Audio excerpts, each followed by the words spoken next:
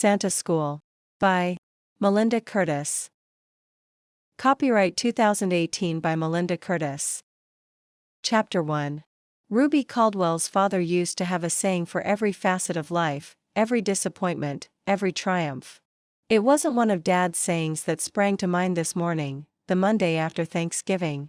"Come again," Ruby said to Art, her boss at Christmas County Memorial Hospital where she worked as a healthcare concierge.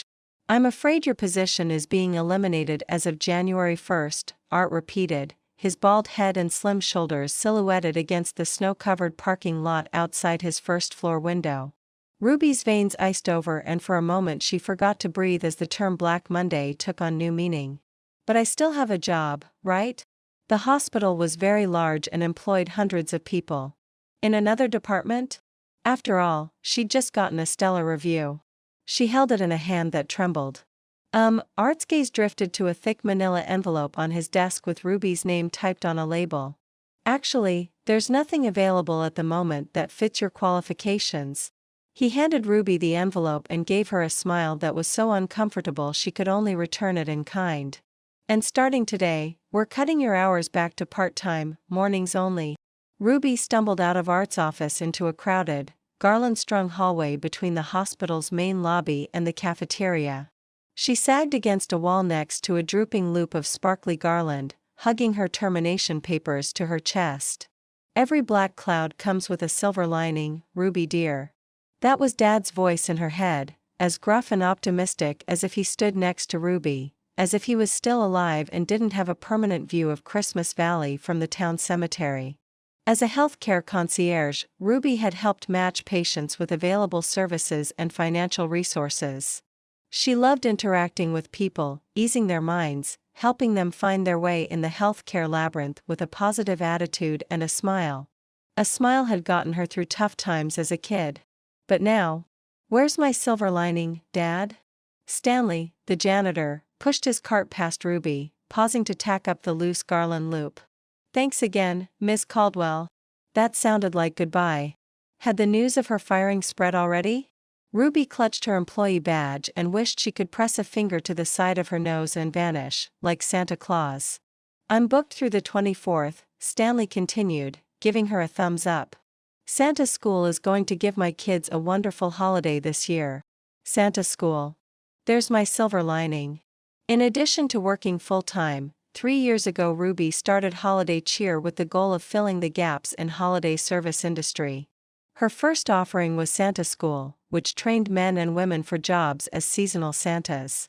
Fresh off a weekend where the jolly old elves from her program had made successful debuts in the Christmas Town Thanksgiving Parade, on Santa's throne in the town square, and at various businesses downtown, she supposed this was her silver lining. Holiday Cheer was profitable 4 months of the year. Unfortunately, it was a highly seasonal business, even in Christmas Town where Christmas was celebrated year-round. It had a zero balance in the other months and she struggled to pay her office rent. "Every problem, like a frown, has a flip side, Ruby dear." Ruby had wanted to expand her business. She just hadn't been able to envision how to do it, or perhaps she hadn't had the energy to devote to planning while she was working full-time. Until this year. This year, she'd added a 3-week class aimed at Christmas-challenged dads, planning show them how easy it was to embrace and execute the holiday. She'd dubbed her new program Elf School. So what if she'd been downsized? This was a sign. It was time to make her dream of running her own business a reality. With renewed hope, Ruby detached herself from the wall and headed toward her desk. She'd start this afternoon. Sign-ups for Elf School were slim. Perhaps because she hadn't put enough flyers around town. Hope spread. A smile filled Ruby's face. Her steps rang with purpose. "You were fired?" Norma Caldwell quit slathering Ruby's turkey sandwich with cranberry sauce and blinked at her with heavily lined eyes. "Well, isn't that just one more sign that the holidays suck?" "Mom, keep your voice down." Ruby glanced around the Three Elves sandwich shop, but the hard rock Christmas carols being piped in covered her mother's shock. "And I was downsized, not fired." "You can say downsized all you want, but come January 1, you'll be fired." Her mother finished applying cranberry sauce and pressed a slice of wheat bread on top, squeezing out excess cranberry and cream cheese. I suppose you'll be moving back in with me. Only as a last resort, Ruby muttered under her breath. Much as she loved her mother, she saw only dark clouds, no silver linings. I have holiday cheer. And now I can devote myself to it full time. That hobby? Mom placed Ruby's sandwich onto a paper-lined, plastic basket, and then added a pickle and a small bag of chips. You think you have trouble making ends meet now living in that trailer park? Hobbies don't pay the heating bill. Her mother stopped talking and gripped the basket on her side of the sandwich counter, staring at Ruby's food in horror. Oh, no. I shouldn't have sold you this sandwich. You should be eating bologna at home. Mom. Ruby waved a hand. I'll be okay. That's your father talking. Mom placed Ruby's sandwich on the glass countertop between them and went to help the next customer in line. You can't fix this by adding more tinsel to your tree. But I'm going to try. Ruby took her sandwich and retreated to a booth in the back, thinking about her father and the early Christmases he'd made feel special. She'd heard her married friends joke that their husbands could barely shop at the holidays, much less help decorate. Elf school was going to give men like that the confidence and joy they needed to surprise and delight their families. With a lull in sandwich making, her mother began wiping down tables, moving quickly to the beat of Rob Halford's heavy metal version of We Three Kings. The Three Elves sandwich shop never played traditional Christmas carols when Mom was working. After her divorce, Ruby's mother had reinvented herself around a theme of black wardrobe, black hair, black eye makeup, and played head-banging music like the rebellious anthem of a teenager. Where did my cookie baking, Christmas-loving mother go? Ruby asked, only half joking. She died in the divorce. That was her mother's pat answer, which was almost always followed by, and that's all you need to know about that. Because heaven forbid her parents acknowledge Ruby was older than 30 and able to understand the reason their marriage fell apart. In Ruby's book, Secrets Sucked, which might have been hypocritical considering she lived in a town that perpetuated the myth and magic of Christmas. After she'd eaten her comfort food, Ruby swung by the holiday cheer office on Joyful Street to pick up more flyers for elf school. She opened the door and was several feet inside before she realized there was a man about 6 feet tall in the room. He was standing in front of Santa's throne on the small stage and was wearing a red coat. But he wasn't Santa. Ruby screamed, grabbed the metal stapler from the front desk and took aim, heart pounding in her chest. The intruder straightened and let his yellow metal tape measure slide back into its box. He grimaced. Wow, you're loud. Not exactly the reaction she'd expected from a man who was breaking and entering. Ruby stopped screaming and danced on the balls of her feet like a wrestler preparing to engage, cocking her throwing arm. What are you doing here? How did you get in? If you took anything, You've got the wrong idea. The trespasser held his hands up next to his very handsome face in a gesture of surrender. Truly, burglars shouldn't have refined features like his. Or good hair. His was a crisply cut brown that was a shade lighter than his eyes. He had on scuffed work boots, the kind that looked slightly oversized because they had reinforced steel toes, and dark blue work pants with a light blue work shirt. You're trespassing, bub. And my idea is to call the cops. With her free hand, Ruby dug into her jacket pocket for her cell phone, never taking her eyes off him. Like that was a hardship. The man was knock-me-out handsome with his 5 o'clock shadow and the kind of face you just knew could toss a sexy smile at a woman before his first cup of coffee. Your landlord gave me the key. The attractive burglar reached into his pants pocket for a small key ring. I didn't break in. I'm here to service your heater. Ruby's heart stopped feeling as if it was chipping its way out of her chest. It had been nippy in her offices last week as she'd helped her team of Santas with their last-minute preparations for Thanksgiving weekend. Ruby lowered the stapler and then thought better of it, raising it again. Why were you measuring? His gaze slid over his shoulder toward the raised stage and Santa's throne. Tell me the truth. I'll know if you're lying. Ruby scowled. She sounded like she had magical powers of perception. She didn't. The intruder sighed and confessed. The Tarlingtons offered me a lease on the space for the new year. But, the stapler slipped through Ruby's fingers and clattered to the worn green linoleum. This is my space. My livelihood. My life. Your rented space, he said not unkindly. And your lease is running out at the end of the year. It was. It had been on Ruby's to-do list to request a new lease from her landlords, but she'd put it off, fearing a lecture about late payments, or worse, a rent increase. You're not a burglar, Ruby said dejectedly, because what he was so much worse. The man shook his head, approaching her cautiously. I'm Dominick Decker. Ruby recognized the name.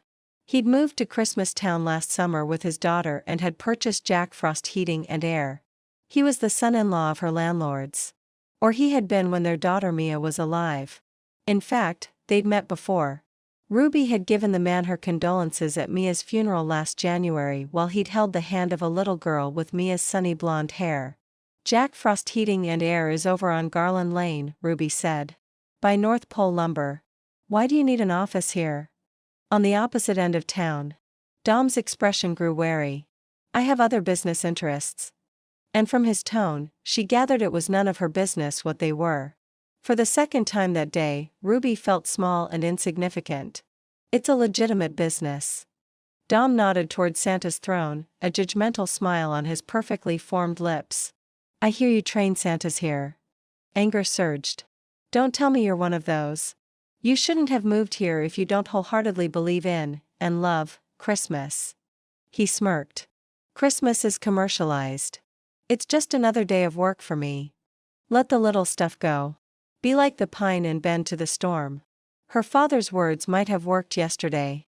But today, Ruby's world was falling apart. She was inches short of being the pine tree the storm blew over last week in Reindeer Meadow. She had to dig in and hang on. Ruby picked up the stapler and slammed it on the desktop. Tell me, Bub, what special holiday traditions are you passing on to your daughter? His gaze hardened, brown eyes darkening to the shade of cool, polished walnut. Let me translate your silence. She waved her hand in the air between them as if she was painting a big squiggle down his chest. You have no traditions to pass on and no way to make the holiday special since you'll be working that day, charging extra to unlucky families without heat and laughing all the way to the bank. Dom crossed his arms over his chest and lowered his chin, not backing off. And how would training to be a department store Santa solve my holiday problems? It wouldn't. This man shouldn't be living in Christmas Town, much less donning a red suit. But attending my elf school, for the holiday challenged. Will. Elf school. He smirked again. I tell you what. Ruby snatched a flyer from her desk. If you attend elf school over the next few weeks and you don't learn to love the holiday, I'll vacate the premises without a fight. She shoved the paper into his chest, tamping down the panicked voice in her head that was advising against this course of action. But if you get bit by the holiday spirit, this space is mine. If she could only do one thing this holiday season, let it be to force-feed this man some holiday cheer. He took the sheet of bright green paper and scanned it. Elf school? What man in his right mind would come to something called elf school? The name. Ruby's ears rang with panicked truth. This was why enrollment was nearly non-existent. She had to change the program's name. Dom continued scanning the flyer. So, you're Ruby Caldwell, Chief Executive of Holiday Cheer? He paused, his smirk softening into a sad smile that tried to tug at her heartstrings. I know you. You were one of Mia's childhood friends. And later, one of her teenage frenemies, but Ruby shrugged. So? You know the Tarlingtons well. That she did. Before her parents had divorced, they'd lived across the street from the Tarlingtons. Mia had been Ruby's BFF. I'll do you one better, Dom said, a sorrowful challenge in those dark brown eyes. If your course delivers as promised, you can stay here, and I'll pay your lease next year. Ruby couldn't get her hand out to shake on it fast enough. I'll see you on the first Tuesday in December. Their palms connected with a jolt. Ruby yanked her hand back. Dom Decker was electric. That spark charged up her arm and said, "Shall we dance?" It skittered into her chest and said, "Not just once." And then it exploded into her head and said, "For the rest of your life." She stumbled into the door behind her, recovering enough to open it and wheeze, "Goodbye."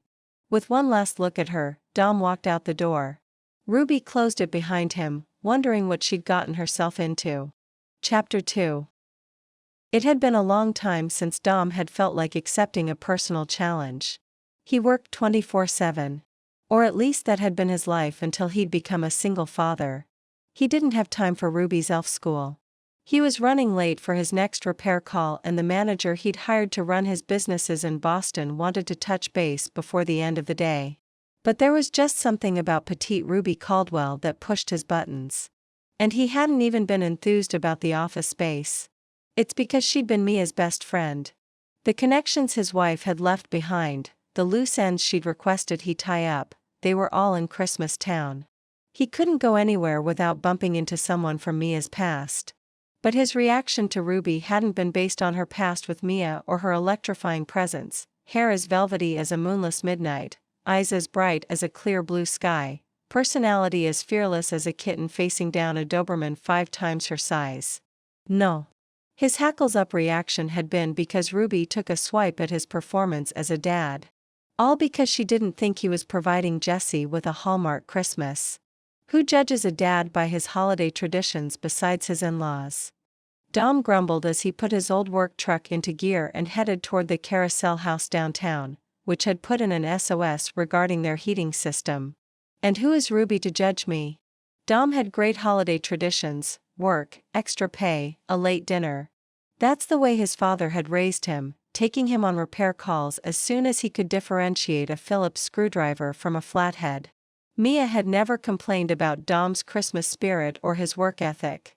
Dom parked in a small city lot behind the carousel house and met up with Steve Hepner, one of the 2 technicians working for Jack Frost. "It doesn't look good, boss." Steve helped carry one of Dom's toolboxes inside. The redhead's pale, lightly freckled complexion contrasted with his boisterous approach to life. "Looks like there's some burnt circuitry on a unit that's older than I am." Considering Steve was a mere 23 and that the town had more old buildings than new, his news wasn't completely unexpected. The many windows at the carousel house made the space light and bright. The only thing missing was the carousel itself. Instead, there were stacks of materials everywhere, curved wooden panels that looked like floorboards, metal rods, a large center post, open wooden crates with what looked like motor parts. "This is Dom Decker," Steve said to a thin blonde with a clipboard and a take-charge attitude. "Boss, this is Lisa Garland. She's in charge of the carousel house." Lisa Garland. As much as Mia had told him about Christmas Town, he didn't recall her name. "Nice to meet you, Dom." Lisa's words came out on visible puffs of air. It was as cold inside as it was out. "We need central heat.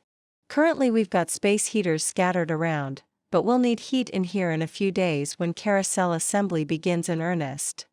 She led them past a small group of men talking over a set of blueprints, through a back door and down a narrow set of stairs. "My grandparents donated the building and carousel to town. I promised them we'd open on their 60th wedding anniversary on Christmas Eve. And Lisa's getting married upstairs on the 24th, Steve added. "That's the idea." But Lisa didn't sound confident in that plan. The basement of the carousel house smelled off, as if it had been filled with water once. Muffled voices from above drifted through the vents. The concrete block walls had been painted white to brighten things up, but nothing could make the strands of hanging cobwebs as cheery as tinsel. This, too, was expected. The carousel house's basement was just like 75% of the basements Dom had experience working in. "Here, boss." Steve stopped near a large heating unit. He'd opened the heater's panels but hadn't taken anything apart inside. "I've never worked on anything this ancient, so I wanted to call you in. I grew up working on units like this." Dom poked around inside. His father may not have had Ruby Caldwell's holiday spirit, but he'd taught Dom the skills he needed to succeed. Lisa fidgeted nearby, pen tapping on her clipboard. "I hope it's nothing seriously expensive. This is a non-profit enterprise." "Meaning you've got no budget for a new heater." "Meaning there might not be a budget for costly repairs either." "Don't worry," Steve said. "We've got you covered." Dom made a mental note to discuss customer protocols with his employee. Unlike Lisa, they weren't running a charity, and Jack Frost wasn't as profitable as it should be. Of all the heating and air conditioning repair businesses Dom owned, it had the smallest revenue. It didn't take Dom long to make a diagnosis. He snapped pictures of the dusty main motor and of the electrical panel with its 2 charred switches. Let's go over your situation. He straightened and gave the undiluted truth to Lisa. The date on this unit is 1992, which means it's over 25 years old. He brought up an image of the control panel on his cell phone, so Lisa could see the finer details: dust, rust, grime. And it looks like it's been sitting idle for quite some time. The building's been vacant for several years, Lisa said in a somber voice that sounded twice as old as her heater. Funny. When you say old, I hear expensive. Maybe we should turn the conversation to safety. Heating units in vacant buildings were like mini condominiums to rats and mice who enjoyed snacking on wiring. Dom hoped he was wearing his compassionate face. It was so cold in the basement his features felt as if they were freezing in place. He zoomed in on the picture of 2 burnt switches on the circuitry. I'm sure you're aware that burnt copper and singed wires are a bad combination, not to mention sparks around electrical are dangerous. I knew it'd be expensive, Lisa muttered, but was quick to add, not that I'm blaming you. I haven't gotten to the expensive part. Dom might just as well be upfront about it.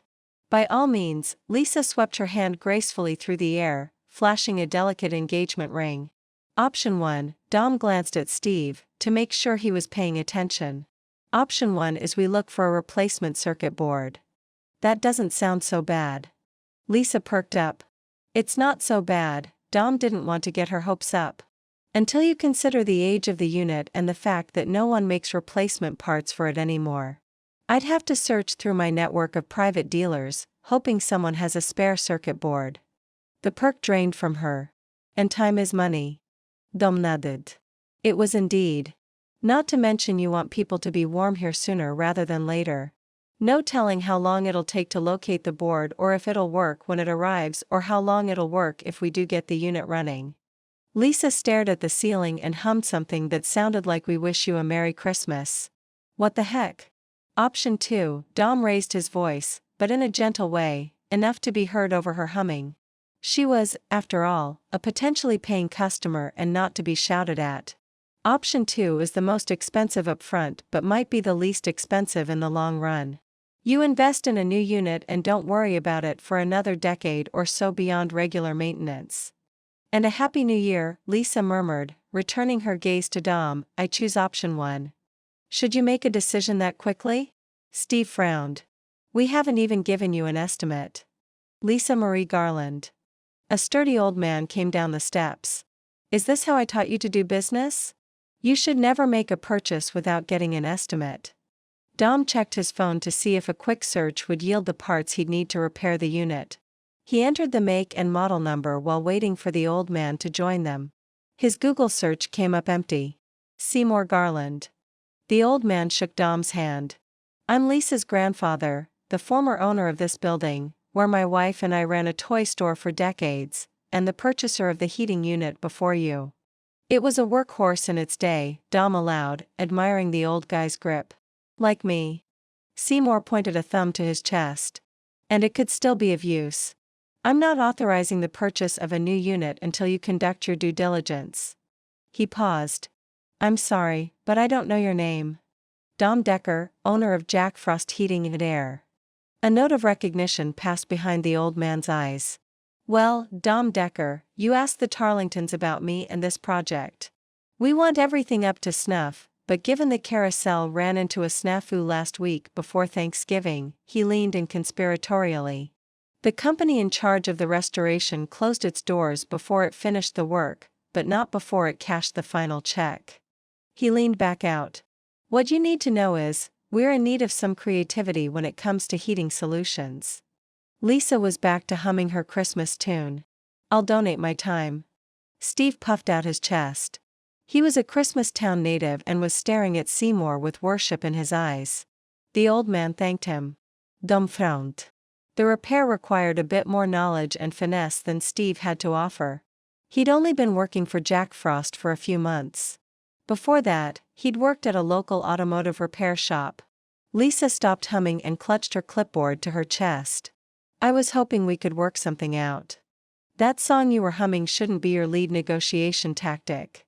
Seymour teased, Turning his attention back to Dom, my granddaughter believes anything is possible if you sing or hum "We Wish You a Merry Christmas" enough times. Whistling works, too, Lisa mumbled. Dom, you strike me as a man who doesn't hum or whistle holiday tunes. The old man's tone turned serious. But one who sees the value in establishing business relationships that can be mutually beneficial. Dom translated Seymour's message, "You scratch my back and I'll scratch yours. With a business favor to be named at a later date. Interesting. I'll go back to the shop and make some calls." Dom packed up his tools. "Who knows? We might find an electrical panel for you today." Lisa began humming "We Wish You a Merry Christmas" once more. She probably knew Ruby Caldwell and supported her idea of heartfelt Christmases. His in-laws were proponents of sappy happy holidays as well. Heck, if Dom was honest, everyone in town was practically on the same sleigh as Santa when it came to opinions about Christmas. If it wasn't for Mia's last wishes, he wouldn't have moved here. Steve and Dom gathered their tools and walked out. "Show me what to do." Steve was gung-ho. "And I can start searching this afternoon." "We've still got 4 more clients on the schedule today," Dom said patiently, flipping his collar up against the chill wind. "Like I said, I'll make some calls and we'll see where we go from there." They reached his truck and loaded the toolboxes in the back. "See you at the shop later." Steve spotted the green sheet of paper on Dom's dashboard. "Hey, elf school. I signed up for that. It should be fun." Dom frowned. He didn't have time for fun. He owned several small-town heating and air conditioning repair businesses within a 200-mile radius of the greater Boston area. He made every minute on his balance sheet count, which was why he was looking for office space. He planned to relocate his operations staff to Christmas Town. He shouldn't have made that bet with Ruby. He was set in his ways when it came to the holidays. Last year, Mia had been on her deathbed in December. After she died, he'd put up a small tree the week before Christmas, wrapped a couple of presents for his daughter, stuffed envelopes with gift cards for his family, and ordered a pre-cooked holiday feast from the local deli. But their Christmas hadn't been much different than the 5 Christmases before that. Dom and Mia hadn't gone overboard on the holidays since both had been estranged from their parents and intent upon building their careers. No way were Ruby's little lessons going to change the way Dom did Christmas. Ruby parked in front of her childhood home on 12th Avenue, intending to ask the Tarlingtons about her lease. Instead, she stared out the windshield, flooded with memories. Good ones? Pigtails flying as she bicycled with Mia down the street. Mia standing up to Ruby's brother when he picked on Ruby. Lying on a blanket in the backyard with Mia on hot summer nights while they played Connect the Dots with the stars. Racing across the street in her snow boots and pajamas on Christmas morning to share her favorite Christmas gift and to see what Mia had received. Big hugs and best friends forever vows. Bad memories. Her parents fighting. Her brother retreating to his bedroom. The day Dad moved out. The day the rest of the family moved out. The feeling that there was something her parents and her best friend weren't telling her, even when she asked why. Ruby's mom had only driven them across town, but the distance between Ruby and Mia had become wider than an ocean. Middle school had been as tortuous as her parents' frigid divorce. Mia no longer wanted to hang out with Ruby after school. She didn't want to spend the night or the weekend. It was as if overnight when they were in the 4th grade, Mia had found something loathsome about Ruby. By high school, Mia acted as if the soles of her shoes were never dirty. She avoided dirt the same way she avoided Ruby, who could only take her dad's advice and smile as they passed in the halls as if she wasn't hurting inside. And when Mia left Christmas Town, she didn't look back. Not toward her parents or toward Ruby. Across the street at the Tarlington residence, Gavin Elliott from Boxes and Bows hung wreaths larger than refrigerators over the garage doors. Boxes and Bows was one of the classiest and most expensive decoration firms in town. Every holiday feature in the Tarlingtons' yard was tasteful. By contrast, Ruby's yard on the north end of town looked like she'd bought every Christmas item at the dollar store outside of Boston. This is a bad idea. Ruby's hand reached for the keys in the ignition, but something inside the Tarlington house caught her eye. Violet, Mia's mother, stood in the front window. She was a thin woman and wore a sparkly red sweater, charcoal gray wool slacks, and a lonely smile. Ruby couldn't leave now. She'd been seen. She got out of her car and waved to Gavin, hurrying up the walk to the front porch. "What do you think about the wreaths?" Violet asked as she ushered Ruby into the foyer. Gerald thought the garage needed something to balance the effect of the yard. "Those wreaths are perfect. And gigantic." They were taller than Ruby, who only stood 5 feet. "I just stopped by to talk about renewing my lease. Might just as well cut to the chase. Holiday Cheer had a really good year." "Oh, dear." Violet managed to look both regal and apologetic at the same time. "We were considering giving you notice. I offered the space to Dominick. He has a good head for business and your hobby doesn't seem to have legs." "It has legs," Ruby blurted defensively. "And your son-in-law would agree. In fact, Dom enrolled in one of my programs today." "Really?" Violet looked genuinely surprised. "He strikes me as more of the Scrooge school than the Santa school type." And that summed up Violet's opinion of Dom. "Well, that's the point of coming to elf school, to get more holiday spirit." "Elf school?" Violet murmured. "I definitely need a new name for this course. We need to set a date to do our holiday baking." Violet's gaze drifting to a framed photograph of Mia and Ruby on the antique buffet. Ruby remembered the moment well. They'd had their faces painted before the town's annual tree lighting ceremony. Arms linked. Matching grins. Christmas trees decorating their cheeks. They'd sung carols at the top of their lungs and camped out in the Tarlingtons' living room at the base of their Christmas tree. This weekend or next? Violet turned her lonely smile Ruby's way. Back in the day, Ruby, Mia, Violet and Ruby's mother had always devoted a Saturday in December to holiday baking. One year they'd bake at the Caldwell house. The next at the Tarlingtons. And while the females baked, the men would put up holiday lights and decorations outside. And here was the thing. Ruby's mother didn't bake or decorate for Christmas anymore. Whatever joy Norma had felt at the holiday had been killed during the divorce. Similarly, Mia hadn't seemed to take pleasure in the holiday after the 4th grade either.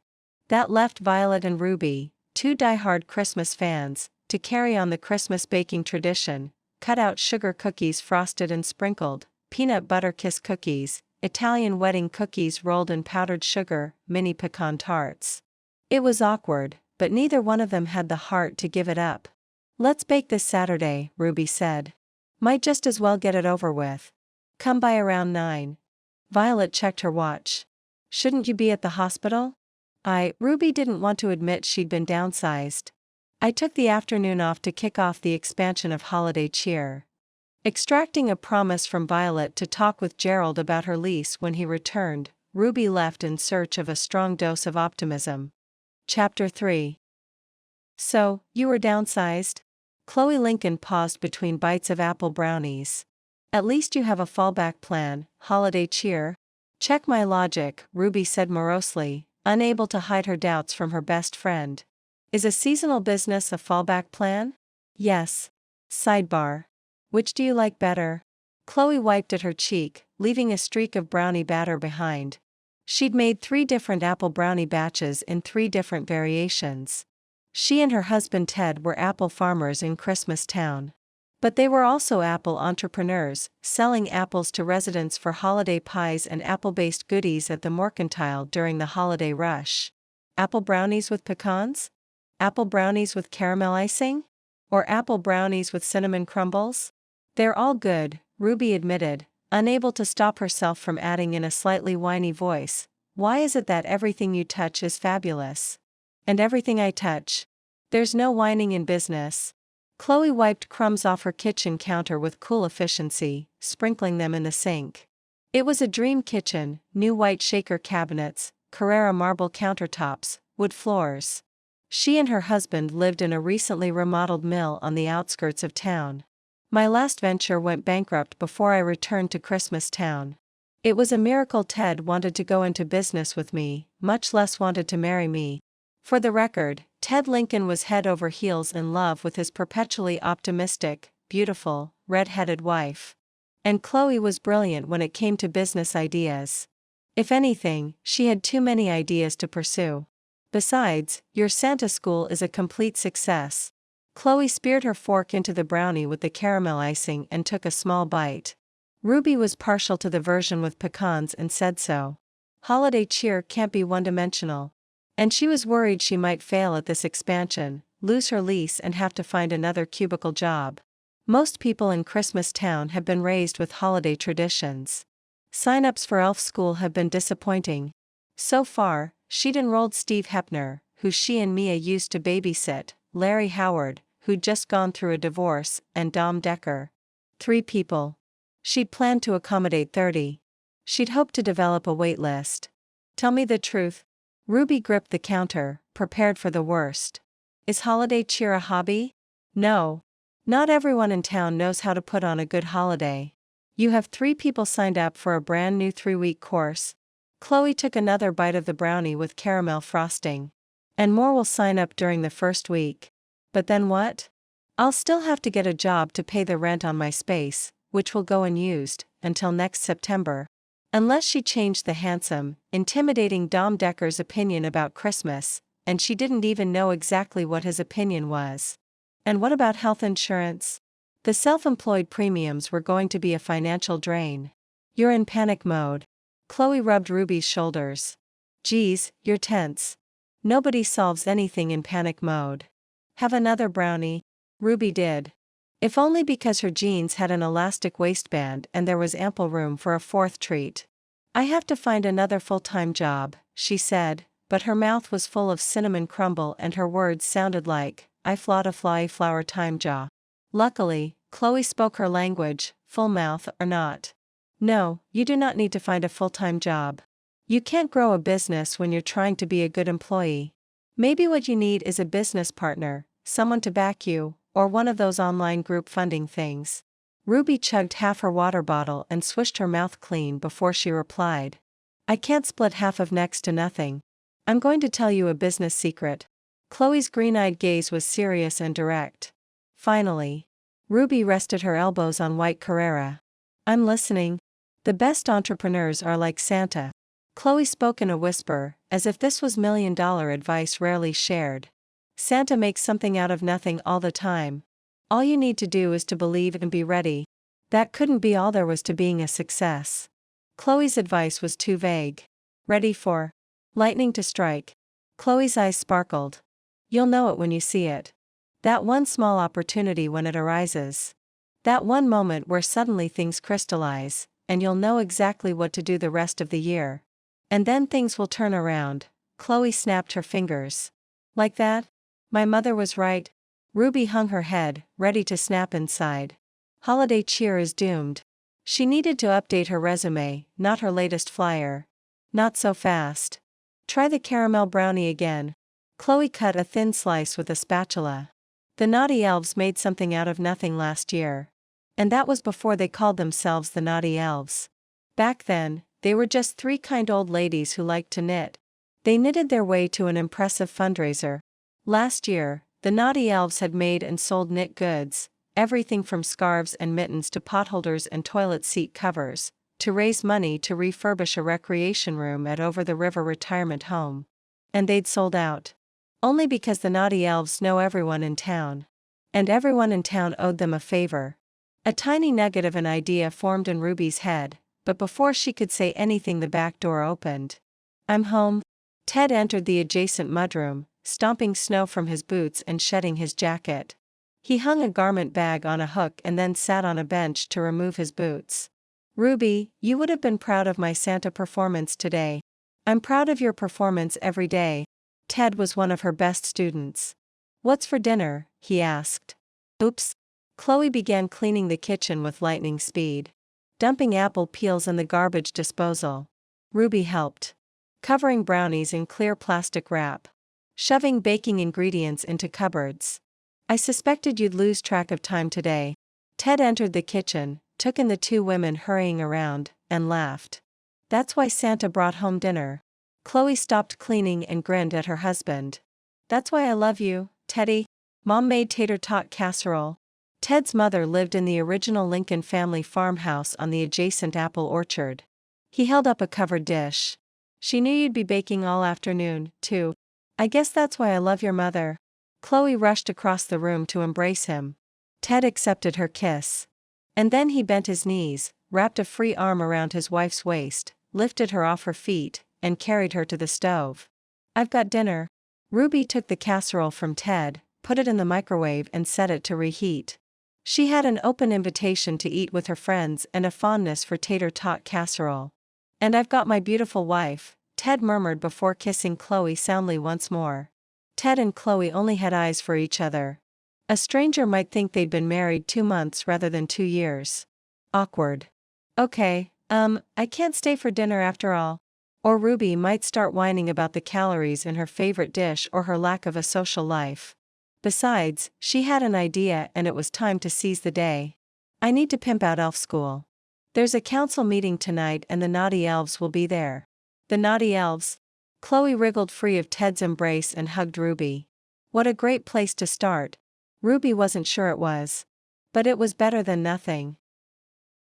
Compared to the rest of Christmas Town, the Tarlingtons spared no expense when it came to the holidays. Dom parked at the curb and did exactly what his in-laws wanted. He took a moment to appreciate the effect. Their house on 12th Avenue was the queen of the block. The white 2-story home with its long porch, second-story dormer windows and black shutters stood out with thick green garland, white lights and red bows. Twinkle lights wrapped every tree branch of the elm planted in the front yard, and carriage lanterns lined the walkway. Since yesterday, the Tarlingtons had added 2 huge, impractical wreaths on their garage doors, which explained why their vehicles were parked in the driveway. Their sophisticated decorations practically dared snow to fall. And falling it was. A few hours from now there'd be significant snowfall amidst a severe storm warning. The wind hurried him up the walk in the early evening darkness.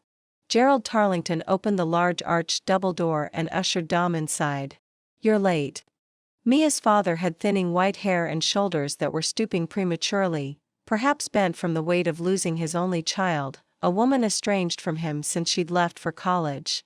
His gray eyes were as cold as the fake icicles hanging from the eaves on the house across the street. "I'm running 10 minutes behind, sir." "Sir?" They'd never stepped into informal territory. Dom kept thinking he'd win Mia's parents over with respect and the obvious love he felt for Jessie.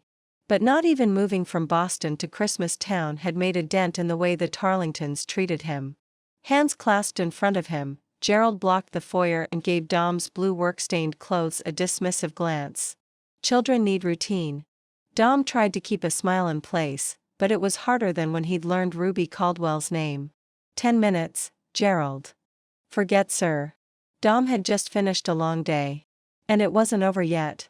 He still had to search for a circuit board for the carousel heater and attend a town council meeting. What if it had been 20? 40? An hour? Gerald was a drama king, one who mistakenly thought Jessie was his princess. "Then I would have called." Dom cleared his throat. "I thought Christmas might be a good time to look at the last messages Mia left you." Dom had promised Mia he'd make her parents read them. "They won't want to," she'd said. "They're not comfortable with emotions." Mia hadn't been comfortable with emotions either. She'd avoided conflict like a commuter avoided traffic jams, which had left Dom to mend fences with her family and friends. At the mention of Mia's letters, Gerald had blanched. "I can bring them by tomorrow when I pick Jessie up." The Tarlingtons watched Jessie after school. "No. Don't." The older man crossed his arms. He was semi-retired but was wearing khakis and a plain green sweater, looking like it was a casual day at the office. The man never dressed down, even on the weekend. "I'm trying to tell you something. Bottom line, Dominick, I know you aren't Jessie's father." His words crackled in Dom's head like a short-circuited plug. "I've hired a private investigator to find the man, who I'm sure is more suitable than you." With a scornful glance at Dom's work boots, Gerald presented his case as coldly as if they stood in front of a judge. "We just don't feel you offer Jessie the services she needs, including the traditions and joys of the holidays." But, forget the dig at Dom's blue-collar career and character. He should have expected this. After all, Mia had. She'd protected Dom and 7-year-old Jessie from any legal challenges, the birth certificate, the will, the trust in Jessie's name. But to be honest, sometimes Dom wondered the same thing as Gerald. Was someone who didn't get their hands dirty during the day, someone with more than a high school education more suitable to raise Jessie. Mia's been gone nearly a year, and legally, I'm her father. Mia explained everything in her letter to you. The letter Gerald refused to read. Mia, a lawyer, hadn't wanted Dom to explain the choices she'd made to her parents. She'd extracted a promise from Dom to honor her request, a promise he was finding difficult to keep. Daddy. Jessie ran to Dom, blonde curls flying behind her along with her pink Hello Kitty backpack. I'm hungry. Let's go. She grabbed Dom's hand and led him to the door. Dom dug in his heels. Say goodbye to Grandpa. He'd be darned if he didn't raise his daughter to respect her grandparents and have good manners. Goodbye, Grandpa, Jessie sing-songed. She ran ahead, hair tossed about in the wind, and climbed into the passenger seat of Dom's work truck. We'll talk about this later, Dom promised Gerald. Jessie tooted the truck horn. The truck was a testament to the effort Dom had invested in his business. It wasn't new. It wasn't pretty. But sitting on the curb in front of the Tarlington grandeur, it didn't look like the vehicle of a successful businessman. I will not change who I am to placate Gerald. But would he need to upgrade to keep Jessie from any challenges her biological dad might make? Once supported by Jessie's grandfather? The fear, no matter how remote, was chilling. Jessie was the daughter of his heart, if not the daughter of his DNA. What was that all about? Dom asked his daughter when he climbed behind the wheel. She was 7, but she was an old 7. You ran out of there like a guilty puppy with its tail between its legs. Did you and Grandma get in a fight again? No. Just the way Jessie said it confirmed his theory. Dom worked the gear shift and the clutch and headed down the street as snow began to come down. What did you fight about this time? Yesterday, they'd argued about Jessie taking piano lessons because to do so meant she'd have to give up indoor soccer with her best friend Lizzie. This morning, he'd suggested Violet look into ballet lessons, another activity Lizzie was in. Although he'd prefer there be more emphasis on Jessie's academics. He'd been thinking about enrolling Jessie in advanced placement classes, not piano or ballet. She was far smarter than most kids in her class. Her second-grade teacher was recommending Jessie skip a grade, advancing in January. I didn't fight with Grandma. Jessie pouted and crossed her arms across her chest. Grandpa got upset when I called you Dad. He told me to call you Dominick. Dom hit the brakes a little too hard on his approach to an intersection. The truck slid to a stop, fishtailing slightly. Jessie looked at Dom with big brown eyes. Why would he say that? I don't think he likes me, Dom said gently. And I don't think he ever will. You're my dad. Jessie huffed. You married Mom. That makes us family. You can't hate family. I am your dad, Dom said gruffly. He was her father, even if he wasn't biologically her dad. And he'd married Mia because he'd loved her, not to make their relationship and his fatherhood legally bulletproof. Although there was that. You're my dad. Jessie howled, staring at the truck's bare metal roof. You chose me. Why does Grandpa argue? Because he's a lawyer. That probably wasn't the best thing to say. It implied all lawyers argued. Although Mia certainly had. It won't matter if my dad or the man who got me pregnant challenge your parental rights, Mia had said in the last week of her life. Jessie's old enough now to choose who she wants to live with. Mia had squeezed Dom's hand. She'll choose you. Always. Dom hoped Mia was right. Ruby arrived early to the town council meeting with her revised flyers. She spotted the naughty elves in the front row. They were hard to miss. Odette King wore a knee-length beige knitted sweater dress with a large snowman embroidered on the front, a pair of thick red tights and black boots with jingly bells. Prudence Parker's green knitted sweater incorporated an appliqued snowflake with sparkly sequins that matched a hair clip in her gray hair. June had gold yarn tassels at the cuffs of her white woodpecker-themed sweater. She'd added tassels to her black boots, too, just like a marching band majorette. Ruby put on her brightest smile. Ladies, I don't know if you've heard, but during the month of December I'm offering. We know. Elf school is right up our alley. Odette crossed her legs, jingling her boot bells. My nephew could use a holiday refresher, not that I'd be able to twist his stubborn arm to attend. But I'm in. Actually, Ruby said quickly. I'm retitling the course Santa School for Busy Elves. with the "For Busy Elves" part relegated to the second line in a much smaller font. Don't need to ask me twice. Prudence flattened her applique snowflake across her shoulders. Great. Ruby barely contained herself. I'll reserve your spots. Hold up. June adjusted her glasses on her thin nose and squinted at Ruby, gold tassels swinging at her wrists. How much is this going to cost? Gulp. For you. Odette and Prudence sighed, as if they knew they couldn't afford it. I'll comp your fee. Oh. That hurt to say out loud. And in exchange? June was hardlining it today. A kind word to others before and after you've attended the first class. Ruby handed them each a flyer. The cost to enroll late is reduced every week. Let us confer. Odette shooed Ruby off. While they discussed her offer, Ruby drifted toward the hallway leading into the offices of Town Hall where council members were scurrying about, shuffling papers and making piles of file folders, presumably for the upcoming meeting. Ruby. Lisa Garland looked like she could use a full 8 hours of sleep. Her blonde hair draped in a limp ponytail down her back and there were dark circles under her eyes. I have you on my list of people to talk to. You do? Lisa nodded, sifting through colorful file folders. I have a little left in my budget for a children's program this holiday season. Normally, I'd put something together so parents can drop off their kids and shop on a Friday night or Saturday, and execute it myself. But the carousel project and my Christmas Eve wedding are taking up most of my time. She placed her palms on her desk and sighed.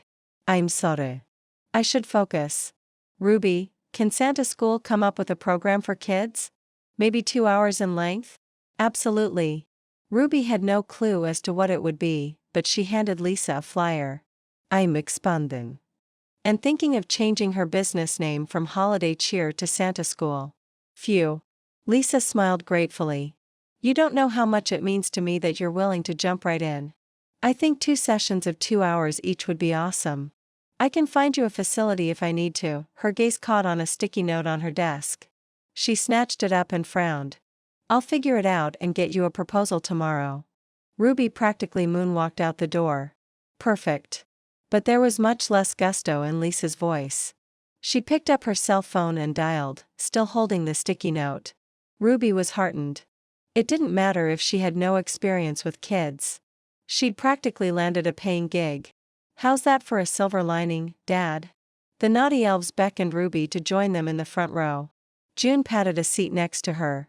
Ruby, Odette began, bells quiet. We accept your offer, although we may not be able to make more than the first few sessions. That's fantastic. Ruby gushed. Thank you. But we do have a condition of our own. Prudence arched silver brows.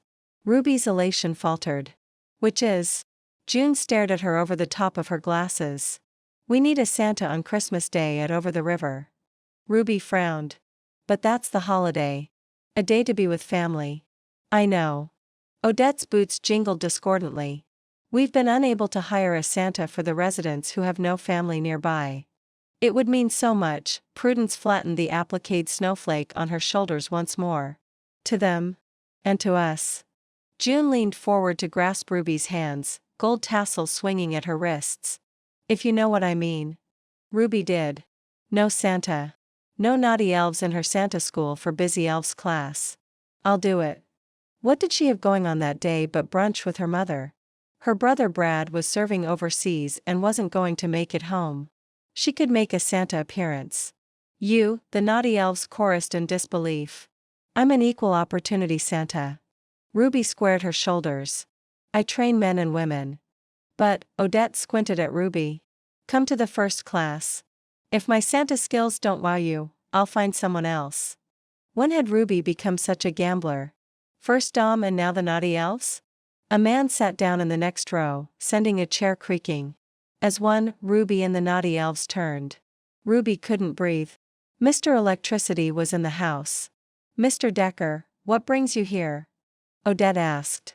There's a rezoning ordinance that might impact my shop and the others on Garland Avenue. He spread one arm across the chair back next to him and gave Ruby a look as if inviting her to sit there. It's important for a business to be active in the community. Which is why Holiday Cheer is here. Inwardly, Ruby cringed. She made it sound as if she was active in local politics. This was her first town council meeting this year and it was nearly December. Did you hear about Ruby's new class? June asked Dom, reading from the flyer. Santa School for Busy Elves. Dom smirked, which didn't detract from his handsomeness in the slightest. What happened to calling it elf school? Ruby tried to look affronted. What self-respecting man would attend elf school? She laughed self-consciously. Elf school is for children. Dom raised his brows but let her get away with it. You're doing sessions for children, too. Odette took Ruby's lack of denial as a yes. That's smart. She's branching out, Prudence seconded. She's going places. June pushed her glasses up her beak-like nose. Well, I hope to. Ruby glanced back toward the town council offices, hoping Lisa wouldn't hear the assumptions she was letting the naughty elves make. Call me when Santa School franchises. Dominick. It's a cute little idea. It's a big idea, Ruby said stubbornly. More than anything, she wanted to prove him wrong. And her mother. And Violet Tarlington. And any other doubting Thomases in Christmas Town. Give us some extra copies of those flyers, Ruby. June held out a hand. Ruby didn't need to be asked twice. A little blonde girl sashayed to the empty seat next to Dom. She smiled at Ruby and the naughty elves. My teacher is here giving out suckers to kids who do their duty. She unwrapped a red sucker in the shape of Santa's head and popped it in her mouth. Their civic duty, Dom clarified. Is this Mia's little girl? Odette asked. At the girl's nod, Odette reached into a bag that said, I only knit on days that end in Y, and pulled out a pair of red mittens with Rudolph stitched on the backs. She handed them to Mia's daughter. Merry Christmas, my dear. Thank you. She grinned around her sucker and kicked out her feet, the spitting image of Mia. Ruby's heart clenched.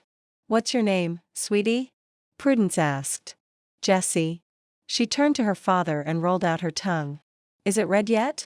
Nope. Dom ruffled her blonde curls. The naughty elves cooed, charmed. With effort, Ruby resisted adding her coo to the chorus. Dom Decker was electrifying. The last thing she needed for him to be was charming. The room began filling up. Ruby hurried to hand out her flyers. Chapter 4. After the town council meeting, Dom drove around Reindeer Meadow, heading north of town toward home. Ruby Caldwell had been at the meeting. She'd been just as mesmerizing as when they'd met earlier. Didn't mean she was going to win the bet they'd made. But when was the last time he'd faced a challenge that promised so much fun? She'd changed the name of her class and he bet she'd done it because of him. The wind was gusting so hard it rocked the truck as they passed from the shelter of tall trees into the open. Are we going to make it home okay? Jessie asked, eyes wide with fear. Of course, honey. Dom patted her leg. He should have gone straight home from the Tarlingtons instead of to the town council meeting. The eye of the storm was above Christmas Town. The roads were practically deserted, despite it barely being only 8 o'clock. The road wound through another grove of tall pines, sheltering them from the wind and snow. Just a few more minutes, honey. And then we'll be home. They emerged from the cover of the trees into a winding turn and were hit with another strong gust of wind. The truck drifted in the snow before the snow tires found purchase. Someone else hadn't been so lucky. A car was in the ditch, a figure trying to scale the bank to the road. Dom pulled over and turned his hazard lights on. Stay inside, Jess. Call for help if I get stuck in that ditch. He handed her his cell phone. Clutching the unit, his daughter undid her belt buckle and pressed her nose to the window. Dom left the car in park with the heater on full blast and came around to the side of the road. A short woman in a green jacket and blue jeans was struggling to ascend the bank where her blue car had landed. She waved at Dom as if she wasn't sure he'd seen her and was a bit panicked. Ruby Caldwell. Ruby wore one of those knit caps with fake white braids. They flew behind her in the wind, along with her dark hair. Dom tested out footing near the edge of the road, found a solid layer of snow and reached for her. She grabbed onto his hand with red knit gloves with Rudolph stitched on the back, similar to the ones the naughty elves had given Jessie. He hauled her to the shoulder. Thank you, Ruby shouted, looking at him with eyes the dark blue of her denim jeans. Her lashes were frosted with snowflakes. She stared back down at her car. The wind pushed me right off the road. The wind whipped between them, nearly pushing her back over the edge. Dom grabbed 2 handfuls of green jacket and yanked her back to safety, which at the moment happened to be the shelter of his arms. She didn't push away or cling. She just fit, even though her head barely reached his armpits. He chuckled. Somewhere up in heaven, Mia would be chuckling, too. Just the fact that he'd used the word armpits to describe Ruby proved he wasn't and never would be the romantic type. Are you laughing at me? Ruby stared up at him. Illuminated by the headlights, her eyes sparkled, and her lips were as deep red as her name. Kiss here. Dom stiffened. He hadn't wanted to kiss a woman in a long time. That didn't mean he let go of her. If anything, he held on a little tighter as he tried to figure out what about this petite dynamo could have possibly reached through the layers of protection he'd security installed around his heart. Of course, you're laughing at me. Ruby tried to shrug out of his hold. You being you. The wind shifted, circled, sent one of her hat's yarn braids slapping across his face. The puffy ends were frosted with ice and struck with force. And that's what he got for having thoughts about a woman that went beyond her ability to pay to fix her heating or air conditioning woes. Get in the truck. I'm not going to leave.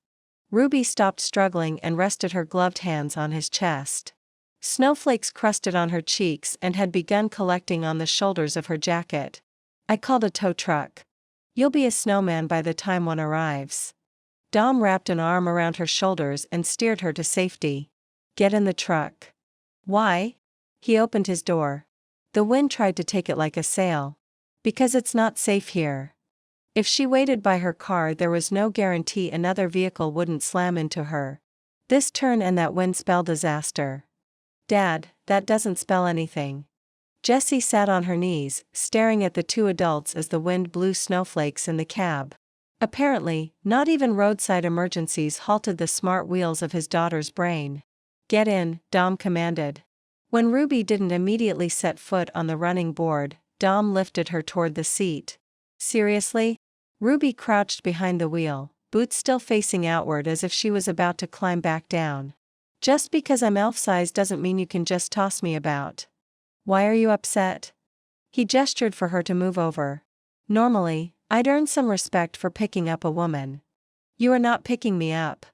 Her blue eyes turned a stormy navy. Those eyes, he decided, were the key to her mood. For once, Jessie watched without a running commentary. The wind gathered at his back, pushing the door open wider and sliding across Dom's exposed skin, his wrists, his neck, his nose, taking his patience with it. Shove over, girls. Dom pushed Ruby into the middle of the cloth bench seat the same way he used to push a football sled across the 50-yard line in high school, with both hands on the most solid feature. In this case, her slender hips and upper thighs. When he'd made enough room, he climbed behind the wheel, shut the door and gripped the steering wheel to keep his eyes looking ahead and not at Ruby Caldwell, who he still wanted to kiss. The defroster was on full blast. The windshield wipers were doing their best to keep flakes from sticking.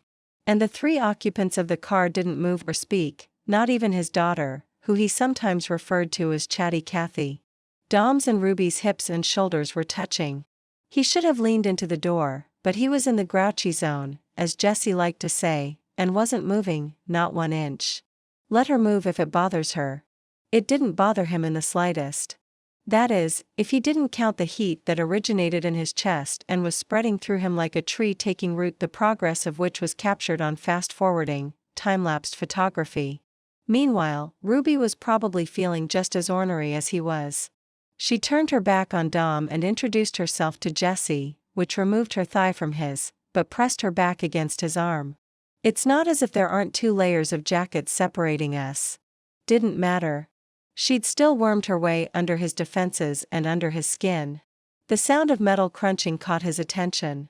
They all leaned forward to peer out the windshield through melting snowflakes and waving windshield wipers. There goes my car, Ruby said with glass half-empty defeat. The tree stopped it, Jessie chirped. His daughter could be a little optimist when she wasn't getting upset at her grandfather. Could have been worse, Dom grumbled. You could still be in the car. In a way, I feel like I still am, Ruby murmured. A tow truck pulled up. Stay here. Dom got out. The wind pushed him a few feet across the slick road before his boots caught traction. "Is anyone down there?" the tow truck driver asked, having hopped down to the road. "No." Dom wrapped his arms around his chest and dug his booted heels into a thin layer of crusty snow in the center divide. "Good. I'm going to come back and get it in the morning when it's not so dangerous to hook it up." Dom nodded. "I don't blame you. Tell Ruby to call me when she knows where she wants it towed." He waved and trudged back to his truck. Dom climbed in his own truck, receiving a scowl from Ruby. "Where's Charlie going?" "My car is still stuck down there." Dom explained about the danger. "Call him and tell him where you want it towed tomorrow." But Ruby's voice was thick, and she sounded a little lost. "There's no telling what'll happen to it down there before morning." "I know what will cheer you up," Jessie said. "You can write to Santa for a new car. He brings all sorts of presents to people who've been good." His daughter was buying into the Christmas town myths, thinking Santa could take a sleigh ride through town and make everything right. Ruby heaved a sigh. She may have been holly jolly central, but she knew even Santa had limits in the gift-giving department. "I know what you need." Jessie wrapped her little arms around Ruby's shoulders. "A hug. Mom used to say everything is better after a hug." "Is that so?" Ruby glanced at Dom out of the corner of her eye. "Do you want me to hug you, too?" Dom asked, for no other reason than to push her buttons. "No, thank you," Ruby said primly. Jessie's hug did the trick. "For the record, I was hugging you after the wind nearly blew you back into the ditch." Dom had no reason to say that either. "I've already gotten my hugs." Ruby made a sound that was half snort of disgust, half sound of disbelief. "Dad gives the best hugs." Jessie was in full support. "Where do you live?" Dom asked. "We'll drive you home." As soon as he spoke, snow thickened, as it sometimes did, reducing visibility to practically nothing. Now wasn't the time to be out driving. "I'm in the trailer park past the veterinary clinic at the turn to the ski resort." Dom didn't know where that was exactly, being new to town, but he knew it was farther away than the place they rented. "Don't be alarmed, but our house is closer." And he couldn't see more than 5 to 10 feet in front of the truck in this weather. "As soon as this storm lifts, I'll drive you home. Buckle up." Jessie plopped on her bottom and strapped herself in before handing Ruby the lap belt for her center seat. When Ruby was similarly belted, she glanced up at Dom. "I'm ready." Dom cleared his throat. "This truck is 4 on the floor." He tapped the stick shift rising up between her legs. "We're either going to get real friendly in the next few minutes or you can swing your legs over to Jessie's side." Ruby quickly moved her feet over to Jessie's Hello Kitty backpack, and Dom put the truck in gear. A few minutes later, Dom pulled into the garage at the house he rented. "We never have company." Jessie hopped out her side and beckoned for Ruby to follow. "Dad can start a fire. We can roast marshmallows or have dinner." Dom cut his daughter off. "And we do, too, have company. You had Lizzie over last weekend." Rolling her eyes, Jessie held the door open leading into their kitchen, slim hip thrust out to the side as if she was a teenager. "Adult company, Dad." "Geez." Ruby hadn't moved from her center seat. She hadn't even unbuckled her belt. Still in the grumpy zone where he could imagine kissing Ruby, Dom unbuckled Ruby's seat belt and then undid his. "Unless you want to wait out the worst of the storm in the garage, I suggest you accept our dinner invitation." How could I turn down such a kind offer? How he wished she could. Chapter 5. Forget the little zing Dom Decker's handshake had given Ruby. His presence packed a wallop. She'd been shaken after her accident and had nearly fallen flat on her face in the snowbank in her hurry to reach him. He'd pulled her up as if she'd weighed nothing, totally not true, and then he'd held on when the wind tried to fling her back in the ditch. In the past 24 hours she'd been fired. She'd learned her landlord didn't want to rent to her anymore. She'd floundered trying to get sign-ups for her December class. And then she'd had the accident. She'd needed to stand in the circle of someone's arms and not be judged. But life just kept throwing her curve balls, because her rescuer had been master judge and Christmas humbug Dom Decker. Yeah, he was such a big presence she felt the need to call him by his first and last name. Ruby entered the Decker house and looked around. It was a nice little bungalow. A craftsman. Wood floors. Columns separating the living from the dining room space. A galley kitchen with oak cabinets. The furniture was bachelor-esque. An L-shaped dark gray couch. A recliner. A black and white throw rug. A large television hung on the far wall. A rectangular oak dining set, which seemed to double as a desk. There were piles of folders and a laptop on it. No pictures other than a few of Jessie's crayon drawings held by magnets advertising Jack Frost heating and air on the refrigerator. No Afghan or fuzzy throw pillows on the couch. And hey, no curtains on the front windows. But more importantly in the missing department. "Where's your Christmas tree?" Ruby asked. "We don't have one yet." Jessie bounced around. "We have everything else though. A laptop. A tablet. And a video game. Don't forget a crock pot." Dom moved to the back of the kitchen, lifted a crock pot lid and stirred its contents. Ruby's stomach rumbled. "That smells good." He replaced the lid and gave Ruby a knowing smile.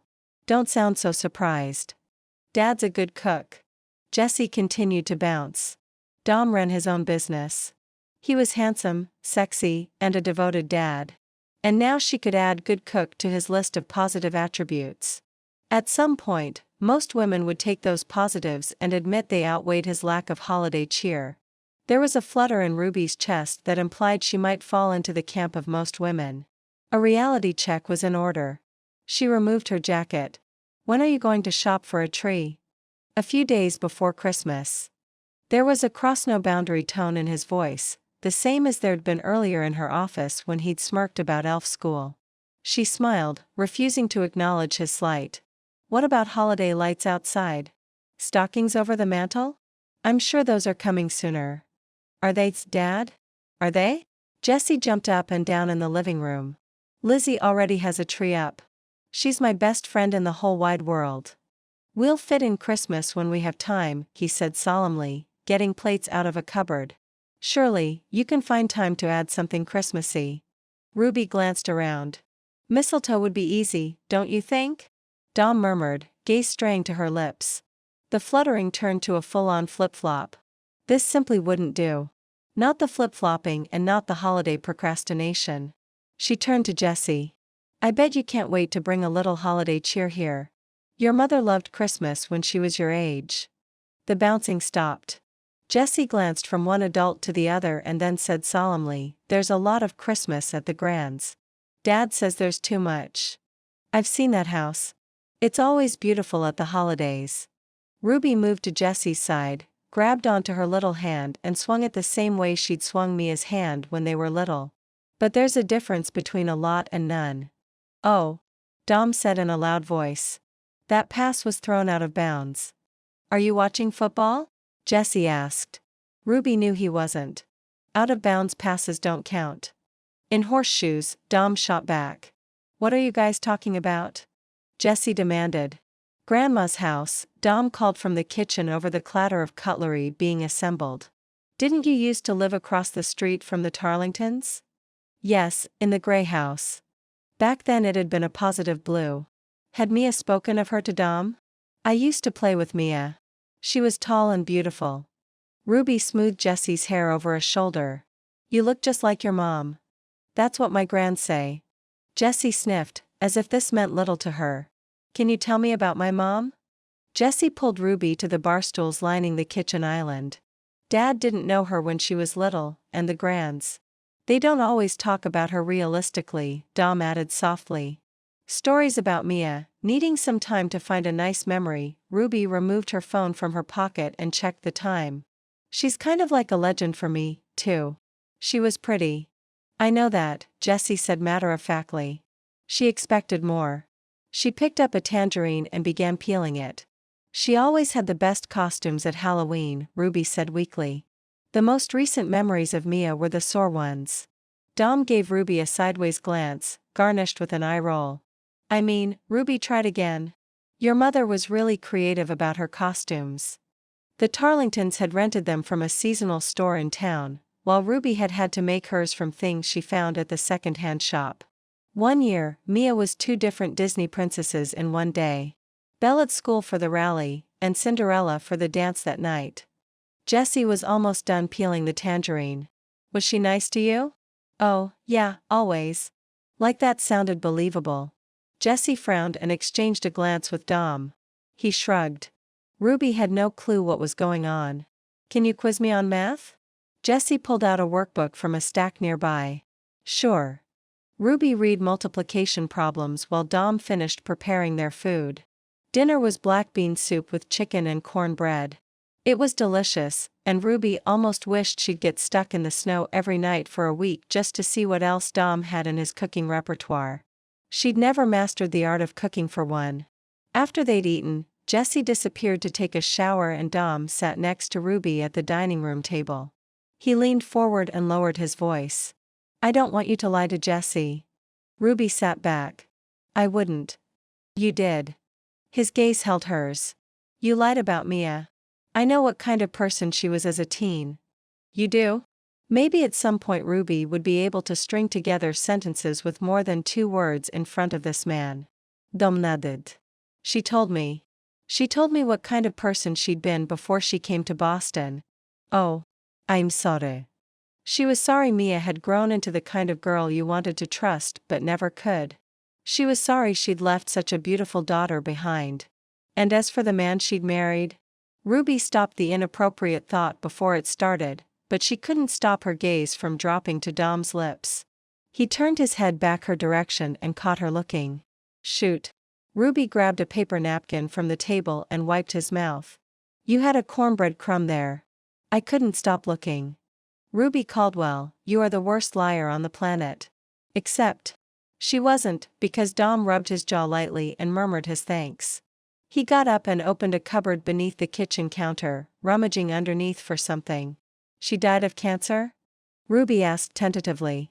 She'd never heard much more than that. Violet didn't like to talk about Mia or those wondrous years when they'd lived across the street from each other. Brain tumor. Dom stood, holding a scrapbook like the one her mother used to fill every Christmas back when they'd lived on 12th Avenue. They discovered it 1 week and 3 weeks later she was gone, right before Christmas last year. Was that why he had little holiday spirit? Dom returned to the table and opened the book. Mia made this during her final 3 weeks. Ruby leaned in. The first page was titled People in My Life by Mia Tarlington Decker. Ruby's chest felt like someone had wrapped her in ribbon with no room to take a breath. She hadn't been in the same room as Mia in years. And now, it was almost as if she was here, sitting at the table with them. Go on. Turn the page, Dom encouraged. His features were set in resigned lines. This close, in this light, he looked like he'd aged 10 years. You're in there. I am?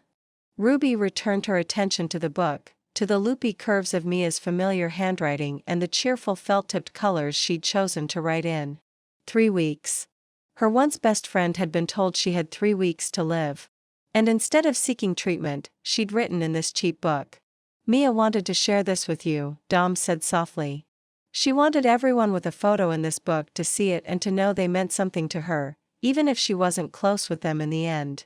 She was a defense attorney, but she also did a lot of pro bono work with women, moms mostly, ones who needed help in custody fights. And she credited her work with the things she experienced here, in Christmas Town. Oh. Something hollow panged in her chest. Had Ruby's parents' divorce inspired Mia to do pro bono work? Go on, Dom encouraged. Look at it. I don't want to, Ruby whispered. Mia's opinion of Ruby could be good, or it could be bad. Either way, she didn't want to know. Dom turned the page for her. And there she was. Not Mia, but Ruby. In a photo that was anything but flattering. Her dark hair had been trimmed into uneven bangs. Her teeth looked too big for her mouth. And her beige blouse was wrinkled. That picture is from the 4th grade. The year her parents' marriage had fallen apart. I look like a loser. No wonder Mia had cast her friendship aside. Ruby sat back. She'd seen enough. After all, she was still losing today, job, office space, car. A big hand closed over hers, warm and tender. You weren't a loser. Nobody's a loser in the 4th grade. Ruby tried to laugh, but it came out more like a little sob. She slid her hand free and looked out the darkened front windows, but all she saw was her own reflection. Did the snow let up? I'm ready to go. To Ruby, my best friend, Dom read, his voice deep and even, drawing her gaze reluctantly back to the page. You hold a special place in my heart. With love, Mia. She'd signed her name in purple ink and dotted her I with a heart. That's so Mia. The Mia she'd been best friends with. Ruby had to swallow twice before she could speak. I was the first page? She'd been that important? You were.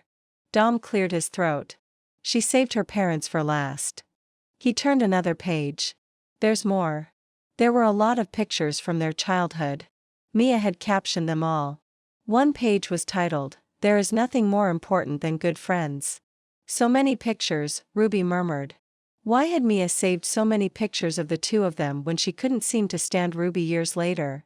I didn't mean to misrepresent Mia to Jessie. Ruby's throat still felt thick. She could be really kind. Although she hadn't been to Ruby after that one fateful Christmas. And she could turn off that kindness when she got hurt, Dom said with an apologetic smile. Next time Jessie asks about her mother, you can be honest. A few letter-size envelopes were sticking out from the back of the book. He pulled them free and sorted through them, as if looking for a specific one. Dad.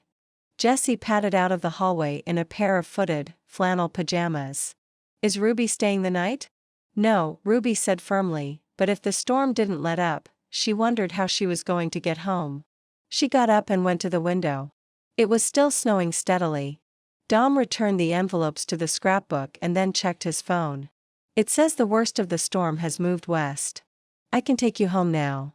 How? Ruby pointed outside. There's a lot of snow on the ground. And the snowplows wouldn't come until morning. I've got a plow attachment for my truck. It comes in handy when I want to fix equipment during extreme weather. Oh. Dad likes to be prepared for any contingency. Jessie brushed her damp locks. Before we go, can you braid my hair? Dad never learned how. Of course. Ruby knew she should say something about Mia, something honest, but she couldn't bring herself to do it until they were in the truck once more. I'll tell you a story about your mother, Ruby said in a voice that didn't sound like her own. It was thick with contained grief. Thinking about those golden days still had the power to touch her. A story about our pact to give each other a gift when we turned 16. Jessie shifted on the truck's bench seat next to her, eyes wide. She wore snow boots and a thick jacket over her footed pajamas, and had a fuzzy penguin blanket draped over her lap. When we were in the 4th grade, Ruby continued. We loved Barbies. We asked Santa for Barbie cars. She cleared her throat. Well, I asked for a Barbie Jeep because my dad drove one and my older brother had G.I. Joe.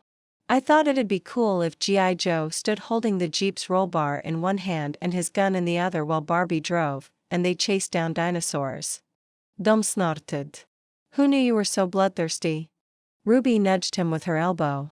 In my defense, my older brother loved monster movies and I'd been weaned on them since birth. I thought it was a cool idea. If a bit outlandish, Dom murmured. Like elf school. Ruby nudged him again, harder this time. Hey, he flinched dramatically. This is my turn. Ruby pointed to the private drive leading into the trailer park. What happened with the Barbie stuff? Jessie demanded, impatient with the pace of Ruby's storytelling. Why had she chosen such a painful memory to share? Santa got his wires crossed. I got Barbie's Volkswagen and your mom got the Jeep. And when we realized what had happened and wanted to trade, our mothers wouldn't let us.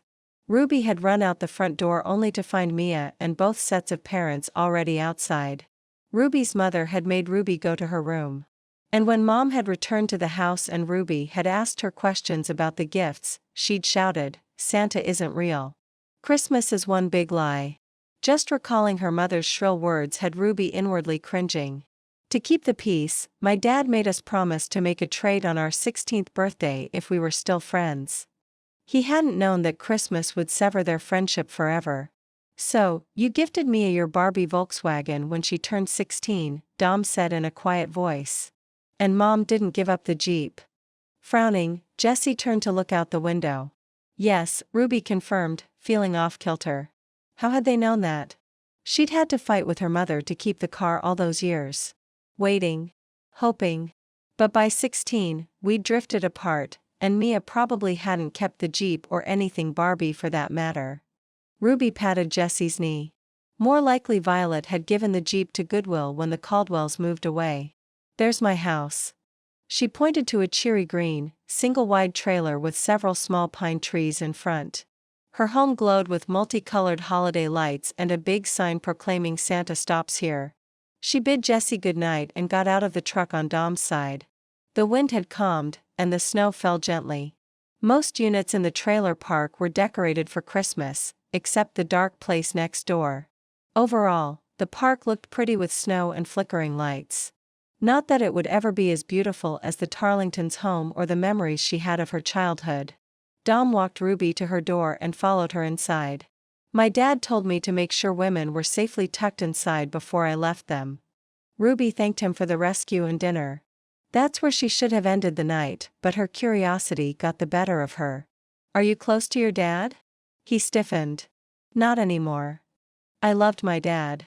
He's been gone for years now. She didn't know why it was important to her to share this, but she felt the need. And he loved Christmas. He'd wake us up on Thanksgiving Day in a Santa suit and make us lug our holiday decorations out of the attic. After we watched the local parade, we'd decorate the inside of the house while Mom cooked. My holidays were spent on call. He peered at a miniature Victorian village on her coffee table. My dad owned a heating and air conditioning business. He took me along. Oh. Ruby shuffled her feet, aware that his child was in the truck with the motor running. Maybe you haven't given the holiday a fair shake. Are you trying to change my mind and win the bet? Dom moved closer, slipping off her knit cap, and then tucking her hair behind her ears. More than anything, Ruby wanted to know how her hair looked in that moment. You should know I don't always play fair when a friendly wager is at stake, he said. Who cared? More than anything, Ruby wanted to know how Dom's lips felt on hers. She should just rise up on her toes and... She was so not that girl. Dom was still looking deep into her eyes. All she had to do was lean in and he'd get the message, Ruby is open to a kiss. More than anything, Ruby wanted that kiss. But she wasn't brave enough to make the first move, to lean in and send a message. I'll see you Tuesday night, she blurted. At Santa School for Busy Elves. Dom's hand fell away from her hair. He backed to the door. And then with a soft-spoken, good night, he was gone. After he left, Ruby stood in the shadows of her kitchen, listening to the truck engine rumble off, lost in the idea of what might have been had she not been elf-sized Ruby Caldwell, one of Christmas Town's most average residents, whose claim to fame was her ability to impersonate Santa Claus. Yeah. Girls like Ruby didn't rise on their toes and kiss guys like Dom Decker when the opportunity presented itself. But that didn't stop girls like Ruby from dreaming about being kissed beneath the mistletoe in the gazebo in the town square by hunky guys like Dom Decker. Chapter 6. Dad. Jessie snuggled in the chair with Dom the night after Ruby had dinner with them. Why doesn't Grandpa like you? Don't tell me he told you to call me Dominick again? Dom muted the television and the college football game. They'd finished practicing math and spelling a few minutes ago. Jessie was supposed to be reading. Dom was waiting for her to go to bed before he looked over some financial reports and answered email for his Boston businesses. No, Dad. His daughter plucked his cell phone out of his shirt pocket and opened a game app. He uses the voice Lizzie's uncle uses when he tells Muffin she's a bad dog. He uses it on you. Grandpa doesn't want to read Mom's letters. That was only partially the truth. Dom had been telling partial truths a lot lately. Most recently to Ruby. He wasn't proud of that. He hadn't felt good about nearly kissing her in that rundown mobile home last night either. And he certainly hadn't felt good about digging Mia's scrapbook out of the cupboard earlier and looking at Ruby's childhood photos again, just to see if she'd had the same joyful smile as a kid. She had. He sighed. Christmas Town was making him soft. Dad. Jessie closed down the app and put the phone back in his pocket. Are Mom's letters like Band-Aids? Mia had told Jessie why she was writing letters and filling a scrapbook before she died. You always tell me to rip Band-Aids off. No, he tugged at one of her curls. Jessie collapsed in his lap. If you read Grandpa the letter, he'll stop being mad. You can read loud and fast and then it'd be over. Rip. She made a motion like she was tearing off a bandage from her wrist. Dom gave her a squeeze. I don't think it's that easy. Because he and Mia had done things backwards, starting their relationship with shared parenting and ending it with a marriage to legitimize their love. Because Gerald's private investigator would look at their history and add fuel to Gerald's fire, the one he was building to burn Dom's status as Jessie's father to the ground. Dom considered himself a good dad. He should know the difference between good and bad fathers. His own father wouldn't have won any awards. Since he'd graduated high school, Dom had helped his father build their family-owned business into a licensed chain of heating and air conditioner repair businesses. Nearly 8 years ago, his father had sold out to a larger chain and cut Dom out of the deal. Dom sued for a share, and lost, and year by year with Mia's financial backing he'd been buying small businesses with the goal of having his own empire someday. Nope.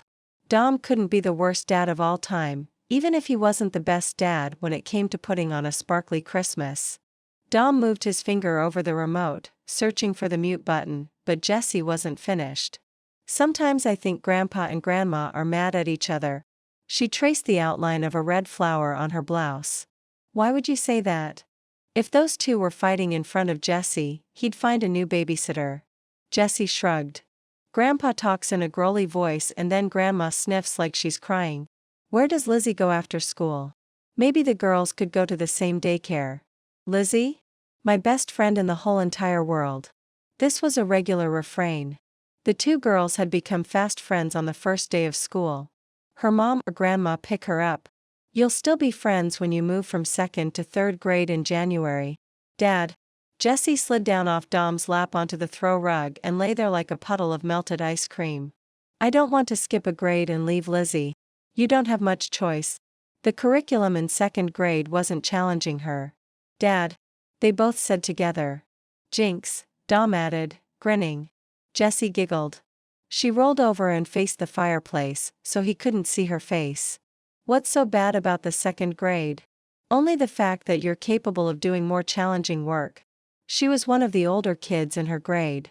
Dad. Jessie rolled back over to face him, a mulish expression on her little face. I'll go to 3rd grade if Lizzie can come with me. That wasn't possible. Lizzie was one of the younger kids in their class, sweet as could be, but she was at grade level academically.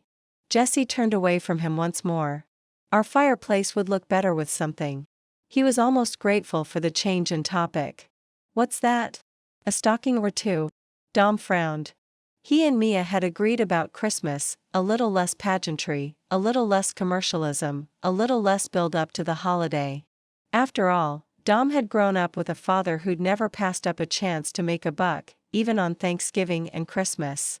And Mia had claimed she didn't care for the holidays all that much, not after what had occurred on that Barbie-themed Christmas.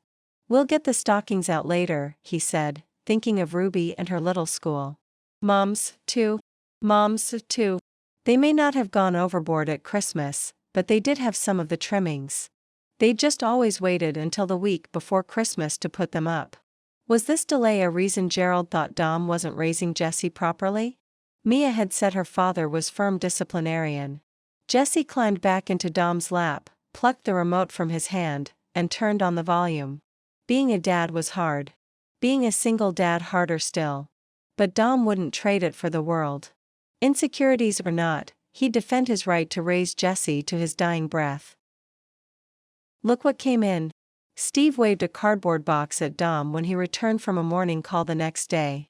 It's a circuit board for the carousel house, isn't it? How did it get here so quickly? I know a guy. Dom sounded as if he knew a mafioso. Let's get that circuit board over to the carousel house and see if we can't get those people some heat. The two men put on their jackets and climbed into Dom's work truck. It was lightly snowing when they reached the carousel house. They grabbed toolboxes, equipment, and the circuit board, and crossed the parking lot to the rear entrance of the carousel house. Lisa was consulting with a tall broad-shouldered man near a space heater. She glanced up at them. Please tell me we're going to have heat. Cross your fingers, Dom said. Think positive, Steve added. They went to the basement, tools rattling in their metal boxes. Their breath came out in visible puffs of air. Dom sent Steve to locate the power on the circuit breakers and turn the electricity to the heater off. Seymour came downstairs. If you get the heat working, I'm buying the eggnog. "You're on," Dom said.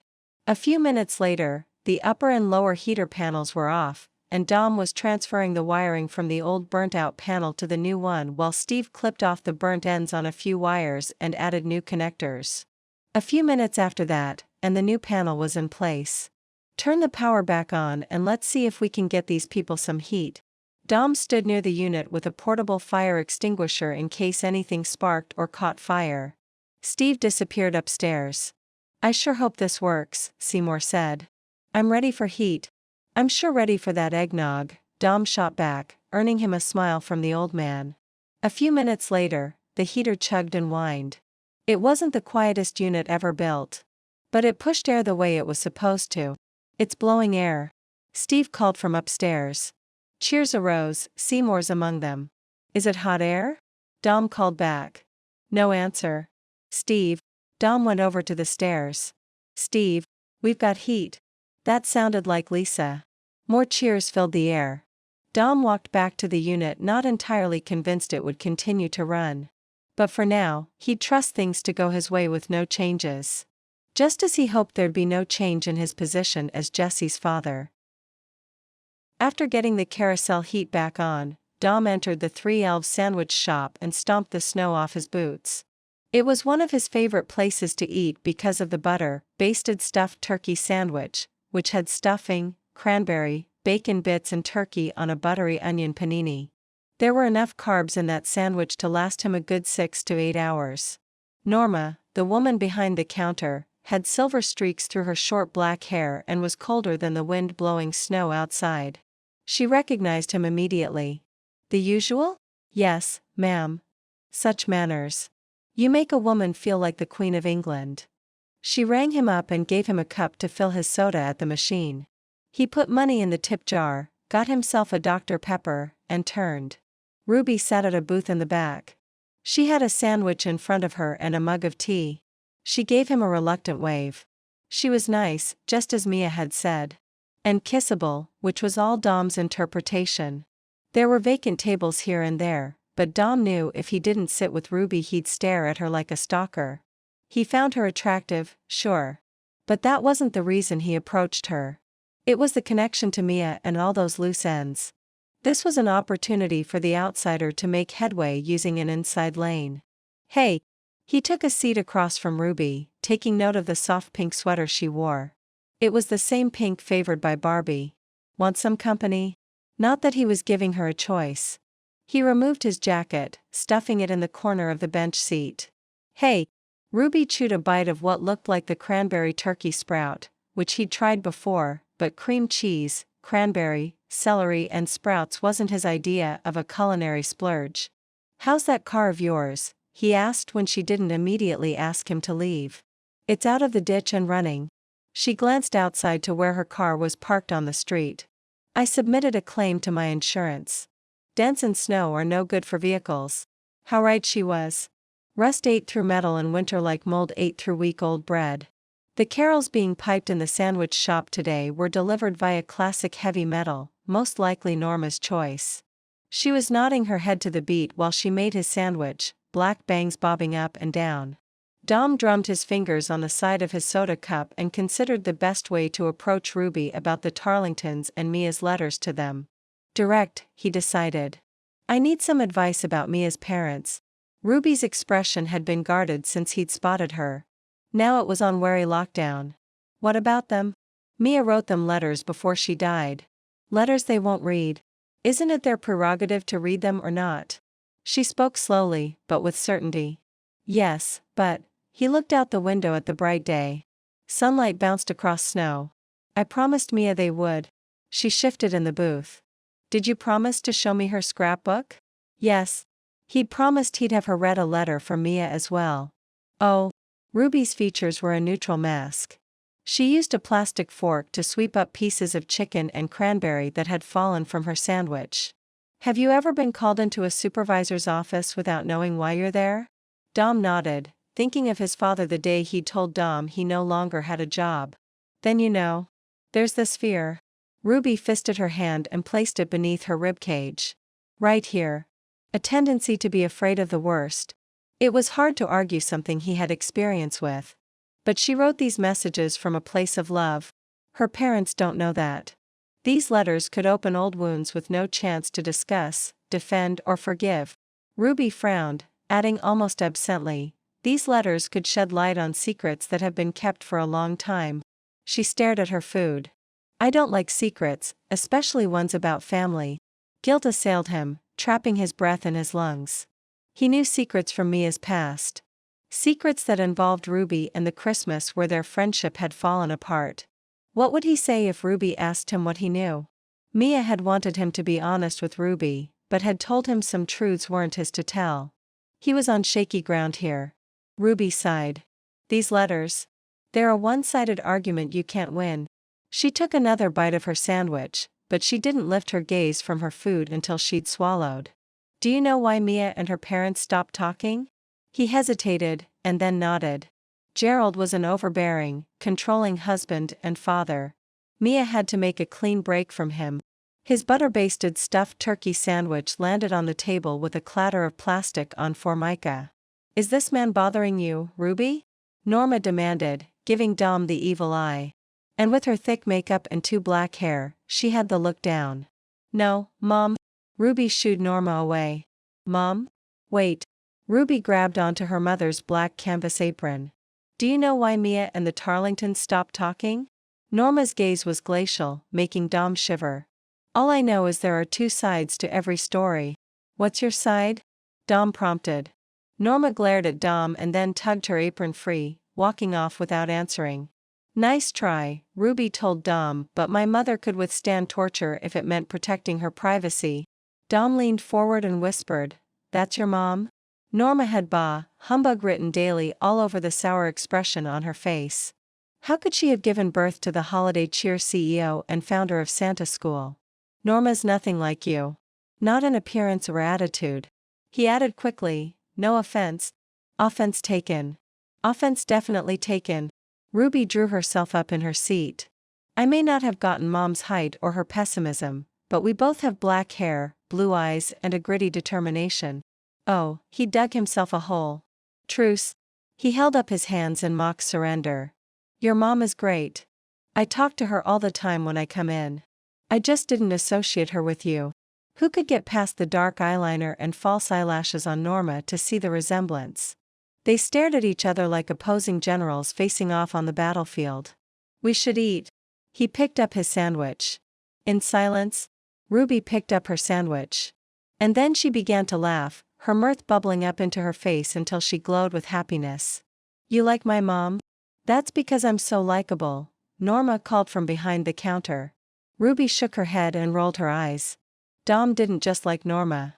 He liked Ruby, too. He liked her sense of humor and her honesty. They ate a few bites in companionable silence. He didn't stay quiet for long. When I met Mia, she was already an attorney and she was hard as nails, I bet. No, he laughed. Honestly, the first time I met her, she was holding Jessie, who was a week old. Her heater had died and when I knocked I heard this caterwauling. I thought there was a cat in season behind that door. Turned out, it was Mia singing Jessie a lullaby. She never could carry a tune. Ruby picked up her sandwich without looking at him. So you adopted Jessie when you got married? There were more questions behind those blue eyes. She's mine, he said firmly. You two seem so close. That's great. Ruby released another question. Was it love at first sight with you and Mia? It was love at first sight, but not the way you might think. Dom didn't tell many people his history with Mia and Jessie. But Gerald would make it all public anyway and he was comfortable with Mia's childhood friend knowing the truth. Jessie won me over. She was a handful for a new mom alone.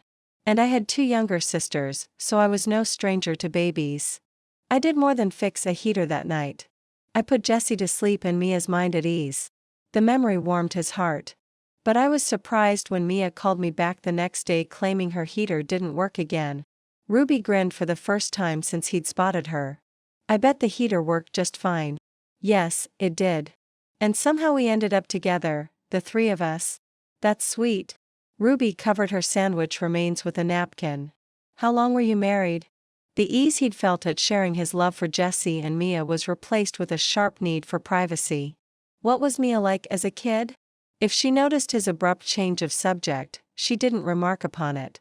When she was in elementary school, Ruby's gaze took on a faraway look. She was a pleaser. She took care of everyone. And then her eyes focused on Dom and her gaze seemed to see to the depths of his very soul. And I took care of her. Her smile turned rueful. When she'd let me?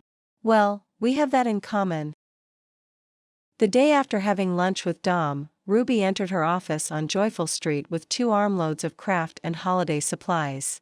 She'd turned in her proposal to Lisa for Elf School, her official name of her program for little ones. She'd gotten a call from Lisa while she was working at the hospital that morning. Her proposal had been accepted. Now was the time to give her ideas a test run.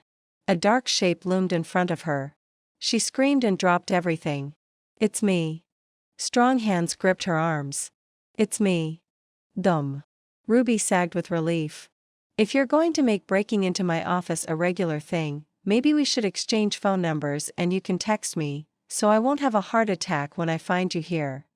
Dom was holding Ruby and her sagging knees up in a strong grip. He guided her into a chair, not letting go until she was safely down. "That's a unique way to ask for my number. You and your sense of humor." Him and his magnetic appeal. While she felt windblown, every brown hair on his head was in place. "Remind me not to knock on your door at Halloween."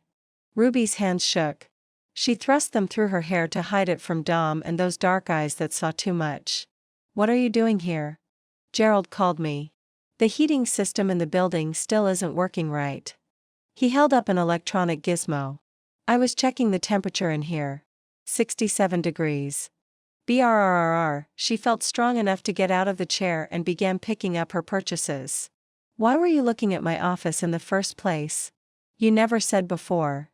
"I have more business interests than Jack Frost." Dom bent to help her, so close their knees almost touched. "You bought 2 bags of Santa hats?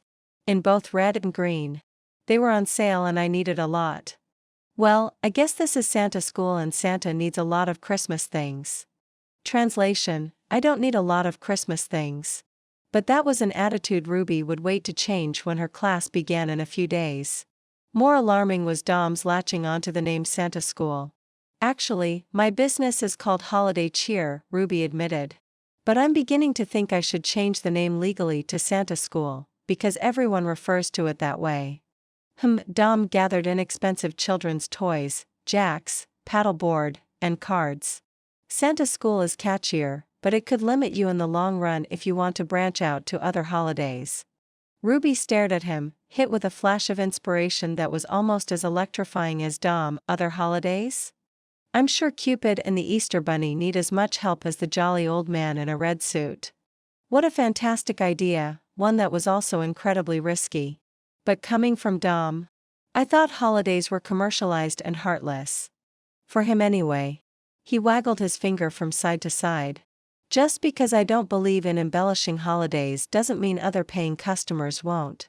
That's something you have to learn when you run your own business. Give those able to pay what they want." Ruby stuffed bottles of glue and canisters of glitter back into a bag as she considered his words. "What is it you want? Out of Santa School for Busy Elves, that is." Dom blew out a breath. "That's a loaded question and an awfully long name for your class." He stood and set the bags on a nearby table, and then helped her to her feet. "As a dad, if I was the kind of dad interested in giving my daughter an over-the-top Christmas, like the Tarlingtons, because his in-laws were all about the holiday, I'd want to know how to make my daughter happy on Christmas morning and how to guarantee that happiness shines in her eyes when she looks at me the rest of the year." There was a deep note to his voice that hadn't been there before, an earnestness that spoke of his love for Jessie. "That's sweet. But you do realize you don't have to create a big production to give a child a happy Christmas, right?" Living in Boston, I might have said yes. But here in Christmas Town, there's a different standard entirely. I don't want to dig in my heels on principle, but I don't want to disappoint Jessie either. Seriously, that's sweet. She couldn't stop smiling, because she was going to win their bet. "There you go again calling me sweet." He scoffed. "Doesn't that go against the dastardly image you have of me?" He twirled an imaginary mustache. She stared up at Dom, into eyes the color of burnt caramel on creme brulee, and wondered. What was it about him that made her look deeper? Before she'd gotten to know him better, before she'd met Jessie, before she'd seen Mia's scrapbook, Ruby had created an image in her mind about Mia's husband. The man would be just as hard and sharp as Mia had been in high school. But now she knew Mia had regrets, and now she knew Dom wasn't villainous. He may not have the kind of Christmas spirit she expected in Christmas Town, but he was a good man. He was a caring father and husband, one who tried to keep promises made to a wife he'd buried. I don't consider you a villain, despite you wanting my office space. Maybe I want something different now. Dom reached across the space between them and brushed Ruby's hair behind her ear.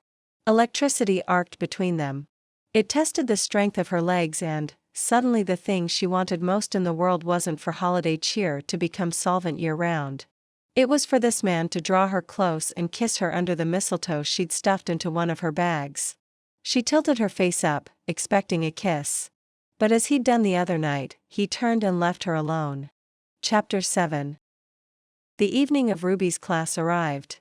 Dom had mixed feelings about it, dread and anticipation. He'd had 2 opportunities to kiss Ruby and he'd walked away twice. Why? Because there was Mia's past yet to be shared between them. He needed Ruby to read the letter Mia had written her before he kissed her. But he didn't think he could walk away from her a 3rd time. Dom had been thinking about Ruby for days, wondering how she was doing. Had she gotten her car into the shop? Had she taken his idea to expand holiday cheer to other holidays and run with it? Were other men in town contemplating what it would be like to draw Ruby into their arms and kiss her under the mistletoe? This last question weighed on his mind every time he drove by the gazebo in the town square where couples were already lining up to exchange a kiss and bring luck to their relationship. Local myth spoke of a kiss in the gazebo on Christmas, a kiss that translated to a wedding in the new year. But no one played by the rules. It wasn't Christmas and there was always a line. That should have negated the myth in Dom's mind. Nope. He hadn't stopped thinking about kissing Ruby or tempting fate and kissing her in the gazebo, which made attending elf school or Santa school or whatever Ruby was calling her course now all the riskier. What if teaching Christmas strategies was her thing? What if she shined like a diamond? How could he resist kissing her then? But that wasn't the only thing weighing on his mind. Jessie had asked about putting up a Christmas tree last weekend. She'd put pictures she'd colored of Santa and his reindeer on the refrigerator. They'd hung 3 stockings on the mantel. She pointed out the garland on the Tarlington's mantel, the lights blanketing homes on the town square, the Christmas tree in Lizzie's living room window. Jessie wanted to grab Christmas with both hands and cover it in trimmings and tinsel. In the holiday cheer office, Dom fit himself into an old-school desk, the kind with a half-circle cut out of the wood to make room for a body significantly smaller than Dom was. There was a Christmas tree within reach. He tweaked a bare branch. Fake. The least Ruby could do was give him the real thing. Steve took a seat next to Dom near another undecorated Christmas tree and a cardboard fireplace with orange paper flames in the firebox. At the front of the classroom was a stage with a large throne with padded arms big enough for adult kids to sit on. Plain red and white felt stockings hung on pegs on the other side of the room, dangling over a table crowded with glue guns and glitter. Arts and crafts? Dom leaned across the aisle toward Steve. Maybe we should go get a beer. Then he wouldn't be tempted to kiss Ruby. No, boss. No way. This is going to be good. Steve pushed his blue and white knit cap back on his head, revealing a shock of red hair. I need this. Dom righted himself. Looked around. The room was half full, mostly with men in their 30s and 40s. 3 men looked old enough to be Santa. And then there were the naughty elves, who he only knew because they'd welcomed him to town back in August. They'd placed a call for a broken air conditioner, but when he'd arrived, they'd had cool air, iced coffee and lemon melt-away cookies waiting for him. It was an ambush to get to know him under the guise of a service call.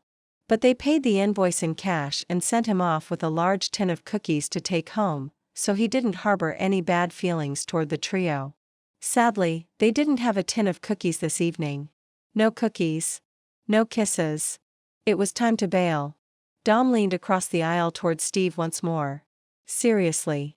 You don't even have kids. We should get that beer. Boss. Steve pushed Dom back into his own space. There's a girl. Dom had only owned Jack Frost Heating and Air a few months, but he'd quickly learned that with Steve there was always a girl. He rolled his eyes. She's a single mom. And Steve sighed. I'm in love, man. You shouldn't say those words unless you've said them to the woman first. Dom may have been a widower, but he knew the rules of the relationship road. Her kid doesn't like me. Steve arched a ginger brow. But she will. After I pass Santa school. Ruby was right. Everyone called her class by the jolly old elf's name. That did it. There weren't cookies. There appeared to be crats involved. And Ruby was practically irresistible. Dom turned in his seat, preparing to go. Ho ho ho. Santa entered the room from behind the throne, slung his bulky sack to the stage and hopped up like the sprightly old elf he was rumored to be. His costume was first-rate. His snowy beard and cascading curling locks looked real. His eyes were hidden behind gold-rimmed glasses and thick white eyebrows. His lips were covered by a thick mustache. Merry Christmas. Merry Christmas, the class parroted back. All, that is, except Dom. He hadn't signed up for a Santa social. Christmas is the best time of year, Dom's father had once told him. It's one of the few days of the year we can charge double, sometimes triple. What Dom knew about putting on a child's Christmas could fit in his credit card holder. Last Christmas, Dom and Jessie had been grieving, so it hadn't been important. But this Christmas, there was just so much stuff around him: lawn decorations, lights, trees, wreaths, stockings. And presents. Honest-to-God presents, not gift cards. How did a guy know what to do and where to draw the line? I can tell who's been naughty and who's been nice. Santa's voice boomed across the room as he settled into his throne. Steve.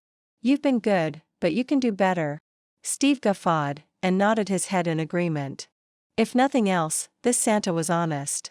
He removed a wrapped present from his bag and gave it to Steve. Odette. Excellent work with the naughty elves. The elderly ladies tittered. Santa gave them each a gift box. One by one, Santa called out the attendees by name, adding something personal before giving them a wrapped present. Dom, being a private person and new to town, was certain Santa couldn't know anything about him. For once, he was enjoying the holiday for the spectacle it was. Dom Decker. Santa drew a deep breath. Little Jessie deserves a special Christmas from Santa. Dom's back went rigid. It had to, in order to carry all his fears and uncertainties on his shoulders.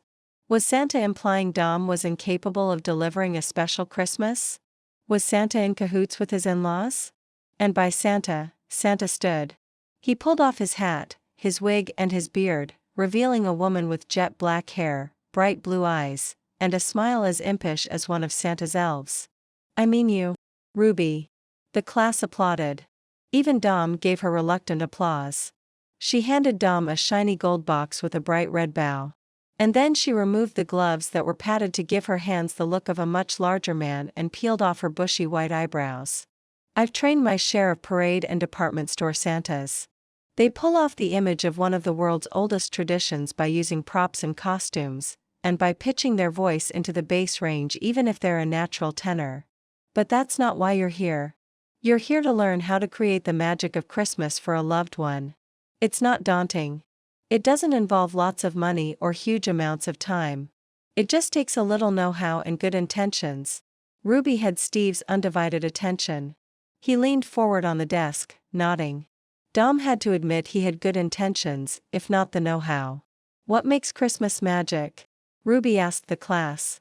It doesn't come in a store-wrapped box. It doesn't come in envelopes with gift cards to Starbucks. Magic is created with a little planning, a little research, and a little effort.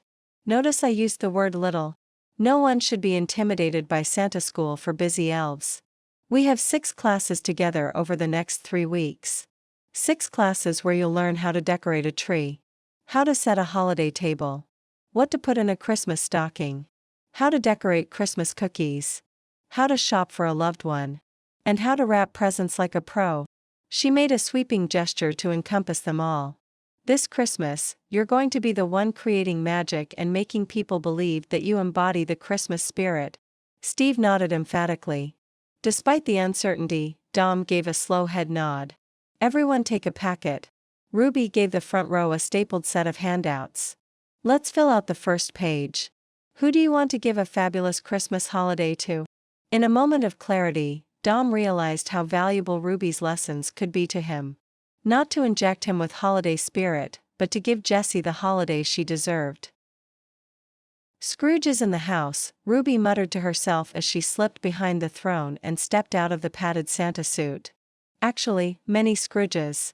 The men in the room were a tough sell, including Dom, who looked like he'd been about to leave when she'd made her entrance. The man was thought-stealing handsome.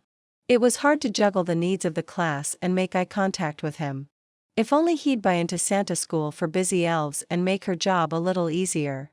Ruby stepped from behind the throne in black leggings and a white boatneck sweater, still wearing Santa's black shiny boots.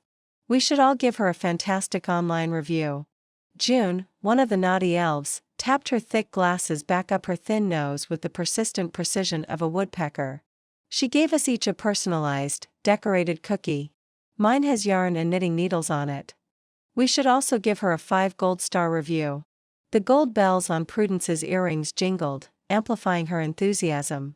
And post under our real names. Odette touched the pine cone and holly leaf arrangement pinned to her gray bun. None of those made up names, like Football 20. I appreciate the support, Ruby said. But reviews usually come at the end of class. Pfft, June said. You've started the class on a 5-star high. You're sure to end it on the same note. Anyway, Ruby regained control of her class. Tonight, we're going to talk about the importance of personalizing the holiday season, and then we'll be working on decorating a Christmas tree. Oh, how cute. Prudence had flipped through the handouts. She held up a sheet of paper with a Christmas tree decoration diagram. It shows you just where to put everything. This is better than those instructions you gave me for knitting that infinity scarf, June. Speaking of which, Odette stood. We brought you a scarf, Ruby. She pulled it from a canvas bag decorated with dancing penguins. And she pulled. And she pulled. And she pulled. The scarf was ombre purple and must have been 8 feet long. Thank you. Ruby dutifully wrapped it in several loose loops around her neck. We hear longer scarves are in fashion this year, June said, tilting her head back so she could look at Ruby through the bottom of her lenses. We gave one to Lisa Garland, too. Hers was beige, Prudence pointed out. We have an entire catalog of knit items available for holiday order. Odette batted her eyes at Steve. We make perfect gifts for that special someone. Maybe it hadn't been a good idea to invite the naughty elves to join the class. The men in the room had zoned out. Steve glanced at the exit. Getting back on point. Ruby now understood what Mayor Nick Banning meant when he said the naughty elves were both a blessing and a curse. Flip to the list of holiday traditions on page 2. Circle the ones that made your childhood holidays special. Did you play games with your Aunt Dorothy? Did you pick out a tree with your dad? Did you bake cookies with your mother? I circled everything on your list. Hobart O'Connell cleared his gravelly throat and held up Ruby's hand out. He'd drawn a line around the entire list. 2 other men noticed what he'd done and copied him. Panic made a dramatic entrance in her stomach, unsettling the minestrone soup she'd had for dinner. The exercise was supposed to eat up 10 to 15 minutes of time with careful thought and meaningful discussion. How lucky you all were. Ruby kept a smile pasted on her face. Now, why don't you put a star next to the holiday traditions that you feel are important enough to pass on to others? Caroling, June warbled. She set about starring her list. The men shifted uncomfortably in their chairs, pencils hovering over paper. Ruby's list wasn't working. Truthfully, Ruby's handouts weren't working. She peeked at Dom's paper. He'd circled 2 items, Christmas tree and turkey dinner, and starred most of the rest of the page. That was surprisingly positive. Listen, Adam Tarley twisted in his seat to face the others. I don't need a list. I'm here because my wife refused to buy my mother a gift this year. She said I have to pick it out myself. We'll get to gift giving, Ruby reassured him, but didn't mention that was week 3. Bud Sedgwick slapped his beefy palm on the desk. I'm in a similar dilemma. My wife won't tell me what she wants for Christmas. I don't know what she wants. I don't even know what size clothing she wears. You don't have to buy your wife clothes for Christmas. Ruby's brow furrowed. Where was all this wife angst coming from? Prudence leaned forward and whispered, "We passed out your flyers at the marital support group the other night." "Oh. I have 2 little girls." Charlie Marshall, who'd towed her car out of the ditch the other day, looked panicked, as pale as the ghost of Christmas past. "What do I know about shopping for little girls? If I don't get it right, my ex is going to rub my Christmas failures in my face for the next 364 days. And their faces? I can't stand to face failure in their eyes. I'll do one better." Larry Howard turned sideways in his desk on the far side of the room, the better to address the assembled. "My ex-wife told me I need to provide Santa's stocking gifts on Christmas morning. What do I know about stuffing stockings?" "That's our next lesson," Ruby said, glancing back to Prudence. "And we invited the single dad support group." Prudence assured Larry all would be well. Would it? There was a lot at stake this holiday season for these men. Ruby gulped and tried to pull herself together. "Now that we know a little more about each other." She injected her words with cheer. "Let's move on to the tree." "Douglas fir," Odette said with authority. "Freshly cut," Prudence added with certainty. "There's nothing like the smell of fresh pine in the morning." June drew a deep breath. And then sniffed like a bloodhound who'd lost the trail of a fox. She pointed at the undecorated Christmas tree nearest her, eyes wide with shock. "That's not a real tree." "These trees are fake," Ruby admitted. "And had cost a small fortune because they looked so lifelike. Christmas trees don't have to be real." Prudence gasped. Ruby ignored her. "It's okay to make compromises at the holiday, like decorating store-bought cookies." Odette gasped. Ruby's smile felt strained. "Or buying pre-stuffed stockings." Collectively gasping, the naughty elves exchanged glances that practically guaranteed there would be no 5-star ratings. Dominick. Ruby's pulse pounded at her temples. She had to think fast, or Santa School for Busy Elves was going to end here. On to tree decorating. Chapter 8. "I can't stand to face failure in their eyes." Charlie's words had struck a chord with Dom. He didn't want Jessie to open presents on Christmas morning and look at him in disappointment until next Christmas. Although they hadn't overdone Christmas, Mia had always made the day special with just enough music, just the right food, and she'd chosen presents Jessie loved. She'd ordered presents for Jessie last year before she died. Dom was on his own this year. He had one shot to make this first Christmas without Mia right. He couldn't revert completely to his bachelor ways of a deli-catered Christmas and gift cards. Still, he couldn't quite bring himself to embrace the holiday wholeheartedly. Ruby had gone over the basics of tree decorating. Perpendicular base. Lights on first. Then garland. Then decorations. Then tinsel, if you were a tinsel kind of guy. Which Dom decided he was not. They'd each had to string 4 feet of popcorn garland. Turns out, Dom wasn't a popcorn garland guy. Every kernel had cracked before he'd threaded the needle through it. He'd ended up eating his bag of popcorn, which earned him a disapproving look from Ruby. After popcorn came construction paper. They'd each had to create a red and green paper chain garland. Steve had accidentally glued one end of his chain to his cell phone case, which earned him a disapproving look from Ruby. And after paper garlands, they'd received white sheets of paper and been instructed on the art of snowflake making. Folding, cutting, splashing with glue and glitter. "Dom, your snowflakes are big round circles." Turns out, Steve was an art critic. "Mine aren't snowflakes," Dom said loftily. "Mine are snowballs." "To each his own," Ruby said cheerfully. Despite her upbeat voice, her expression seemed a bit strained around the eyes and she looked in need of a hug. She was working a tough crowd. "Okay. Time's up. Now we're going to divide into teams to decorate our trees. I'm going to post pictures of each tree on social media. The tree with the most votes by our next class wins a prize for your team." Dom hoped the prize was getting out early. He was like a pendulum, swinging back to his original impression. A class on holiday prep? What a waste of time. That was his father's voice, echoing in his head. The only thing he was getting out of this was brownie points with Ruby for hanging in there. Ruby split the class into 2 groups and they began stringing lights from a box of tangled sets she provided. "Oh, and by the way," she added, "you have 10 minutes to dress your tree. The team who finishes decorating first may choose one of these 2 tree toppers." She pointed to a delicate angel and an Elmo doll. There were collective groans. No one wanted the Elmo doll on top of their tree. "We've got a dead light string," Steve said, panicking. "We need more time. Switch the bulbs out one at a time." Despite the corniness, Dom caught some of Steve's urgency. There was, after all, the chance to win. Not that Dom was competitive or anything, but he'd always been more of a Cookie Monster fan. The angel was far preferable. The dead string was brought back to life and shoved onto the tree. Next came popcorn garlands, of which Dom had none to contribute. "Where is your popcorn strand?" Odette demanded, looking around Dom's desk. "I ate it." Dom tried to shrug off his mistake. "I didn't realize I'd need it." Odette rolled her eyes and muttered about not leaving Dom unsupervised during the cookie decorating portion of the class. For minutes, Ruby called out from Santa's throne. "Onto the paper garland." Dom crowded around the tree trying to find a spot for his contribution. "Dom, that's not right."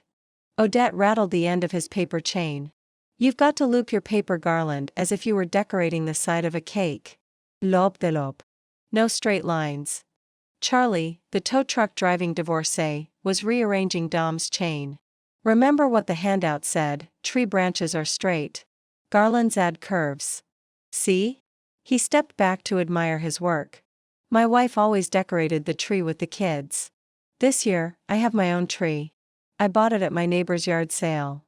Charlie stepped back to survey his work. "And now I know how to decorate my tree." "Oh, my," Odette muttered, as if fake trees were the devil's work. "Fake trees are better for the environment," Dom murmured, earning him a grin from Charlie and a grumpy harumph from Odette. 2 minutes, Ruby called out. They hustled to put their snowflakes on the tree. Steve grabbed Dom's arm mid-snowflake application. "We can't win with snowballs on the tree. You can't change someone else's ornament." Ruby stood, looking ready to smite down any offenders. "Not here. Not at home." Imagine the look on Jessie's face if you fixed her handmade Christmas ornament. She'd be crushed. Dom had an overwhelming urge to make paper snowflakes out of snowballs. "Fold my snowballs and I'll cut them." Dom grabbed scissors and cut snowflakes as they were handed to him, littering the linoleum with snowflake shreds. "One more. One more." Steve jumped up and down, eyeing the tree toppers at the foot of the throne. Dom cut too much off one side of his snowball and had to even things out, trimming the excess off the other side. "We did it. We did it." Hobart, who was on the other team, scurried to the throne and claimed the angel topper. "We got the good one." Defeat. It was there in his teammates' eyes. Dom finished his snowflake and handed it to a dejected Steve to put on their tree. "Sorry, guys." Charlie went to pick up their consolation prize, Elmo, and Odette wrapped him in red yarn she had in her knitting bag so he stayed on the tree. "Everybody up on stage." Ruby gathered them at the front. The entire class surrounded Santa's throne. "Now look at what you did. Those trees are amazing. And you decorated them without expensive pieces. You decorated them in things you made in the last hour." Dom was impressed. He'd expected the trees trimmed in homemade decorations to look pathetic. They didn't look half bad. In fact, if taken as a whole, they looked almost beautiful. But most importantly, there was a gleam in Ruby's eyes. "You had fun doing it, didn't you?" Everyone agreed, including Dom. They had. Ruby led them in a brief round of applause. "Homework for our next class is to decide which Christmas traditions are important to you this year. We're going to be working on stockings and stocking stuffers next time, so please have someone in mind you'd like to make a stocking for before you return. Special surprises for anyone who brings a friend to the next class. Help me fill these empty seats." Dom waited to talk to Ruby. "My dear." June clasped Ruby's hands. "That was highly entertaining." "And educational," Prudence added. 5 stars, Odette sing-songed. "We're going to have to keep our eye on you in Santa school. You're our kind of people. I hope that means you'll come back for the second lesson." Ruby grinned. She looked miles happier than she had in the first hour. Wrapped in plump jackets and chunky scarves, the naughty elves patted Ruby's cheeks with their Rudolph mitten-covered fingers and assured her they'd most definitely return. People filed out, laughing and reliving some of the more fun moments of the evening. Dom lingered. There was something about Ruby that lingered within him, as well. I admit. I was surprised. He smiled at her. Surprised enough to admit defeat? She snapped pictures of the trees with her cell phone.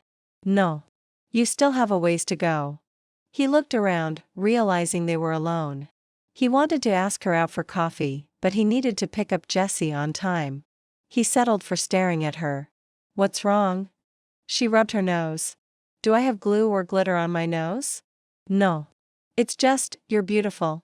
In that moment, Dom was convinced there was something in Christmas Town's water. He hadn't been feeling lonely, not until he'd met Ruby. Ruby laughed self-consciously, rubbing her face. I do have glue on my nose. Left over from my Santa whiskers, no doubt. Yeah. That's it. Dom left, walking down the stairs instead of taking the elevator because he needed time to process his thoughts. 1. He was attracted to Ruby. 2.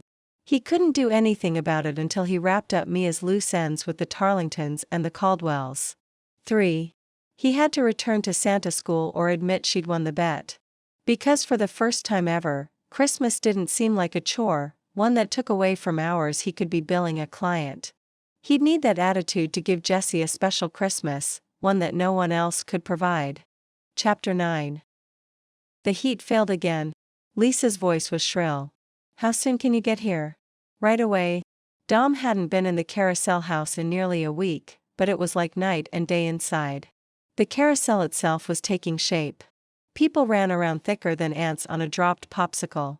A blonde woman announced there was soup ready. A couple argued over colors to paint a carousel horse.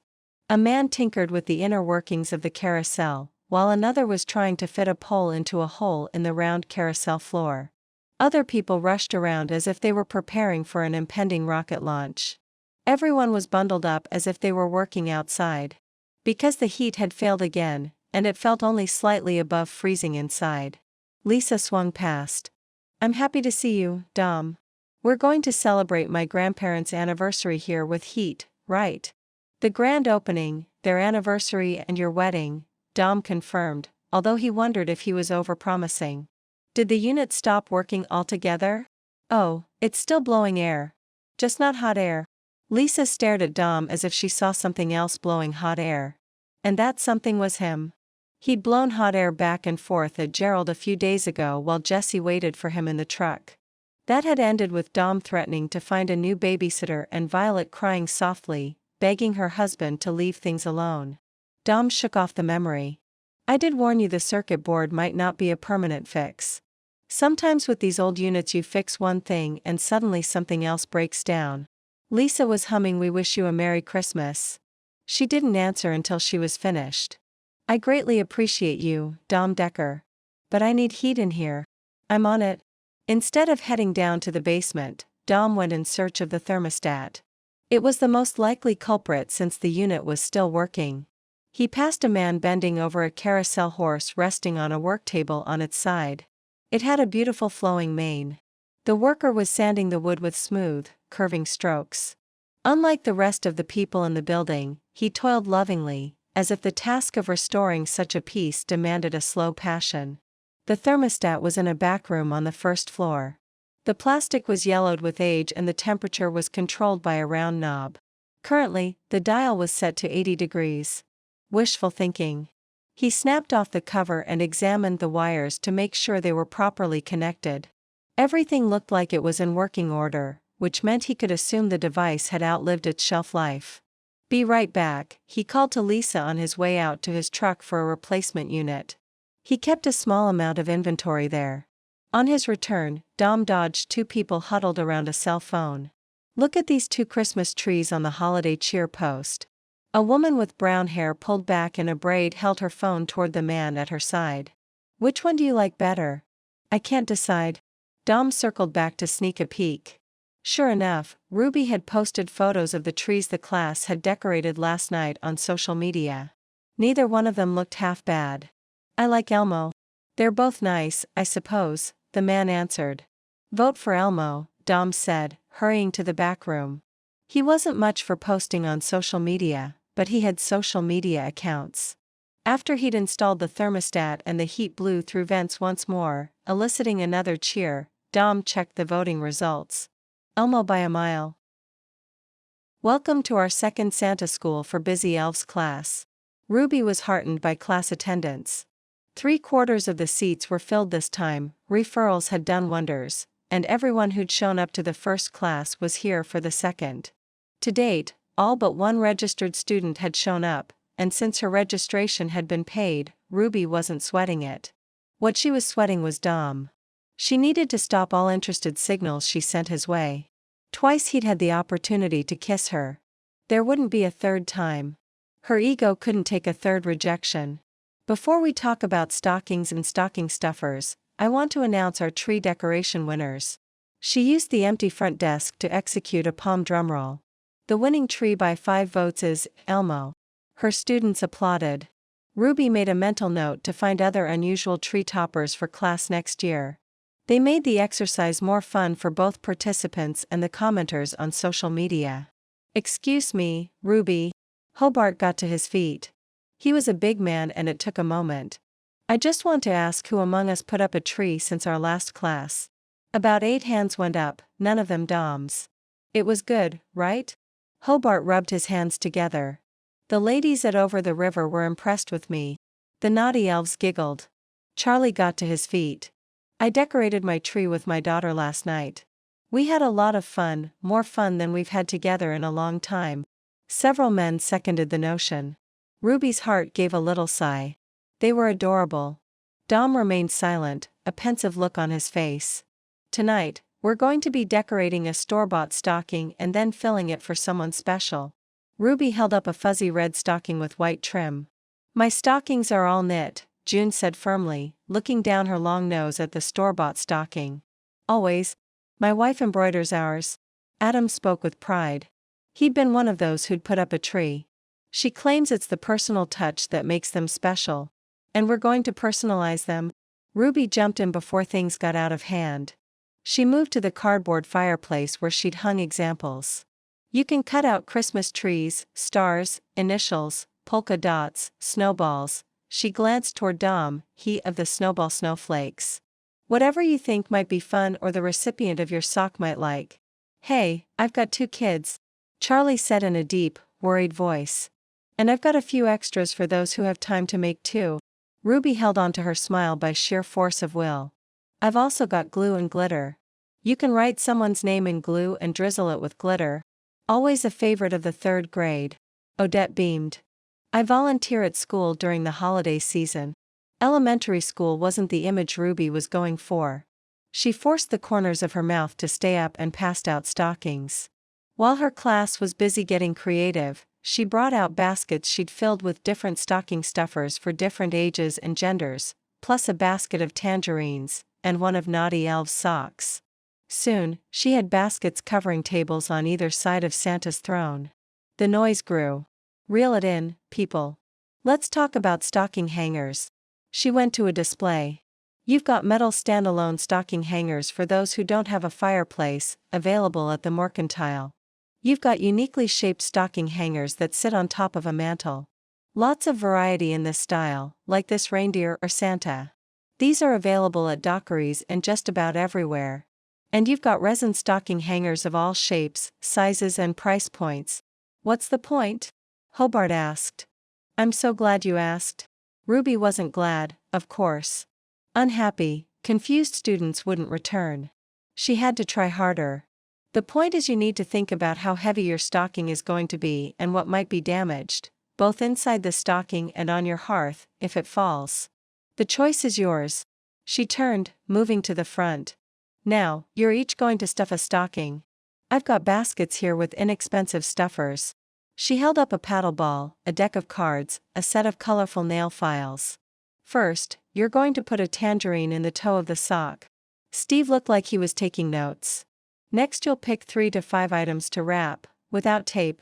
Ruby held up scraps of wrapping paper she'd cut for the exercise and then demonstrated how to roll a toy in a scrap of wrapping paper and stuff it in the sock. Finally, you'll add 3 to 5 chocolate coins, a candy cane and a pair of socks made by our very own Naughty Elves. The Naughty Elves preened. You can purchase a pair of our socks at the highly discounted rate of $20. June tapped her glasses in place. Themed socks are in, Prudence added. All proceeds benefit the Carousel House, Odette explained. Is this a timed exercise? Steve asked. Ruby nodded. Steve high-fived Charlie. Will we be in teams? Dom asked. Ruby nodded. Dom high-fived Steve. Ruby's smile seemed powered by the shared Christmas spirit of the class, competitive though it might be. She formed them into 4 teams. Fastest time wins. But first, she handed out sheets of parchment paper. You'll be writing the recipient a letter from Santa or a joke as told by one of Santa's merry elves. Several of the men groaned. I don't know any jokes appropriate for my daughter, Larry admitted. That's what Google is for. Feel free to search away, but you have 4 minutes to write your letter, roll it up and tie it with a ribbon. She passed out short strips of ribbon. The clock is ticking. The clock is ticking. Dear Jessie. Dom choked, staring at the blank page. This was too close to what Mia had done in her final days. He leaned over to see what Steve was writing. Dear Lizzie. You've been a good girl this year, kind to everyone, including adults. Lizzie? You want to date Lizzie's mom? Abigail Lincoln was a single mom with a recently earned college degree. She worked for her brother Ted at the Mercantile and on the family apple farm. Dom's employee was reaching high. Steve shushed Dom, cheeks turning red as some of the guys in the class sniggered. There's nothing wrong with that. Dom sat back, thinking about the education difference between himself and Mia. He'd gone to the school of trade taught by his father and she'd graduated from Harvard Law. I just didn't know. 3 minutes. Ruby wound her hand in the air as she looked at Dom, encouraging him to hurry. Don't overthink. Dom bent over his paper and let the words come. Dear Jessie. You're a great kid. I'm sorry about your mom. You need to remember to have fun. Have fun? She had fun. Where'd that come from? Dom tapped the end of his pencil on the desk. Granted, he pushed Jessie hard when it came to school. But she was capable, and he wanted her to go to college, like her mother. Dom had never had the resources to attend. 2 minutes. I can see the wheels turning in some of your heads. Dom bent over his paper once more. Be nice to your dad. Tell him he can have fun, too. Dom never had fun. Dom was all work and no play, like his father had trained him to be, like Mia had expected him to be. Fun. He glanced up at Ruby, catching her eye. He had fun when he was around her. Ruby tapped her wrist as if she wore a watch. Ah, yes. The letter from Santa. He tried to write neatly. Love. Dom stopped. He almost written Dad. With a chuckle, Dom forged Santa's signature, rolled up his missive and tied it with red ribbon. Listen to this. Hobart held up his paper and read, Why did the reindeer cross the road? Because he was tied to a chicken. That elicited groans. Elf humor. Hobart rolled his joke into a scroll. I love it. Who are you stuffing a stocking for? Odette asked. Can't tell you. Hobart drew himself up in his chair. I'm someone's secret Santa at over the river. That elicited laughter from the guys and speculative glances from the naughty elves, who lived there, too. Is everyone ready? Ruby lined them up in their teams. Due to the limited space and baskets of stuffer items, each team could only have 1 member filling stockings at a time. We have 20 minutes to do this. Go. What is this? Hobart held up a bag of candy he'd found in one of Ruby's baskets. Chocolate reindeer poop? The old man let out a hearty guffaw. Who comes up with this stuff? Santa's elves? Ruby didn't miss a beat. Dom didn't know if Ruby had gone to college, but if she had, she might have majored in Christmas. Get back to stuffing, he told Hobart. Dom was next and the clock was ticking. Why is there yarn in here? Charlie tossed the ball of red yarn into another box. No one ever puts yarn in our stockings, June complained. Hobart discreetly added the ball of yarn to his stocking and added a candy cane for garnish. Next. Dom stepped up. The tangerine was easy. It filled the toe of the red and white sock he'd glued snowballs to. He rifled through the box of stuffers for girls. Don't think, Larry urged from his position behind Dom in line. Just grab something. The point is to choose something fun, Ruby said. Which requires some thinking. Just don't overthink. This isn't an algebra test. But Dom didn't want to choose duds. He finally selected a set of jacks, a paddle ball, and a deck of cards with a ballerina on the back. Added some chocolate coins. Topped it with a box of crayons, a pair of socks and a candy cane. Next. His team didn't win, but there was a lot of male backslapping and admiring of their work, so it didn't matter. Ruby directed them back to their seats. These stockings might be practice for some of you. Maybe you could donate yours to a child who might otherwise not receive a stocking, or it might be a gift from Santa, meaning you, to someone. Are you intimidated by the task of filling another stocking? There was a resounding chorus of no. I'll see everyone next Tuesday when we work on decorating your home and setting a holiday table. Ruby bid them all farewell and was immediately swamped with well-wishers. I'm covered with glitter. Adam stared at his sparkling blue jeans. I told my wife I went bowling. She doesn't know I came here. Without missing a beat, Ruby produced a tape roller. She'd make a good sports coach. She was prepared for anything. Much as Dom wanted to stay and talk to her, he had to hurry to pick up Jessie from the Tarlingtons. Do you know what you need, Ruby? June asked at the end of the stocking stuffing competition. You need to license yourself. This class is hilarious, Odette agreed. You're so kind and down to earth, Prudence added. People love you. People didn't love her. Dom had left as soon as she dismissed the class. There would be no heart-pounding, almost kissing moments today. Not that it mattered. He'd been smiling when he'd left, a happy customer. She just wished he'd smiled a little more at her. My dad taught me how to stuff a stocking, Ruby said absently, thinking about Dom and his estranged father. We have an idea, June said. A brilliant idea, Odette agreed. Tell her, Prue. The Mrs. Claus hotline. Prudence pranced with excitement, bells ringing on her boots. The what? It's a helpline. Prudence stopped prancing and began explaining. You know, like the one you call to ask how to cook a turkey, except this line will be how to put on a good Christmas.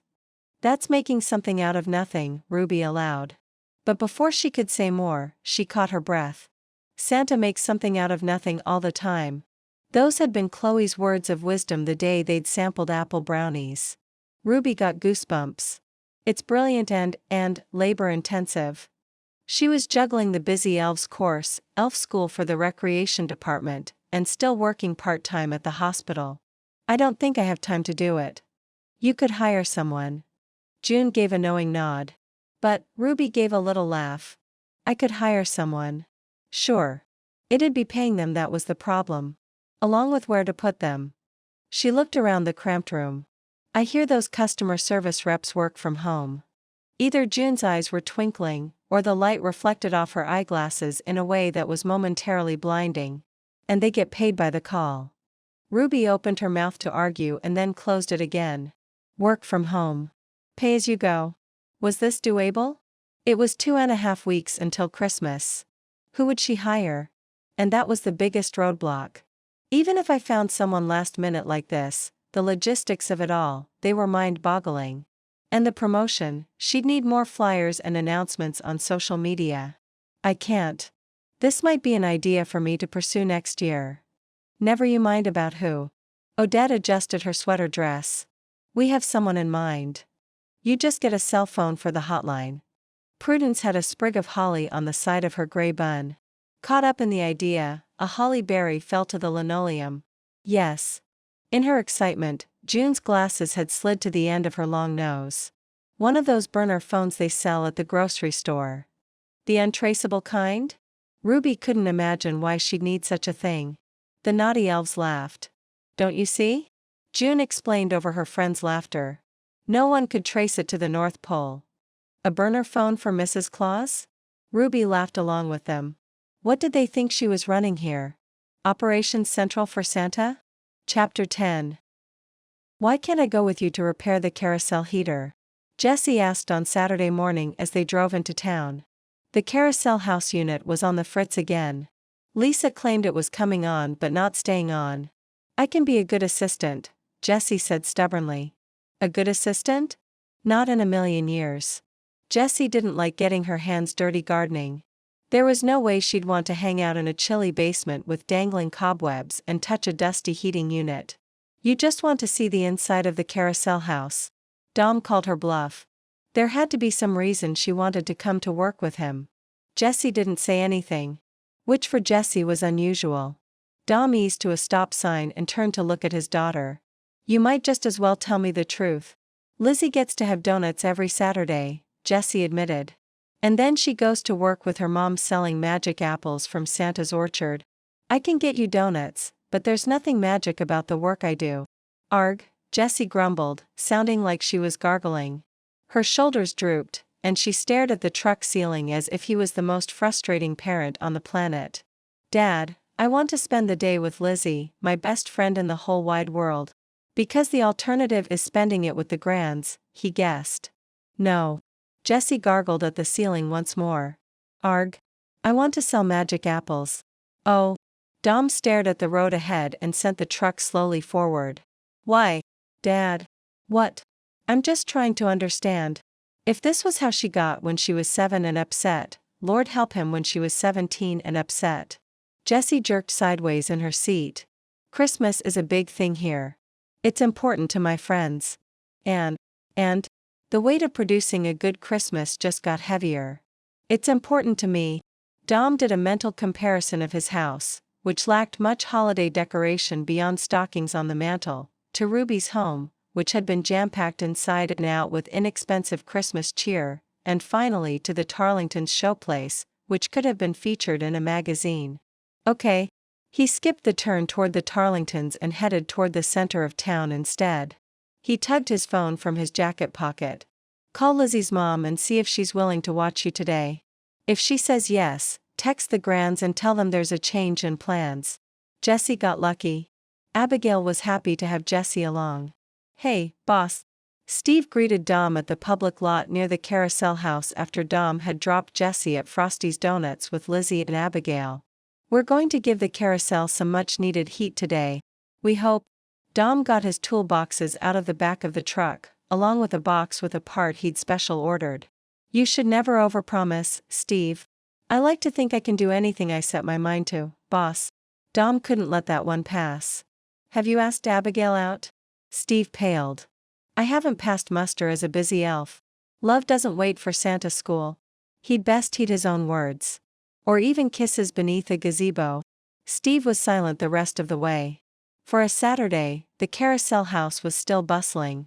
Dom and Steve made their way to the basement, followed by Lisa's grandfather, Seymour Garland.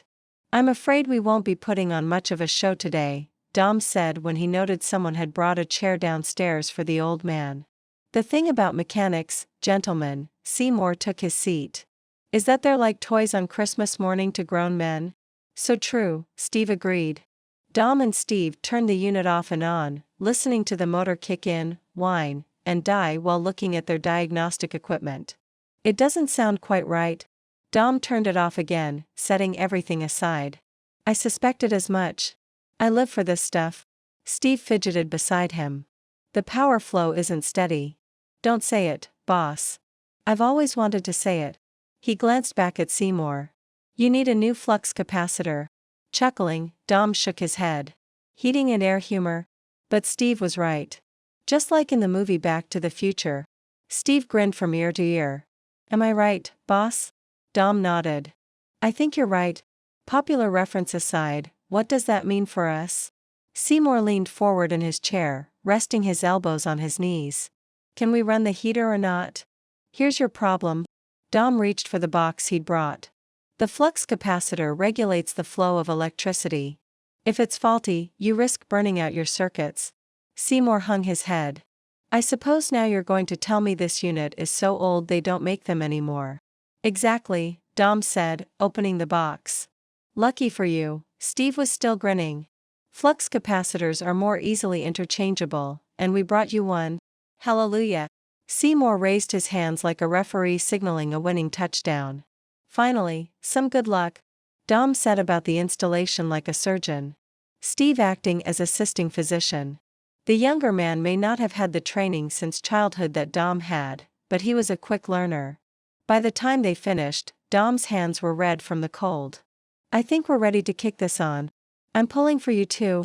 Someone had brought Seymour a blanket, which he'd laid across his lap. Lisa doesn't need any more stress on this project. Dom flipped the manual switch. The system began to hum. The motor began to turn. Someone upstairs whooped. The carousel house had heat once more. I'm so excited you've agreed to be my guinea pigs. Ruby sat at a table at Frosty's donut shop and unpacked her elf school supplies. She'd had a hectic week. 2 successful classes taught at Santa School for Busy Elves. Just yesterday, at the urging of the naughty elves, she'd hired Sadie Kent to run the Mrs. Claus hotline, which was going live tomorrow with a burner phone. And now, she was taking elf school for a trial run. Her test subjects included Chloe, Chloe's sister-in-law Abigail, Abigail's daughter Lizzie and, surprise, Dom's daughter Jessie. Turns out the 2 girls were best friends. Welcome to elf school. Ruby handed out green pointed hats for each of her attendees. It always paid to have extras. What's elf school? Wide-eyed, Jessie set her hat far back on her head. It's a series of brief lessons on how to create a fantabulous holiday for you, your family and friends. Too much, Chloe murmured, breaking off a piece of apple fritter. Right. Tone it down a notch. Today we're going to learn how to plan a Christmas party or a Christmas dinner. We'll make some fun invitations and take home instructions on how to play different reindeer games. Can we have a Christmas party, Mama? Lizzie asked her mother. Lizzie had thick, dark black hair that she hadn't inherited from Abigail. Our house and tree are so pretty. Of course. Abigail smiled. All the Lincolns, Ted, Abigail and Lizzie, had the same welcoming smile. Jessie stared out the window, a small frown on her face. We'll assume both of you are going to put on a party. Ruby smiled. Jessie, I'm sure your dad would be happy to help you host a party or a dinner. Jessie didn't look so sure. Let's start with the invitations. Ruby brought out the supplies, construction paper in red, green and pink, scissors, and stamps that said things like, "You're invited," and "It's a party." Jessie quickly forgot about her worries and got caught up in crafting her invitations, as did the rest of them. Turns out, Ruby had nothing to worry about. Elf school was fun. Chapter 11. Let's hope the carousel heater runs until spring, Dom said, walking out of the carousel house with Steve. They each carried a toolbox. His employee stopped on the sidewalk, threw an arm in front of Dom's chest and whispered, "Abigail. Don't embarrass yourself." Dom pushed Steve's arm out of the way. "Jessie. Lizzie." He waved to the pair. Abigail trailed behind the girls, walking with a lithe redhead, followed by Ruby, who was lugging a collection of bags. Holding a green Santa hat on her head, Jessie ran up to Dom. She had a gift bag bulging with what looked like paper trees. "Dad. Can we have a Christmas party? Or a dinner? I want to invite people to our house. But not until we have a tree up and looking pretty." "What brought this on?" Dom hugged Jessie, searching out Ruby with his gaze. "Your daughter just spent an hour in the beta version of Elf School," Ruby explained, adjusting the bags of craft supplies on her arm. Beneath her green jacket, she wore a multicolored, striped sweater, the purple scarf the naughty elves had made her and her usual friendly smile. The redhead was carrying a cardboard box. She caught Ruby's eye, pointed into 3 Elves sandwich shop, and then went inside. "We planned a party." Jessie wasn't looking at Dom. She was pulling out folded paper Christmas trees. Red ones. Green ones. Pink ones. She held them up for his inspection. "These are my invites. They stand up on a table. It's so cool." Dom made noises to acknowledge how impressed he was, but out of the corner of his eye he could just barely see the line forming at the gazebo in the town square. The kissing line. All Jessie needs is a date, a time, and a guest list. Ruby's cheeks were red as her lips. All Dom really heard was date. Abigail laughed. "I suggested the girls host a party together." The girls hopped around the adults chanting, "Yes, yes, yes, yes." "I'd love to come," Steve said, clearing his throat when they all looked at him. "If I was invited, that is." "I have to invite Steve," Jessie crowed, gathering her invitations and returning them to her bag, so busy she didn't notice Lizzie scowled at Steve. "He and my dad hang out all the time." "Because we work together," Dom mumbled, but Ruby seemed the only one to hear. She nudged him with her shoulder and murmured back, behave. Dom's ears rang. The other shoppers disappeared. There was just Ruby next to him on the sidewalk, Jessie's excited voice, and the gazebo in the distance. His feelings for Mia had been different. Gentle. Nurtured in a long friendship. Always in the background. With Ruby, it was the opposite. He couldn't seem to ignore her. Or his impulse to be near. She lingered in his thoughts. "What have you been up to lately, Abigail?" Steve's voice brought Dom back to the present. He sounded like he was delivering a lame pickup line and hating it. Steve needed a class on how to be natural with women. "I finally graduated college." Abigail rolled her eyes.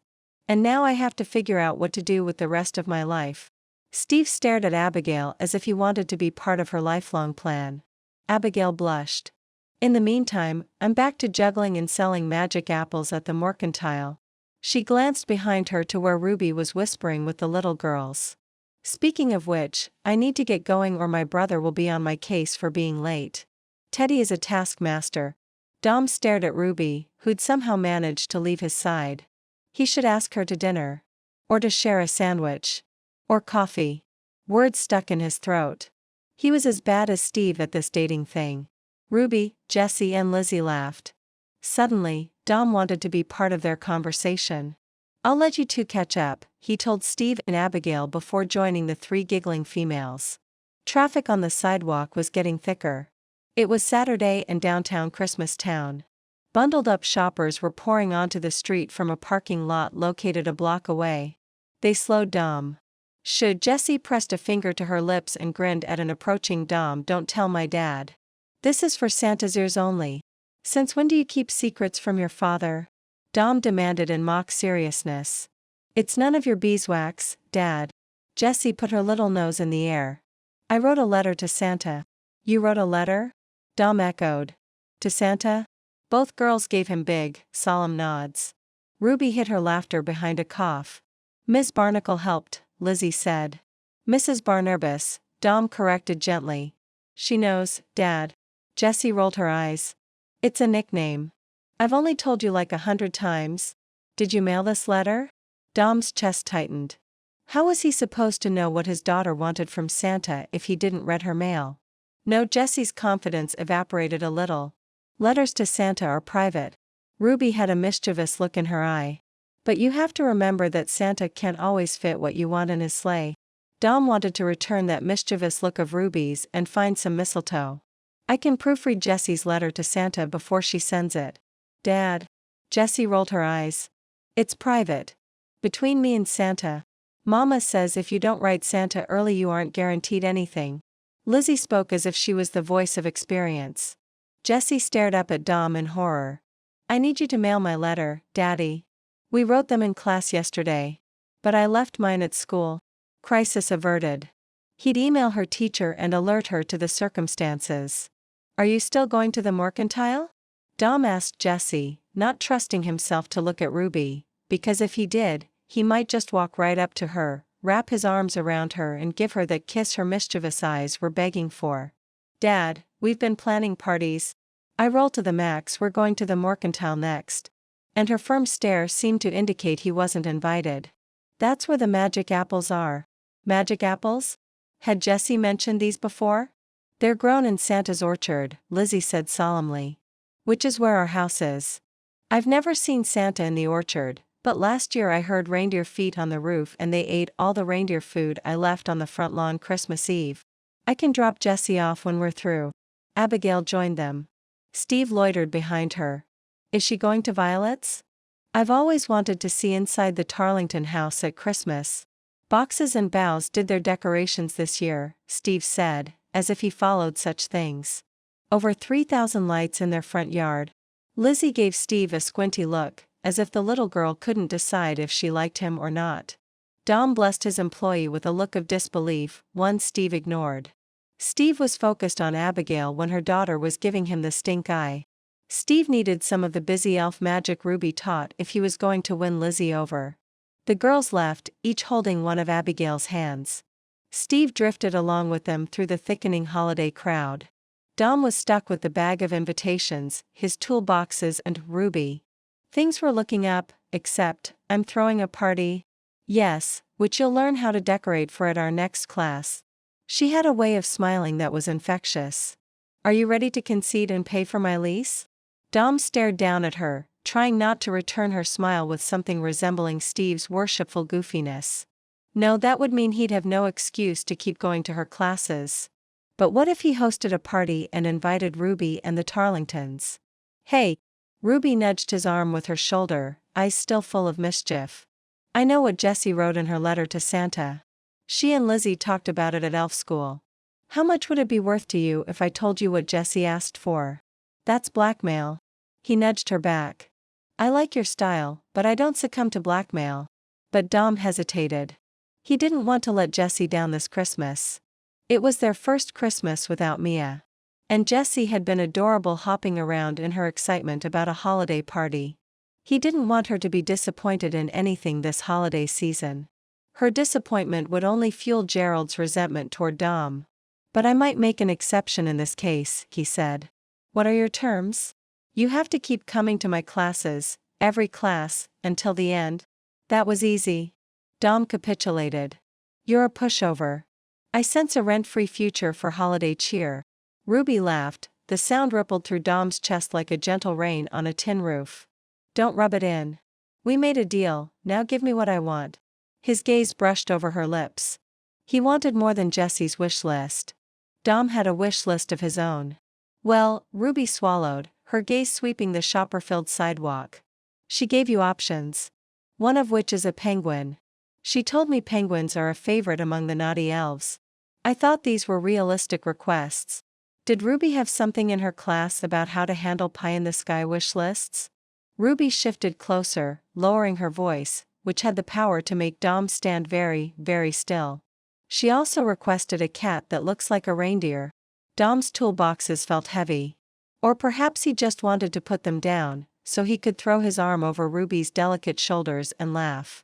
Because laughing with Ruby made everything seem better. There's more? There's more? Her blue eyes sparkled. Her third wish was for a little brother. Unfair. Dom could stand on a crowded street and banter with Ruby all day, not that it was his preference. He imagined she'd be just as fun on the couch next to him watching football. I never should have promised you anything. Those are all impossible wishes. Not necessarily. Stuffed animals are great substitutes. Dockery's has a big supply, and you can always say Santa got his wires crossed. She hesitated. With everything but the little brother. Dom growled deep in his throat. Ruby laughed again, rubbed his arm to console him, and then disappeared inside the Three Elves sandwich shop with her bag of supplies and a jaunty, "See you later." Ruby laughed again, rubbed his arm to console him, and then disappeared inside the Three Elves sandwich shop with her bag of supplies and a jaunty, "See you later." The heavy door to the Three Elves sandwich shop hit Ruby's behind as she made her escape from Dom. That man was dangerous to a woman's oxygen supply. Ruby, come get an apple brownie. Her mother waved to Ruby from behind the sandwich counter. I just bought a box of them from Chloe. Chloe stood near Norma, holding her brownie box and smiling proudly at her sale. Go, me. Since there were few people in the sandwich shop, Ruby decided to give it to her mother straight, stomping closer. Mom, you bought apple brownies from Chloe, but you wouldn't even let me hang a flyer about Santa School in your window? Now I'm calling it Santa School. Ruby blamed it on the lack of oxygen. Her mother bristled with enough force to make her silver-streaked black bangs quiver. If I asked my manager about your flyer, she'd think it was some frivolous hobby. Let one do it and suddenly every drama club fundraiser demands space on the glass. Holiday cheer is not a hobby. Ruby turned to go. Aren't you going to support Chloe and buy a brownie? Mom called after her. No. Ruby charged out of the door. Luckily, Dom was no longer on the sidewalk. What was that all about? Chloe caught up to Ruby a few doors down. She carried her box with only a few brownies left. My mother? She's just so. Ruby didn't want to say it, but she couldn't keep it in. She's just so right. All the time? Not all the time, Chloe said gently. Remember elf school and your busy elves? Okay. Maybe she's not right all the time, Ruby admitted miserably. She'd felt so alive and happy when she'd been flirting with Dom, but why can't my own mother support my dreams? You know, Chloe shifted her box to her hip, glancing back toward the sandwich shop. I think she doesn't want you to get hurt. She strikes me as a woman who's had her dreams knocked down a time or two. Ruby couldn't recall her mother ever having dreams. Regardless, if she cares, she has a hurtful way of showing it. Enough mama drama. Chloe grinned. Did Dom ask you out? No, the wind wasn't brisk enough to cool Ruby's suddenly heating cheeks. Why do you ask? Chloe's grin widened. Because Dom was looking at you like Steve was looking at Abigail. And everyone knew Steve had a crush on Abigail. He'd followed her like a lovesick puppy during the Thanksgiving parade. Ruby had a hard time retaining her composure. Really? I didn't get that at all. Liar, liar, liar. Ruby wanted to hop around the sidewalk happily the way Jessie had done earlier. You can only sell that line to yourself for so long, Ruby Caldwell. Chloe tugged her forward. Come on. If you help me sell brownies to couples in line at the gazebo, I'll help you ask stores to put your flyers for elf school up. It was a fair trade. And based on the positive reaction of store owners, the smart thing to do. Wait until Ruby told her mother. Dom entered the Three Elves sandwich shop after stowing his toolboxes in his work truck and handling an emergency call from an employee in Boston. Elvis was singing about a blue Christmas, which gave the place a big downer vibe. The usual? Norma stacked plastic-wrapped brownies in a basket near her register. Sure. Dom noticed Ruby and the redhead crossing the street down the way. He'd hoped to catch Ruby having lunch. Instead, he'd beat the lunch crowd. Can I interest you in an apple brownie for dessert? Norma waved her hand over the basket like a game show hostess revealing a prize. They're from Santa's orchard and quite tasty. Only $5 each. No, thanks. Dom got out his wallet to pay for his sandwich. I knew these brownies were a mistake. Norma punched the cash register keys as if they deserved punishment. That was extreme, even for Norma. Dom cast one more glance Ruby's way and took a guess at the reason for Norma's mood. Did you have a fight with Ruby? Norma stared at Dom like he was a spider in need of crushing beneath her boot. I might ask you the same question. I saw you outside chatting it up with my daughter. We don't exactly fight. Dom put on his most reassuring smile, the one he used for corporate clients. We just disagree on the same thing repeatedly, my Christmas spirit or lack thereof. She nags me about that, too. Norma sighed, moving down the counter and gathering the ingredients for his sandwich. But it goes beyond Christmas. We disagree on everything. That must make it hard at the holidays. She's a good girl, but she reaches too high, and she misses her father, who loved Christmas like nobody's business, the clueless sap. Norma gave Dom an extra serving of dressing on his turkey sandwich. My son is deployed in Japan. I don't see him ever. She huffed. That boy doesn't know how to call, text, or email, and it's not like we're fighting, like the Tarlingtons were rumored to be. He's just got his life and he's leaving me to mine. All Ruby and I have are each other and... Never mind. It sounded like Norma was lonely. Norma, if I were to have a Christmas party, would you come? He almost hoped she'd say no. Norma didn't look up from her sandwich making.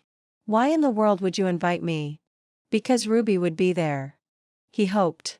Are you inviting me to ask me about Tarlington gossip? She cut his sandwich in half with one stroke of an 8-inch chef's knife. Should I? She scoffed. Don't waste your breath. I stopped being friendly with them on Christmas Day 22 years ago. I wouldn't know why they didn't talk to their only child. But she sniffed after that statement the way folks did when they lied.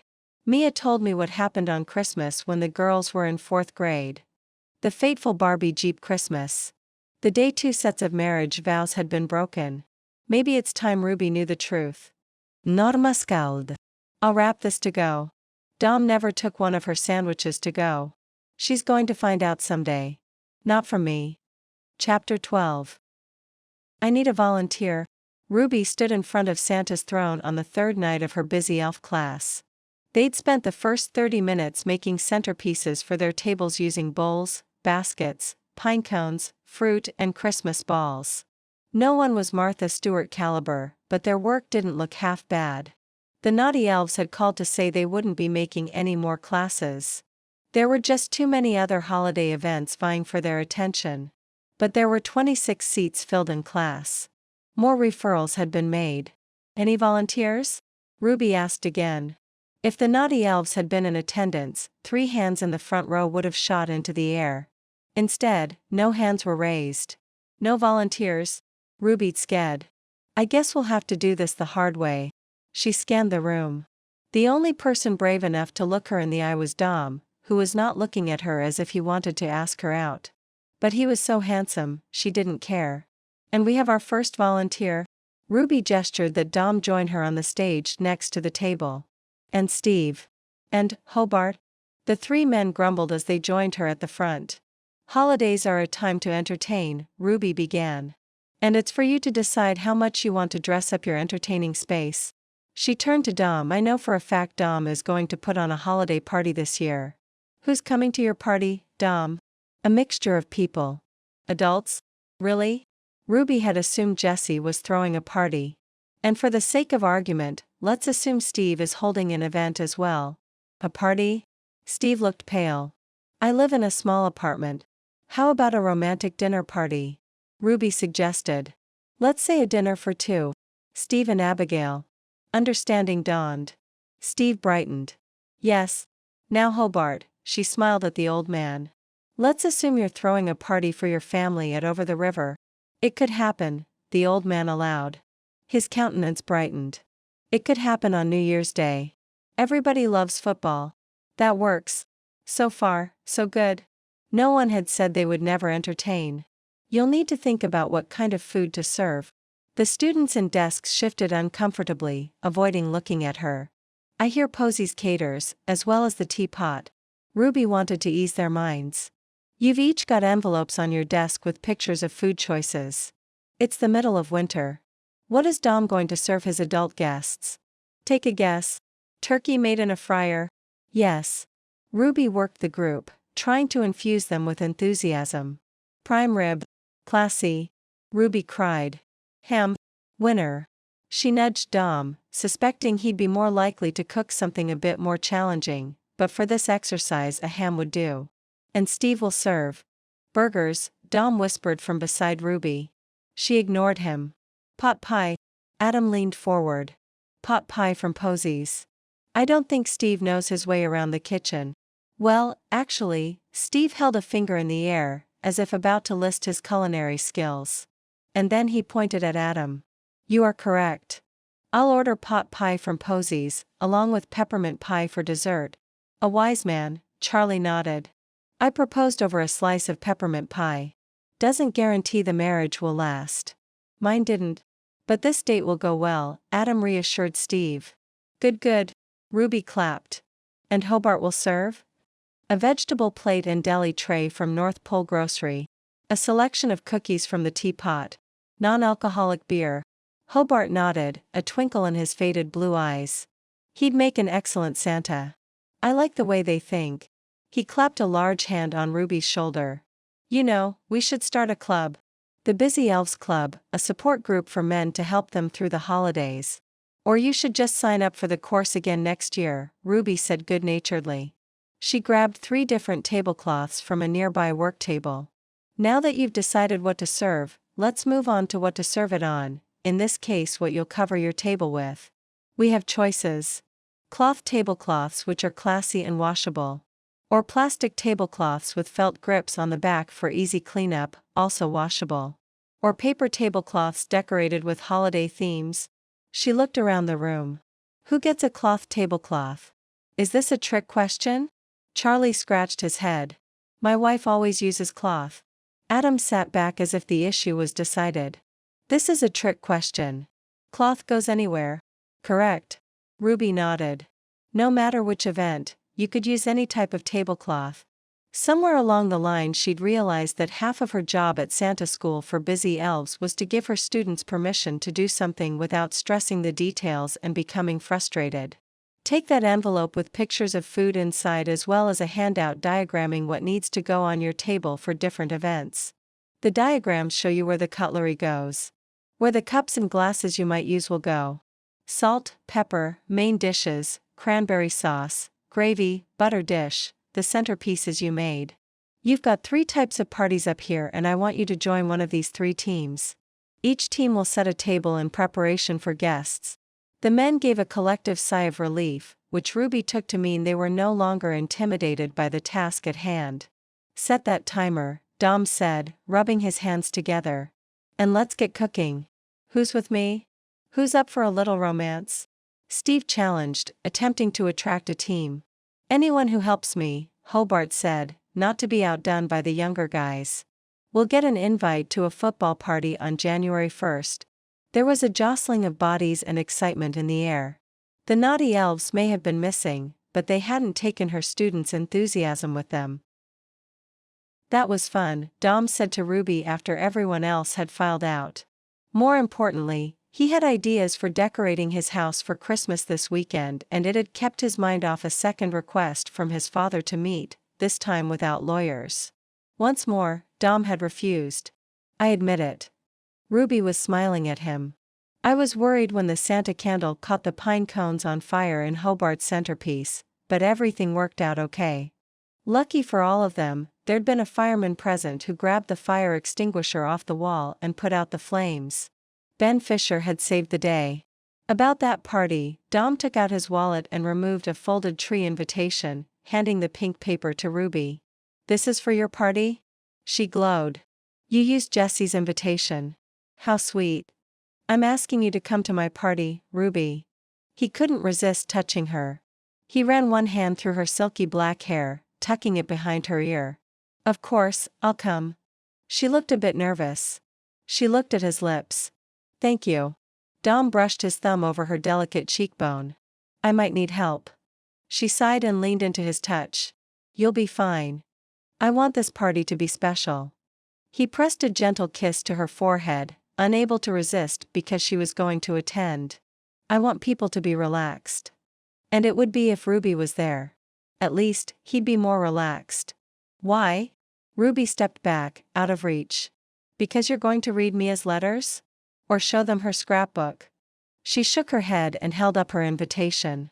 This is a Christmas tree, Dom. An invitation to a Christmas party. That means there's supposed to be laughter and good cheer. There can be. If I do this right. She wasn't smiling. The light that normally emanated from her dimmed. Let the holidays pass. Talk to the Tarlingtons. Get their support. I promise de Mia. He wouldn't back down. He took Ruby's hands. They were small and cold. He gently drew them to his chest, drew her back to him. Don't you want to know what Mia had to say? At the end? About you. He latched onto her hesitation, finally understanding. You're right. Of course, you're right. I'll let everyone know that I need closure, that I'll be saying a few words about Mia. This, at least, was the truth. Tenderly, he rested his hands on her shoulders. I have to do this. I promised her. I can't just leave that book in a cupboard. And the letters along with them. Oh, Dom. Ruby understood promises. And maybe she still loved Mia, not the way Dom had, but the way she had when they'd promised to exchange gifts on their 16th birthday, before Gerald threatened Mia with silence and a hurt Mia withdrew from everyone. And Jessie wants that party. Dom tore his gaze from Ruby's pretty face, knowing he shouldn't say more, but unable to keep quiet or keep from looking at her as he said, someday, her biological dad is going to show up and I want Jessie to know I tried my best. I may not be the man with the most holiday cheer, but I will put on a Christmas that makes her happy. Oh, Dom. The words came out on a sigh. And later? On another day, after the Tarlington and Caldwell secrets had been aired. He swallowed thickly, and whispered, we could go out on a date. Oh, Dom. She understood there was chemistry between them. I'd like that. When you're ready. She understood he had to achieve closure with Mia. It was her understanding that got to him. She had a big heart, an open nature, and a way of seeing the world as if it was full of delights. For him, a man used to guarding secrets and intentions, she was a breath of fresh air. Just thinking about her made his steps lighter. Just being in the same room made him smile. If she embodied the best of the holiday spirit, he wanted to live up to her expectations. Because he'd fallen for her. How could that be? They hadn't even kissed.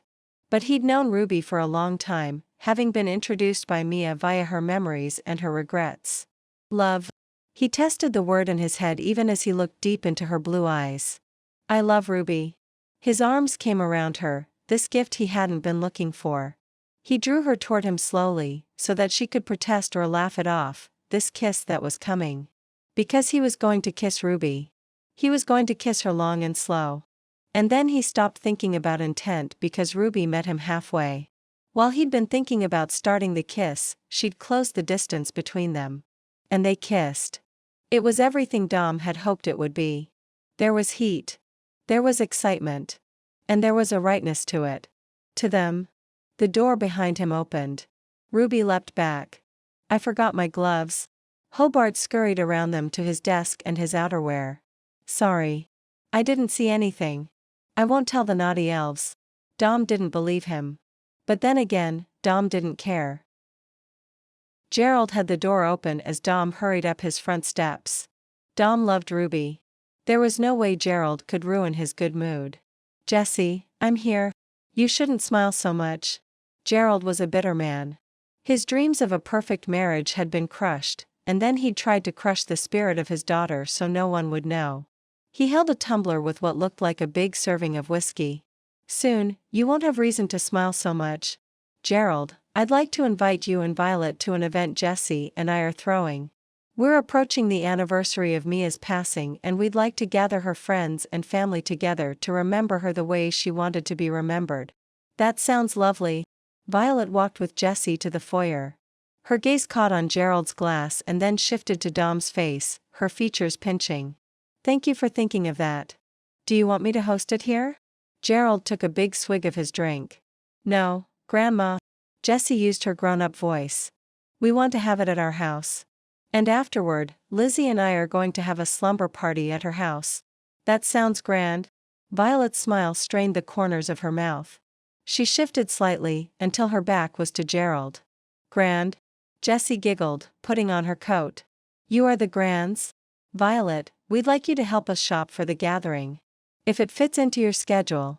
Tears welled in Violet's eyes. I'm touched. Dom hugged her. And while he was hugging her, Jessie wrapped her arms around Violet's legs. We love you, Grandma. Violet succumbed to tears, gentle sobs that she told them both to ignore. I'm just so happy. I'm happy that you're here and that we're a family again. Gerald stomped toward his office. Don't mind him. Violet wiped her eyes and then hugged them both again. This is going to be a Merry Christmas. We all deserve a Merry Christmas. Dom took Jessie's hand. Yes, we do. A holiday that leads to new beginnings in the new year. With Jessie in a new class. With Ruby in his life. I've got to warn you, we have nothing to throw a party. We'll need tablecloths and napkins and serving trays and Santa decorations. Jessie hopped on one foot. I love Santa decorations. She stopped hopping and looked around. Why don't you have any Santas in here, Grandma? I choose not to celebrate Santa. For me, Christmas is about the season, about the message of making peace with others, and about feeling at peace with yourself. She brushed a wayward blonde lock from Jessie's forehead. I would be honored to go shopping with you. Gerald's office door slammed. That went well, Dom said to Jessie when they were in the truck. Except for the door slam. Jessie buckled herself in. But I didn't hear Grandpa use his bad dog voice. Maybe he's beginning to like me. Dom stared at Jessie. Jessie stared at Dom. Nah, he said. No way, she added. They chuckled. The snow fell. And Dom had a glimpse of a picture-perfect life.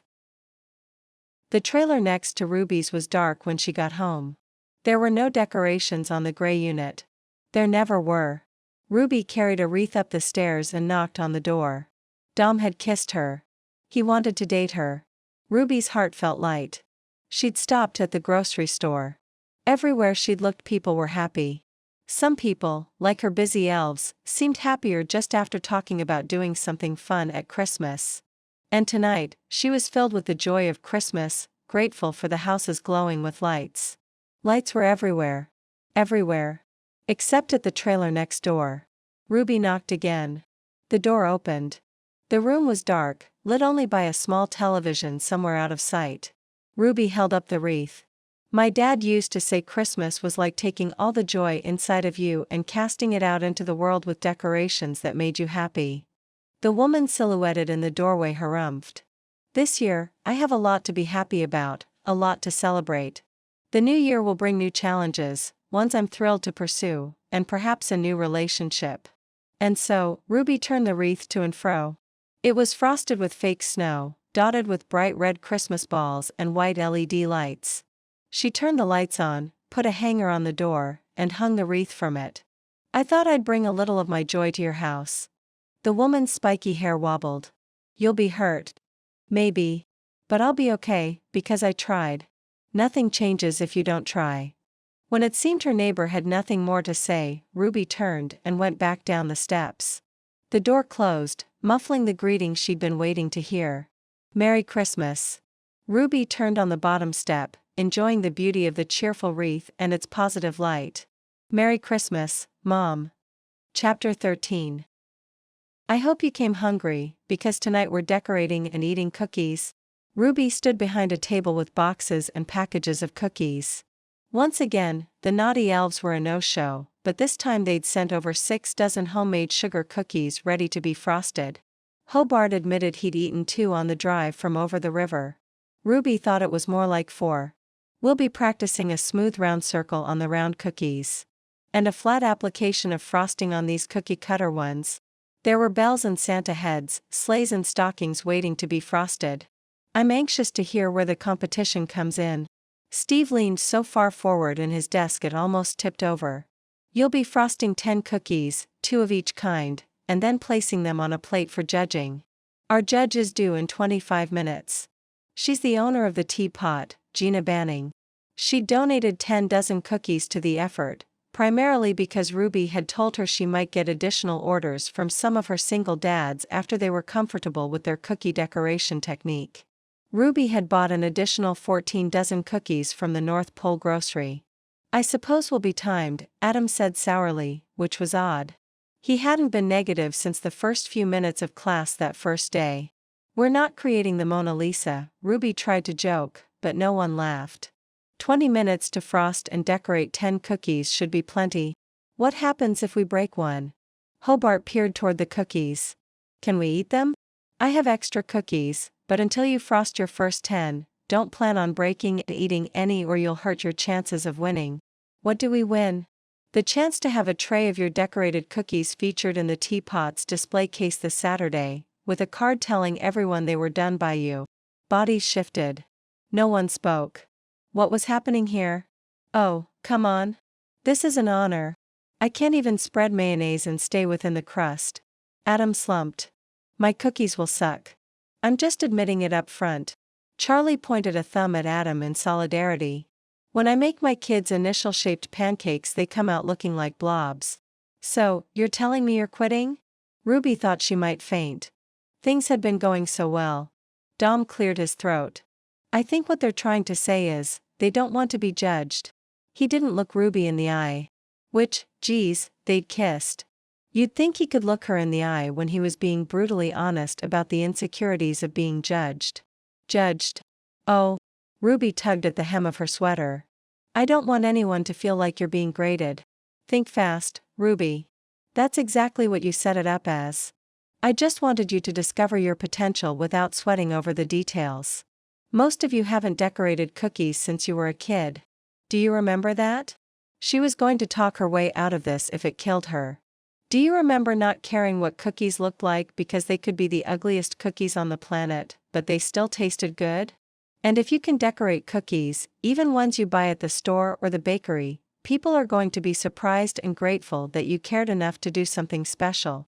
How about this? Dom straightened, looking Ruby directly in the eyes this time.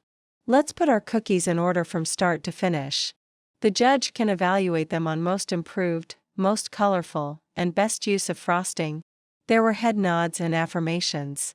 What a fabulous idea, Dom. She barely kept herself from running to his seat and hugging him. We can figure things out if we work together, Hobart said, trying hard not to smile and failing miserably. We're the Busy Elves and we've got your back. Ruby choked up. They didn't realize how important their approval was to her. But Dom did. He was smiling at her the way he had right before he'd kissed her the other night. Well, Ruby blinked back tears. You've got diagrams and basic instructions in your handout. Let the cookie decorating begin. 40 minutes later, Gina showed up carrying a drooling blonde baby. Sorry I'm late. My sitter canceled, and my husband was called away to the carousel house. Her husband being the mayor. Can you hold Emma for me? Thankfully, the little darling came willingly into Ruby's arms. Ruby explained the new rules and Gina went right to work, sorting plates the way Gus, Barty and Marv at the Christmas Town workshop sorted dominoes. And then Gina turned and smiled at Ruby's Busy Elves. Most improved is Adam. Yes. Adam punched his fists in the air. She held up a second plate. Most colorful is Charlie. Charlie turned to Steve. I told you stripes on everything would pay off. He'd used neon yellow and hot pink piping on all his cookies. Word, Steve said, fist bumping Charlie. And best frosting technique. Gina reached for another plate. Hobart. Hobart got to his feet, walking stiffly to the stage. I think I might cry. You like me. You really, really like me. And now we eat, Ruby announced, bouncing little Emma and smiling at Dom. I keep telling you to save your money and eat at home. Ruby's mom was in fine form today, but not so grouchy that she didn't say thank you when Ruby put a few dollars in the tip jar. Your downsizing is about to turn into a firing. How could Mom be grouchy when Keith Richards was singing about Rudolph and her daughter was glowing? Ruby had a date with Dom and Jessie Saturday morning at Frosty's. Had the wreath Ruby had given her mother done nothing for her mood? I'm closing that chapter of my life, Mom, and focusing on holiday cheer. Mom made a sound that was half wail, half snort. Holiday cheer is having a good month, Mrs. Caldwell. Chloe sifted through the remaining brownies, checking the date on the sticker she'd put on the back. I'm going to buy these back from you, unless you want me to switch them out for fresh stock. Switch them out. There was less bite to Norma's tone. I sold all but the last 3. My boss was impressed. They're good. Chloe tooted her own horn. I can't keep them in stock at the mercantile. Not to be outdone, Ruby said, speaking of can't keep in stock, I sold out Elf School for the recreation department. They asked me to create special holiday programs throughout the year. And Sadie is rocking the Mrs. Claus hotline. Ruby owed the naughty elves big time. That's fantastic, Chloe gushed, watching Ruby's mother to see if she'd agree. Nothing. Ruby tried again. And I'm going to announce a special Valentine's Day program for late January. I'll have one for my Busy Elves and one exclusively for women. She'd be distributing flyers around town after the new year, with a special set going to the single-parent support group. Who needs help thinking of something romantic? Mom drowned Chloe's salad in dressing. Why would anyone pay for that? You'd be surprised. Ruby couldn't get the chip off her shoulder or the defensiveness out of her tone. Did I tell you the Mrs. Claus hotline is doing so well, I'm going to carry it over to the new year. I'm calling it the Cupid hotline. Cupid? Mom said derisively, adding croutons to the salad. Stupid, more like. How can Cupid and romance advice possibly help you make ends meet every month? Ruby's gut clenched. She didn't know if her business could support her. She'd been so excited about her enthusiastic students and new business opportunities, that she hadn't considered the bottom line. It's a great idea, Mrs. Caldwell, Chloe said. I'm sure Ruby will have no trouble finding someone to man the Cupid hotline, since Sadie is leaving after Christmas. Mom's head snapped up. I know lots about romance. Mom wants to work for me? Ruby didn't dare look at Chloe for fear she'd laugh. Mom, if you ran the Cupid hotline, you couldn't tell people what you really thought of them. Sensitive, she was not. Her mother huffed. I'm very sensitive. Everyone says so. At a booth nearby, Ben Fisher laughed. Noticing Norma's glare, he quickly came up with an excuse. Someone just sent me a funny text with a kitten gif. Chloe took a chocolate milk out of the cold case, carefully not engaging either side, Ruby's or Norma's. Now Ruby knew what her mother felt like when she believed Ruby was chasing a pipe dream. She had to put a stop to this. Mom, you've done nothing the past 3 years but complain that my business is a hobby. Why the change of heart? What makes you want to work for me? Her mother's gaze drifted toward a table beneath a speaker at the back. A burly man wearing a black leather vest and motorcycle boots sat eating pierogies. You're dating? Ruby barely kept the question to a whisper. Chloe choked, sending chocolate milk squirting out her nose. Sorry. She wiped at her face. It went down the wrong pipe. She coughed her way out of the conversation. Ben's shoulders shook with silent laughter. Scowling, Mom slapped her hands on the sandwich counter. Why is it so hard to believe that I've caught the love bug? The air was thick with tension. It filled Ruby's ears, drowning out Keith Richards. Because you're more likely to stomp on the love bug than embrace it. You owe me a chance, Ruby. Mom's chin jutted. At Cupid and that. She nodded toward the pierogi-eating motorcycle man at the back. I do. You do. Chloe finished wiping her face. You have to give family a chance. Always. That sounded like something Ruby's father would say. Okay. Ruby knew she was going to regret this. But first, you have to come help me at Santa school on Thursday, which means you have to be nice and helpful and considerate of the feelings of others. Piece of pudding. It was the last class. How bad could her mother screw things up? How bad could her mother screw things up? All too quickly, Santa school for Busy Elves was coming to a close. And Ruby still didn't have her finances worked out. She was hoping Dom could help her after class, along with passing out some reassuring kisses. Gentlemen, we're in our last week of class. As of today, you've got 7 shopping days until Christmas. Who's bought a gift already? Ruby counted 5 hands in a class of 26. Nonetheless, nearly every man looked sick to their stomach. This was why the class was important. Ruby could make the holidays fun for all. Everyone has a pencil and paper.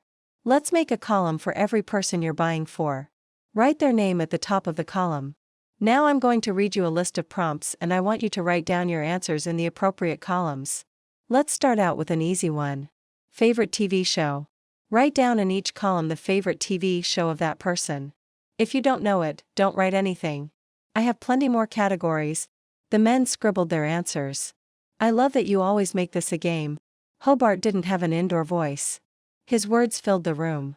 Is there a prize for an answer in every column? My eternal praise? That'll do.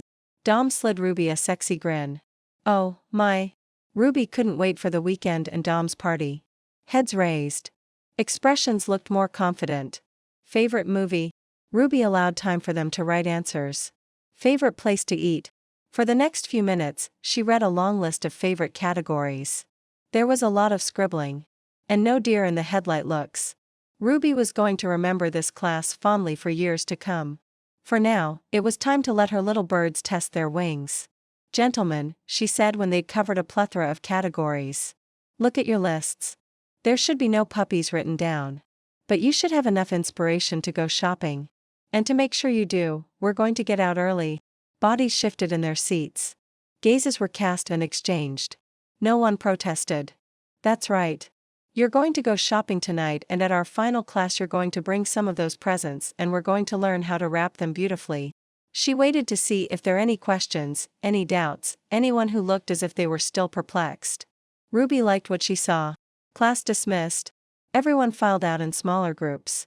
Everyone but Dom, the gorgeous man with the head for business. I was wondering when we could squeeze in some time together. He left his coat at his desk and walked up to her. No, although that had merit, too. This has been such a great class and I have some ideas to expand, but, might just as well confess. I don't know if holiday cheer can support me year-round. He stepped back and looked her up and down. You're serious? You want to talk business? Yes. She nodded her fingers. He chuckled. I'm sorry.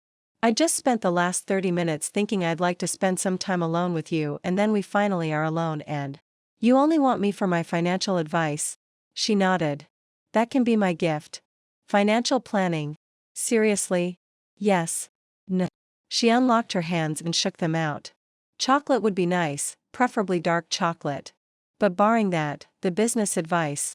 Her last day at the hospital was Thursday and reality was headed her way fast. Okay. Dom sat at Hobart's desk in the front row. Have a seat and show me the money. I don't have income figures. Her fingers nodded once more, and she sat across from him. Everything is so new. Let's start with the simple stuff.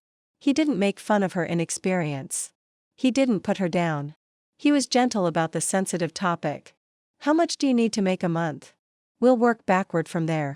30 minutes later, Ruby wasn't in a puddle of tears on the floor. I have my work cut out for me. Yes, you do. Dom reached for her hand. It would help if you had free office space next year. Don't even think about it. Ruby's voice turned stern. It was a stupid bet and I'm not holding you to it. To do so would be to go against the spirit of Christmas. But you won? She'd suspected as much, but he hadn't admitted it before. Ruby's heart swelled. We've got a tree up and decorations, he continued. I've been singing Christmas carols with Jessie. Your classes have helped me give her a special Christmas. I'm glad. For both Dom and Jessie. But I have to do this on my own. I understand. His eyes were a warm brown, full of empathy. You can do it. You can do it if you hustle and add another revenue stream. Adult classes, classes for kids, a seasonal hotline, and… Her gut clenched. You're thinking about hurdles instead of opportunities, Dom said in that supportive voice of his. Thank you. She kissed the back of his hand. It's all a risk. But he believed in her the way Chloe did. Her heart felt full when he was near. She was falling for him, plain and simple, which was as risky as her business because he still had emotional ties to Mia. You just have to remember to think about the positives, not the potential pitfalls. He covered their joined hands with his free one. Always focus on the future and the positive. Thinking about the risks of business can destroy your dreams. The risks were bankruptcy. The B word gave Ruby the chills. Darn right, she didn't want to think about that. She wanted to think about a future that was secure, perhaps one with Dom and Jessie. The idea took root in her chest and spread like warm wildfire. They'd come to Christmas Town and Dom hadn't wanted to adopt the local traditions, but he had and he seemed happy. Everyone who visited Christmas Town should walk away with such happiness. Ruby gasped. One-day clinics. One-day Busy Elf clinics.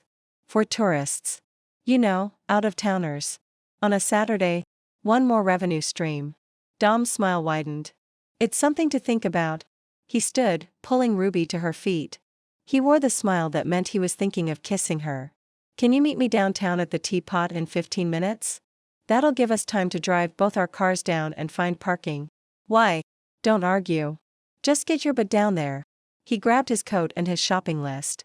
15 minutes later, Ruby held a cup of hot chocolate in a paper cup just inside the door of the Teapot and watched the line of couples moving slowly through the gazebo on the town square. The snow was falling and the town was lit up with lights. It was spectacular. Her future was spectacular. If she could just be patient and work through the unknowns.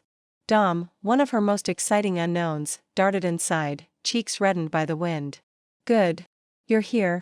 He tugged her outside and toward the line at the gazebo. I had trouble finding a parking space. What are you doing? Where are we going? He couldn't mean to. I keep hearing about this local tradition and I have to give it a try.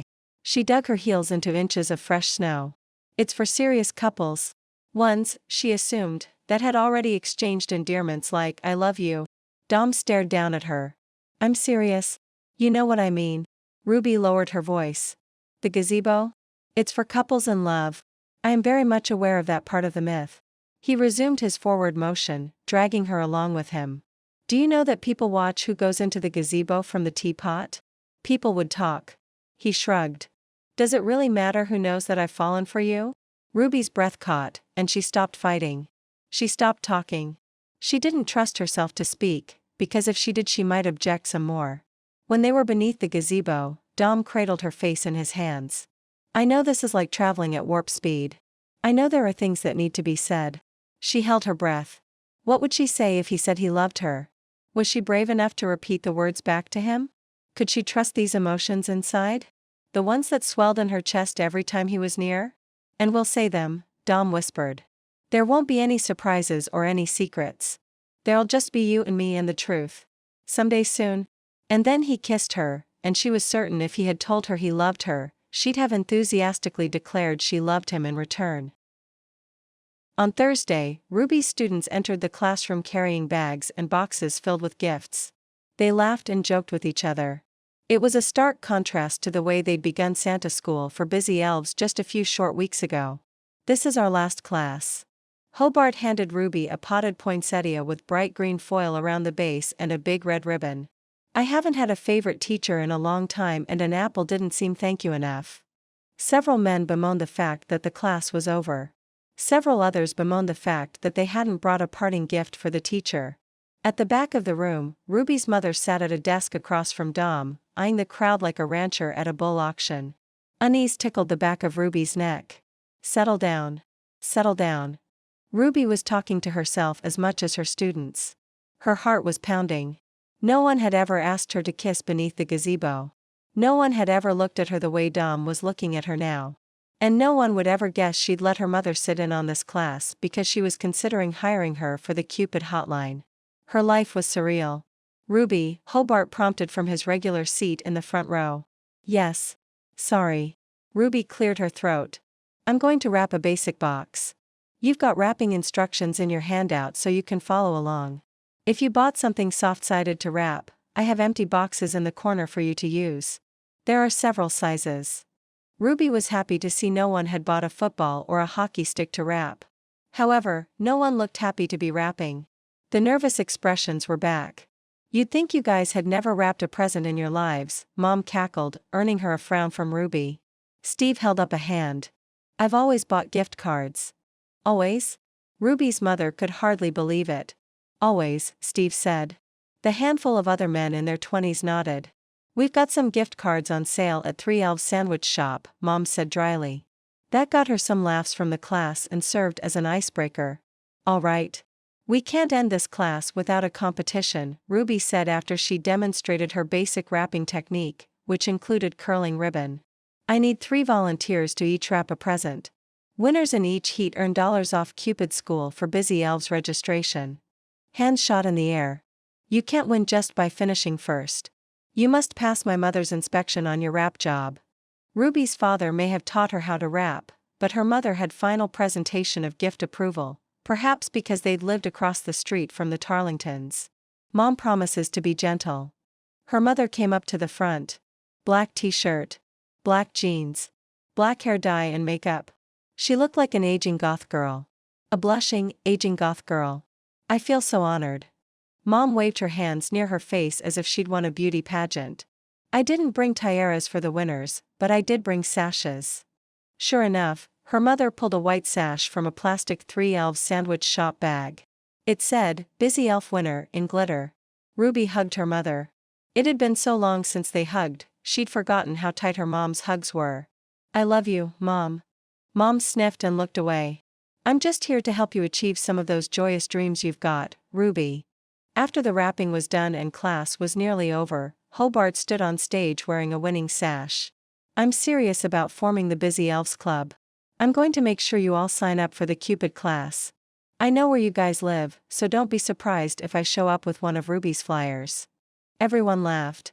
In Christmas Town, nearly everyone knew where everyone else lived. I can't tell you how proud I am of everyone. And I can't tell you how grateful I am that you all seem to have a good time. Ruby passed out Santa School for Busy Elves certificates of completion. Congratulations on passing Santa School, my Busy Elves. I wish you all a very Merry Christmas. There were choruses of Merry Christmas, hugs and promises to sign up for Cupid School. Mom and Dom stood on either side of Ruby in support. It would have been the perfect ending to a perfect day, if not for the man who walked in when the bulk of people had left. Art? Ruby was shocked to see her boss from the hospital. Her ex-boss. What are you doing here? Art pulled off his blue knit cap. His bald head gleamed in the fluorescence. I know today was your last day at Christmas County Memorial. Ruby nodded. She'd cleaned out her desk before lunch and met with Human Resources, turning in her badge. Her department had taken her to Posey's for a going-away lunch. But I wanted to update you on a management decision. He smiled. It was the same awkward smile he downsized her with nearly 4 weeks ago. We've decided to keep you. Ruby's knees buckled. Dom slipped an arm around her waist, propping her against him. Full-time? Mom demanded. Art nodded, turning the knit cap around in his hands. Ruby didn't have to make holiday cheer a thriving business right away. If she went back full-time, she wouldn't need to do much more than hold quarterly classes for the Busy Elves. There'd be no stress about making money. No worry about making rent.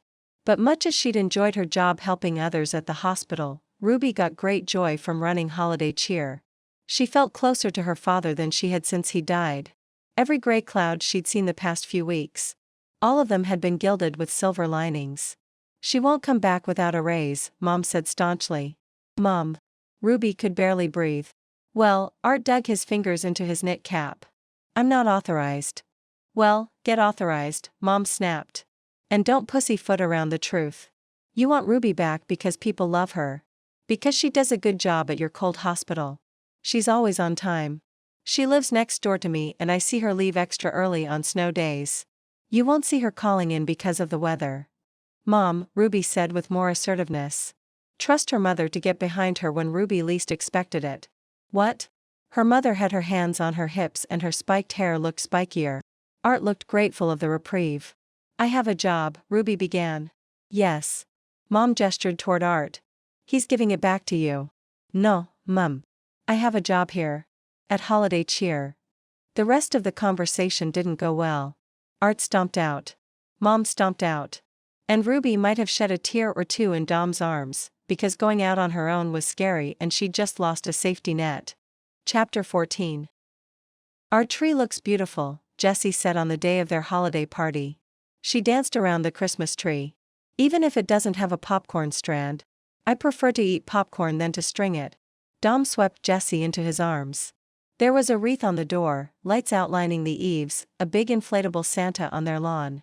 Garland wrapped the interior living room windows. The kitchen table had a bowl filled with glitter-frosted pine cones at the base of a stuffed Santa Claus. A Santa-themed advent calendar hung from the wall.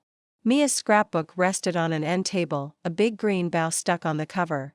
Even if it wasn't the all-out holiday splash made by the Tarlingtons, it was more decoration than Dom had ever experienced inside a house he lived in. And it made Dom and Jessie happy. And it was all because of Ruby. "Are you having a good Christmas?" Dom pressed a kiss to Jessie's cheek. "The best ever." She pointed to a large Santa cookie jar on the coffee table. "We have Santa everywhere." Dom spun her around. He was incredibly happy, and today he was wrapping up Mia's last wishes in a way that was loving and kind to everyone who knew her. Later, he hoped to sit with Ruby gazing at his tree and tell her exactly how he'd come to be Jessie's dad, including the details surrounding his marriage to Mia. Time to get the food ready, because soon their guests would be arriving. Dom lined up the warming trays on the kitchen counter. He prepared food to the tune of Jessie's off-key Christmas carols. Meatballs, stuffed mushrooms, squares of cheese. He arranged crackers in a fan on a plate. People began to arrive. Steve, Abigail and Lizzie. Mia's parents, although Gerald scowled at everyone. Ruby, who danced with Jessie and Lizzie in front of the Christmas tree. Norma, who brought a big dude named Sammy, who wore a Santa hat and a black leather vest. Norma and Sammy steered clear of Violet and Gerald. The stuffed mushrooms were gone, as were most of the meatballs and 2 bottles of wine. Steve had his arm around Abigail's shoulders, beaming as if he'd won one of Ruby's Santa school challenges while she bid everyone farewell and gathered the girls for their slumber party. Once they'd left, Dom knew it was time. Dom went to the corner of the living room and picked up Mia's scrapbook, holding it close to his heart. "Can I have your attention, please?" Ruby came out of the kitchen, a soft smile on her face. She linked her arms with her mother. Gerald stood near the tree. His disapproving expression hadn't changed since his arrival. Everyone here knew Mia and loved her. The scrapbook felt heavy, as if Mia's very soul was contained there. He explained about the photos in the scrapbook and how they'd given Mia comfort during her final days. "She wrote letters to each of you." He took them out of the back of the scrapbook and set them on the coffee table near Santa. "Gerald and Violet." "Norma." Dom met Ruby's gaze. "And you, Ruby? I want no part of this." Gerald marched toward the door. "My daughter told me what she thought of me the day she left." "Violet, come on." Violet didn't move. She held a wine glass, white-knuckled. There was longing in her gaze, which was focused on the letters. "I'm not asking you to read them. I know you have to be brave to do so." Dom looked to Ruby and her soft, understanding expression. "I'm not going to read them to you. I just wanted you to know that you can look into a window, into the good memory she chose to focus on at the end. You make it sound as if you loved her." Gerald snatched his beige corduroy coat from a hook. Holding it by the collar, he shook it at Dom. "You didn't." "I did." Dom felt gutted. "I loved Mia." "Gerald." Violet stepped forward. "Not now. Let me tell you about this man," Gerald said in his bad dog voice. He sneered at everyone. Dominick Decker. He's only after money. He took everything my daughter had. And he started taking it from the moment he met her. Somewhere deep inside Dom, somewhere he hid things he wasn't proud of, something curled into a defensive position. Gerald, before you say something you'll regret, something they'd both regret. Please look at the letter she wrote you. Gerald laughed. Ruby came to stand next to Dom, taking his hand. Dom stared down at her, at the big-hearted woman he'd come to love. He'd wanted to choose the time and place to tell her about his past. Would she still stand by him if Gerald beat him to it? Gerald. Violet tried to calm her husband down. What harm will come from reading what Mia had to say to us? What harm? Gerald's words bounced from the ceiling. He thrust his finger in Dom's direction. He poisoned her against us. I think you're the one with the poison vial, Norma muttered.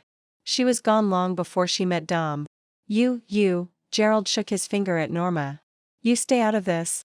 Norma scowled and narrowed her eyes until they looked like line-drawn black slits in her scrunched face. Violet picked up the envelope addressed to her and moved toward the Christmas tree to read it. After a moment's hesitation, Ruby picked up hers. You aren't Jessie's father. Gerald threw his jacket on the floor. You're a paid placeholder. A charlatan, out to swindle my daughter from her money. His father-in-law's face was fiery red. His eyes bloodshot. Within days after you met, Mia paid you for the right to put your name on Jessie's birth certificate. The room spun. Somehow, Dom managed to stay upright. Dom? Ruby's face was white. She clutched the unopened envelope in her hand. It's true. Gerald jumped at the chance of an audience. I hired a private investigator. I know all about how Dominick swindled my daughter. She wrote him a large check a few weeks after Jessie was born. She co-signed loans so he could buy businesses. So many businesses. When did you plan to stop? Gerald swayed, a drunk coming down from a high. And I know about the check on your wedding day, which was only 3 weeks before my daughter died. I know it looks bad, Dom said weakly to anyone who would listen, to Ruby most of all. I loved Mia. We lived together for years before we were married. Lots of people do that. Dom squared his shoulders. This would all be explained if you'd read Mia's letter, Gerald. Mia had known her father well. She'd known spoken words wouldn't sway him. But Ruby was right. Gerald couldn't argue with a letter Mia had written. He could still be bitter, but he couldn't argue. Lots of couples live together outside the bonds of marriage. Gerald brushed Dom's request aside. Which is convenient, since lots of women get swindled by a Romeo. There was no stopping Gerald. He'd been waiting a long time, perhaps since Mia had stopped talking to him, to get this out. Ruby stared at Dom with questions in her eyes. Those questions. They gutted him. This isn't about Dom. Violet's voice was shaky. This is about us. Oh, here we go, Norma muttered, eschewing Sammy's attempt to draw her in his arms. Instead, she snatched up the envelope with her name on it. Or more accurately, this is about me. A single tear tracked down Violet's face. She turned to Ruby, who was probably the only one in the room besides Norma's date who didn't know the truth. 22 years ago, I had an affair with your father. Mia found us in Bob's Jeep on Christmas morning when she ran across the street to find you. Mom? Ruby's voice sounded small. It's true. I saw Mia from the kitchen window. From the shocked look on Norma's face, she hadn't been expecting a confession from Violet. Mia was carrying the little Barbie Jeep. It was a mistake. Violet crushed her letter to her chest. Shut up, Vi. Gerald shouted, shaking his fist. No. I've been quiet for too long. Violet threw her shoulders back, her faded beauty still regal. I've been trapped too many years with you. First because you threatened to bar me from ever seeing my daughter if I divorced you. And then when Mia tried to defy you and tell Ruby, you threatened to bankrupt me and make me homeless. Violet gasped for air. I stayed out of guilt after she left.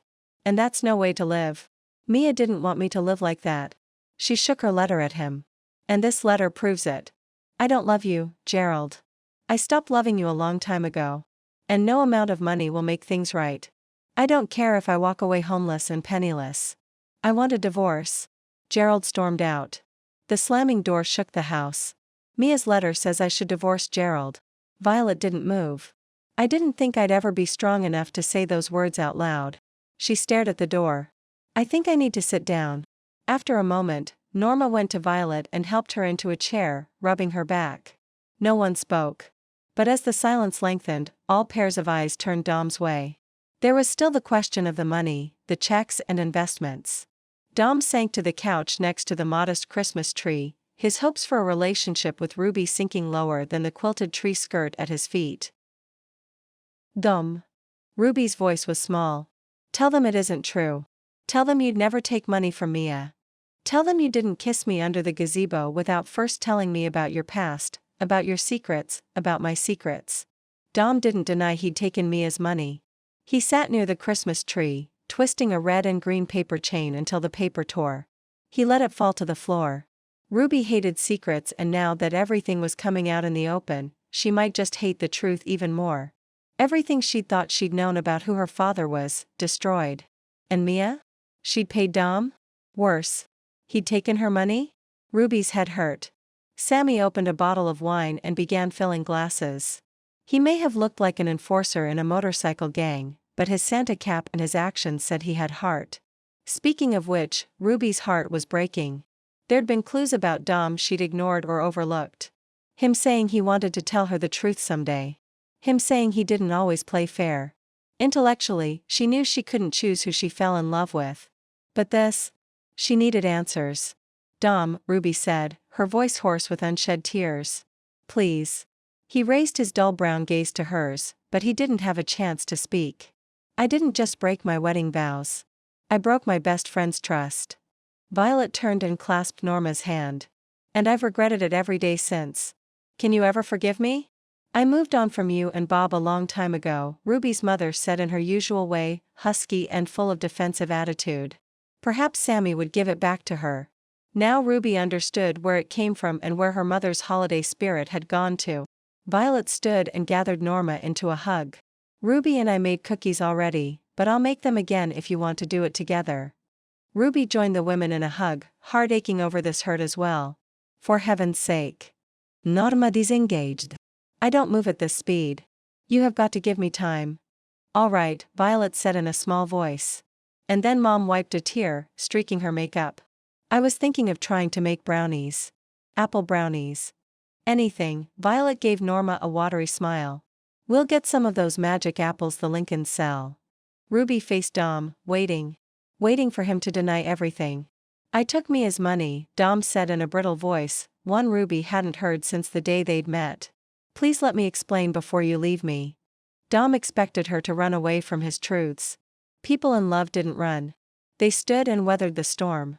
Ruby stood, but inside she was a mess, an absolute mess.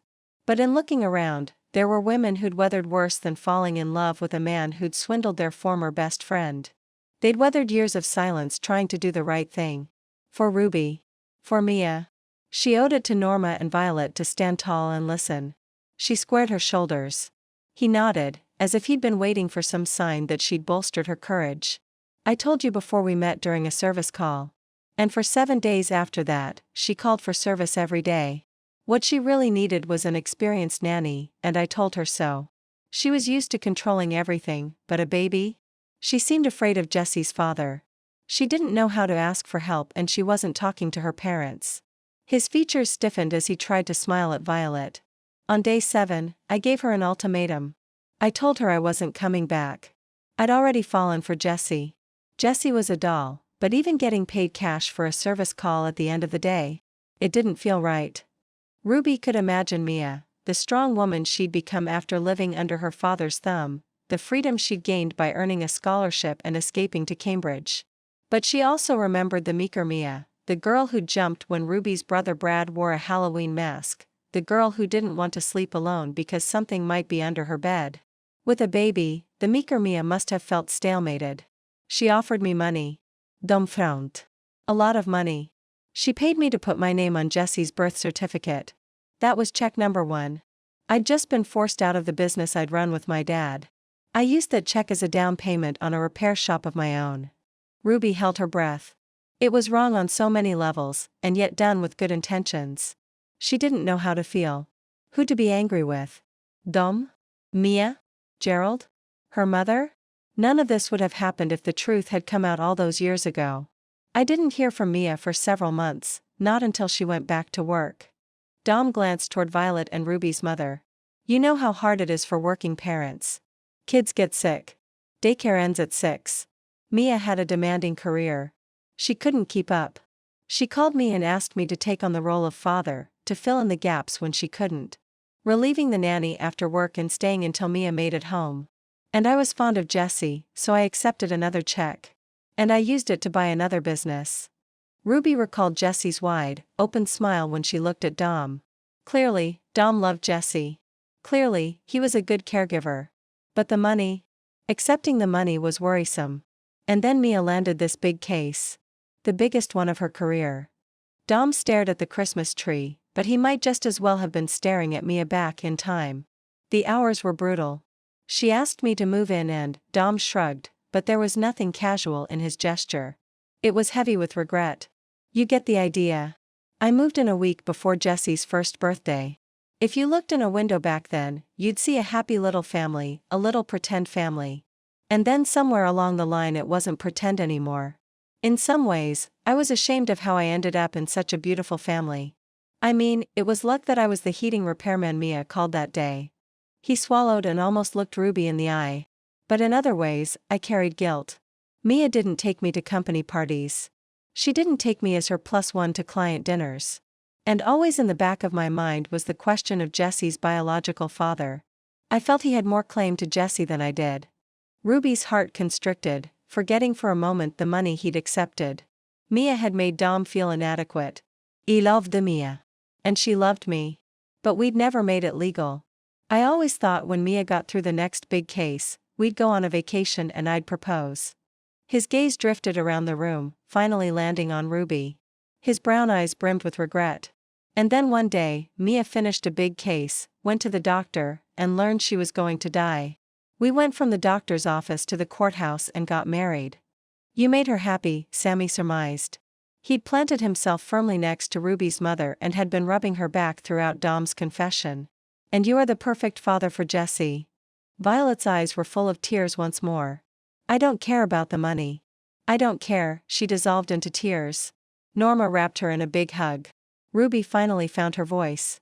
Would you do it again? If you had a second chance? You're asking me, Dom rubbed a hand over his face. Ruby, you're asking me if I'd do it again without money. Knowing more about the man who got Mia pregnant, loving Jessie the way I do. Yes, I'd do it again without taking a dime from her. But that's not how Mia operated. When she felt threatened, she clammed up and did what she felt she had to do. She lied, Ruby whispered, feeling crushed by betrayal from nearly everyone she cared for. She hunkered down and lied without thinking through the consequences and how her actions would hurt others. Dom shook his head. She protected. All this time, Ruby sucked in air. She looked at Dom, who'd known more about her past than she had. She looked at Violet, who'd said nothing every year while they baked. She looked at her mother, who'd ruthlessly killed the myth of Santa after finding out her husband cheated with her best friend. But the one person she couldn't look at was Mia. She ran away from conflict. She ran away because she assumed it would be easier that way. Ruby's voice grew louder, stronger. But the only person it was easier on was Mia. She hurt her parents. She hurt me. Ruby's breath hitched. And she hurt you, Dom. She bought and sold you because she spotted an easy way out of her problems. But I still loved her, Dom pointed out quietly. We all did. Past tense. Anger crumpled Mia's letter in her fist. Heartbreak made her shake it in his face. I told you how this would be, Dom. Mia's not here to argue with. She could have told me anything before this and I would have forgiven her. She could have told me about my father or Gerald or Jessie, I would have helped her with Jessie. But she wouldn't let me. Instead, she bought herself a nanny, a father, a husband. Ruby couldn't look at the hurt in Dom's face anymore. He didn't understand. No one did. Chapter 15. What are you still doing here, Norma? Dom sat on the fireplace hearth after Ruby had left, feeling empty and cold. He knew Ruby had a lot to process and he ached that she wasn't going to let him help her through this. Violet and Sammy were in the kitchen cleaning up, although he'd told them not to bother. I was invited to a holiday party and given a letter. Norma took a seat next to him on the hearth and unfolded Mia's letter. And oops. I opened the wrong letter. She showed him the letter addressed to Gerald. Honestly, I didn't open the wrong one. I didn't want Violet to do it. She's afraid her daughter was raped. But this letter says Mia's baby daddy was a corrupt, married, judge. On paper, Judge Parker was a better choice to raise Jessie. If Gerald got past the married part. But Mia had also listed some of the judge's dirty deeds, as well as the threats he'd made to Mia personally if she ever came forward about their affair. Mia had wanted her father to know why Dom was the right man to raise Jessie. Corrupt or not, I'm going to have to tell Judge Parker about Jessie. It was the right thing to do. And after all the wrong things Dom had done, it was time to put his house back in order. I'd like Sammy to tell him. Norma folded the letter. He's a good negotiator. I'd prefer Gerald. At least negotiation wouldn't involve beefy fists. Gerald would approach Judge Parker as Jessie's legal counsel. I think sending all that passion in a positive direction would do him good. You're a better man than I am. Norma patted Dom's knee. Am I? His glance strayed to the door, the one Ruby had walked out of. Ruby's mother took a paper snowflake from the tree and turned it over, revealing Jessie's uneven signature. Maybe you should let your daughter be little a while longer. Let her stay with her best friend in the whole wide world during these golden years. Dom nodded numbly. He and Ms. Barnabas could find ways to challenge Jessie in class. Norma leaned in and kissed his cheek. You give Ruby time. We Caldwell women know how to forgive. The Caldwell women may have known how to forgive, but Norma didn't mention she'd held a grudge for 22 years. Dom didn't want to wait that long for Ruby to forgive him. I should have told you. Mia's words. On the crumpled pages of the letter she'd written Ruby. Ruby would much rather be reading a letter from Santa. I blamed you. Ruby could almost taste the bitterness. How she wished she could toss it back at her. But it wasn't your fault. I made regrettable choices. And I couldn't go back. But the damage had been done. A friendship cast aside. A wound where Mia had left a knife in Ruby's heart. I can't tell you how many of my clients I've told this story to. I use it as an example to let them know they must hold on to true friends and loving family tight. Tighter than I did. And now it's too late. There was no mention of details. Of the reason for Mia's silence. She referred to a secret between their families and admitted she shouldn't have kept it. She said she'd tried to protect everyone as best she could. That was all. That, an apology for a friendship lost, and a promise to be best friends forever. Ruby's anger faded. She mourned Mia's death all over again. She went up to the snowy cemetery and visited her father's grave, mourning the image she'd had of her father, but also realizing she could love him past the disappointment. The snow clouds passed before the sun, the way they used to when Dad would point out their shiny silver outline and how to look for life's silver lining. What are you doing here? Hobart shuffled up next to Ruby, bundled up like a Mainer, which meant for a man of his age he wasn't wearing enough layers. Especially when the wind whipped down the mountain and burrowed to skin, exposed or not. I'm visiting my dad. Ruby took her long purple scarf and wrapped it around Hobart's neck. I'd forgotten he was in the single and divorced section of the cemetery. Hobart glanced around. I suppose it makes sense given your mother being, well, your mother. The last thing Mom wants is to be buried next to my dad. Ruby thought about Sammy and how he seemed perfect for her mother, tough on the outside and super soft on the inside. Bob wasn't so bad. Hobart turned slightly and read the tombstone next to him. Now, Andy. He was an A1 jerk. He's lucky to have your dad next to him. Otherwise, he'd be one lonely dude.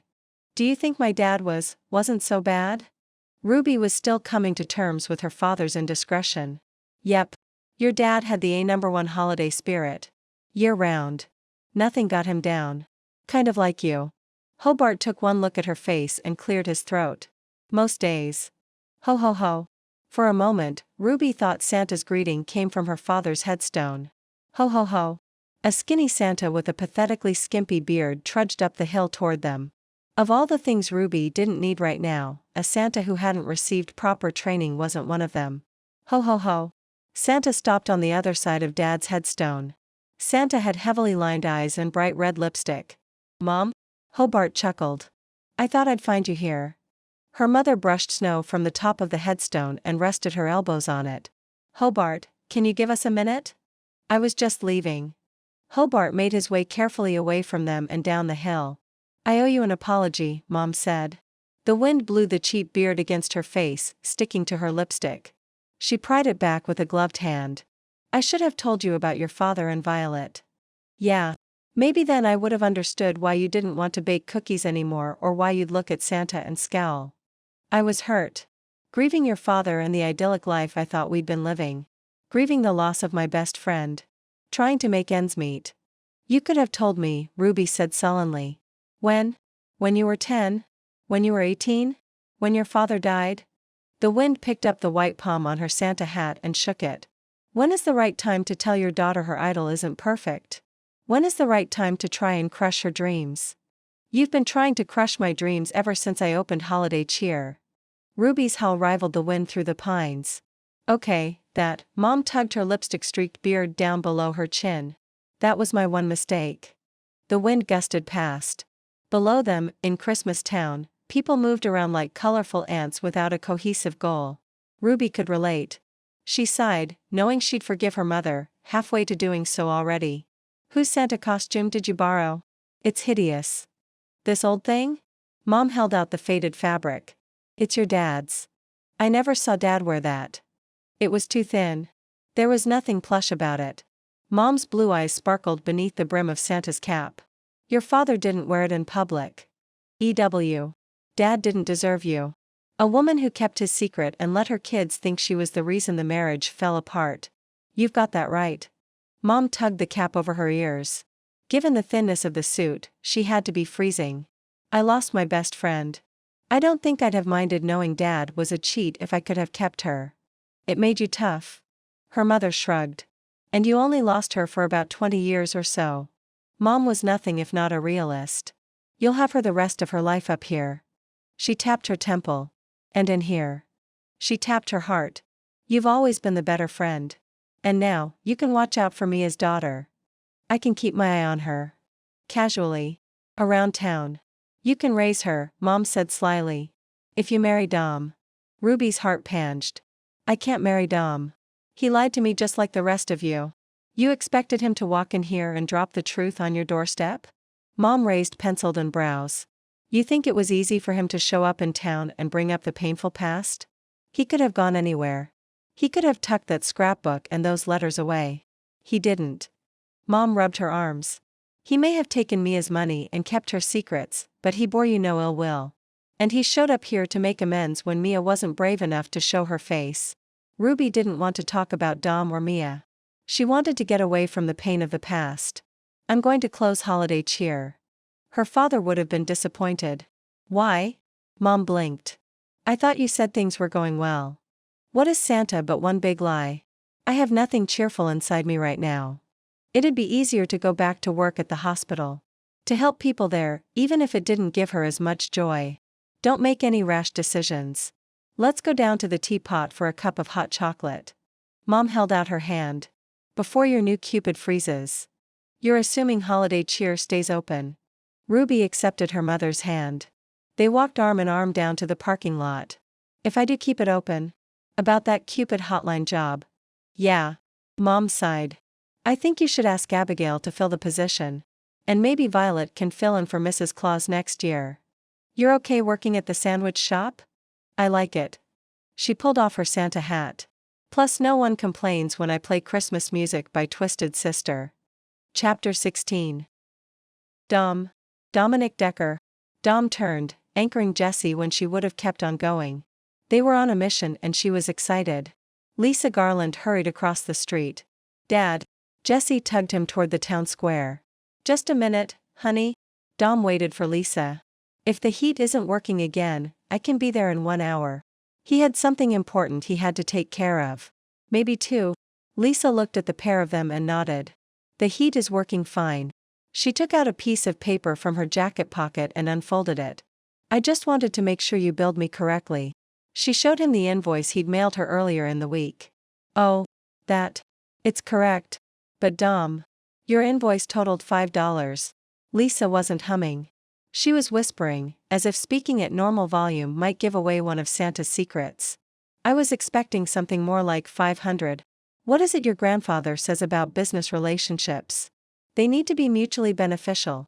There were a lot of people donating their time and skills to make the carousel happen. Dad. Jessie tugged his arm. Come on. We'll be late. Thank you. Lisa hugged him. Oh, thank you. She backed away.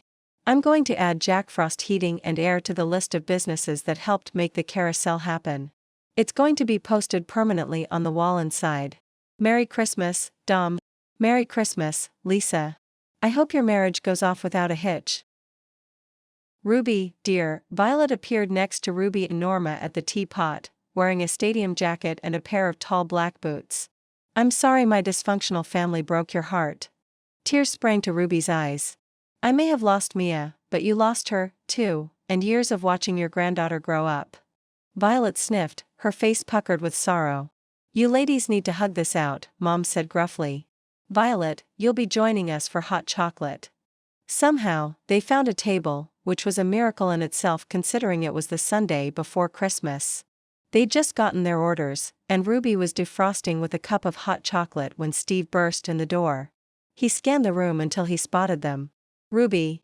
He made his way over to her, moving slower than his usually long-limbed gait because he wore a full, red snow suit, as if he'd spent the day on the nearby ski slopes. You've got to come with me. Right now. Is Jessie okay? She'd spent the night over at Abigail's house with Lizzie, and Steve was in love with Abigail. He'd be in her support group. Yes.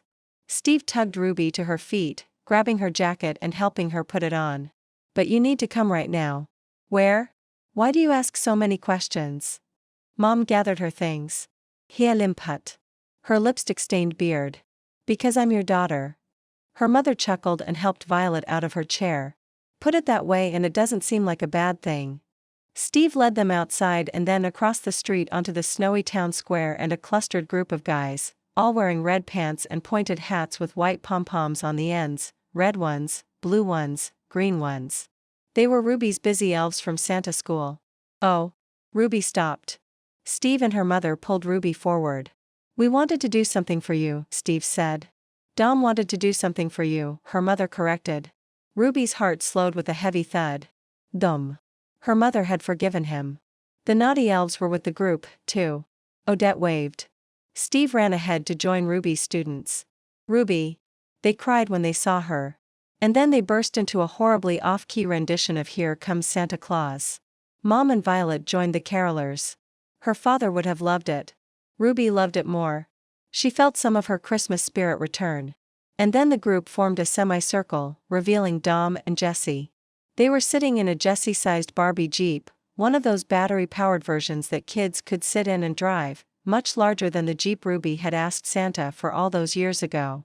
Jessie wore a green elf outfit and Dom wore a Santa suit, complete with a full beard. A crowd gathered. Ho ho ho. Dom cried when they'd finished singing. He stood and hitched up his pants, giving his cohorts the giggles. Santa's here to deliver a present that is 22 years overdue. We got a letter from Mia Tarlington Decker and we wanted to rectify the situation right away. A Barbie Jeep? A replacement for the one Mia hadn't given Ruby on her 16th birthday? 2 Barbie Jeeps. Jessie reached beneath the dashboard for a pink Jeep that looked just like the one Mia had received all those years ago. Mom kept this one. She took it with her when she left town. I played with it when I was a baby. Ruby couldn't help but chuckle at 7-year-old Jessie sounding like she'd been a baby a long, long time ago. But chuckles gave way to tears as she realized Mia had kept that toy, despite everything. I owe you an apology, Ruby Caldwell. Dom moved closer, hitching up his pants because he hadn't used padding with suspenders. The pillow he'd used had fallen into one of his pants' legs. He was an amateur at this. I let you down when it came to loving Mia. I should have made an honest woman out of her sooner. I should have protested when she offered to finance my business goals. Ruby bristled. If you offer to invest in holiday cheer, I may have to ask my mother's boyfriend to do you bodily harm. I promise you, I will never, ever, invest in your business. Dom moved closer, clutching his waistband. The pillow slid down to his ankles. They were very wide pants. He needed to learn more when it came to impersonating Santa. But his eyes sparkled. He had potential. Perhaps he'd attend Santa school next year. I might rethink that one, her mother said. She can always change her mind later, Violet countered. I promise to negotiate investments at a future date. Dom rolled his eyes. Can I continue with my proposal? Proposal? Ruby's mother harumphed. Dom moved closer. I should have been the man you wouldn't doubt the deeper you dug into his past. I should have asked you to look at Mia's scrapbook and read her letter the day I met you. I have no excuse except. He was protecting me, Violet admitted miserably. And that was the thing Ruby loved about Dom. He protected others. He watched out for people. When they let him. Please. Everybody. Ruby held out a hand.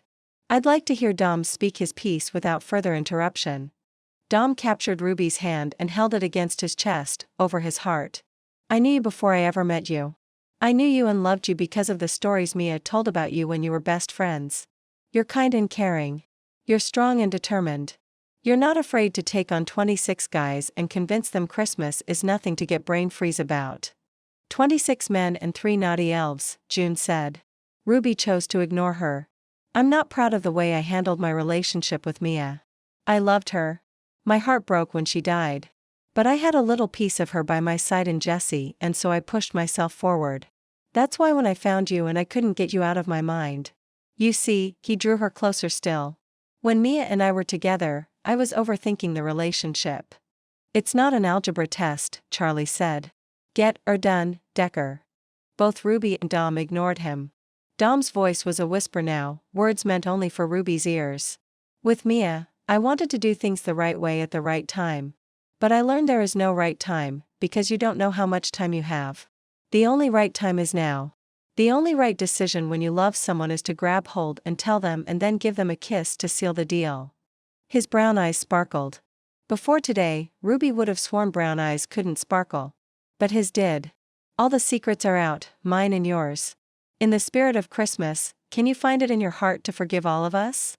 He gestured toward her mother and Violet, then waited for her response. Ruby glanced at her mother, who was risking frostbite. At Violet, who was smiling and seemed as if a burden had been lifted from her shoulders. Her gaze roamed the assembled busy elves and settled on Jessie in her adorable elf costume.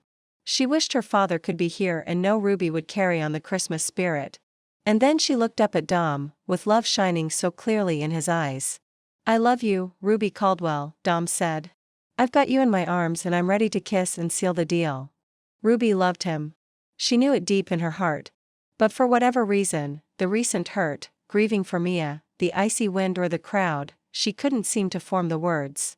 It was as if she was waiting for something. A snow-filled cloud passed between them and the sun, a gray cloud outlined by the bright rays of the sun. A cloud gilded with hope. Thanks, Dad. Following her gaze, Dom sighed. I was really hoping for a clear, sunny day. Whatever for? I love you, Dom. Every dark cloud has a silver lining. Ruby repeated her father's words and brought her lips closer to his. And you're mine,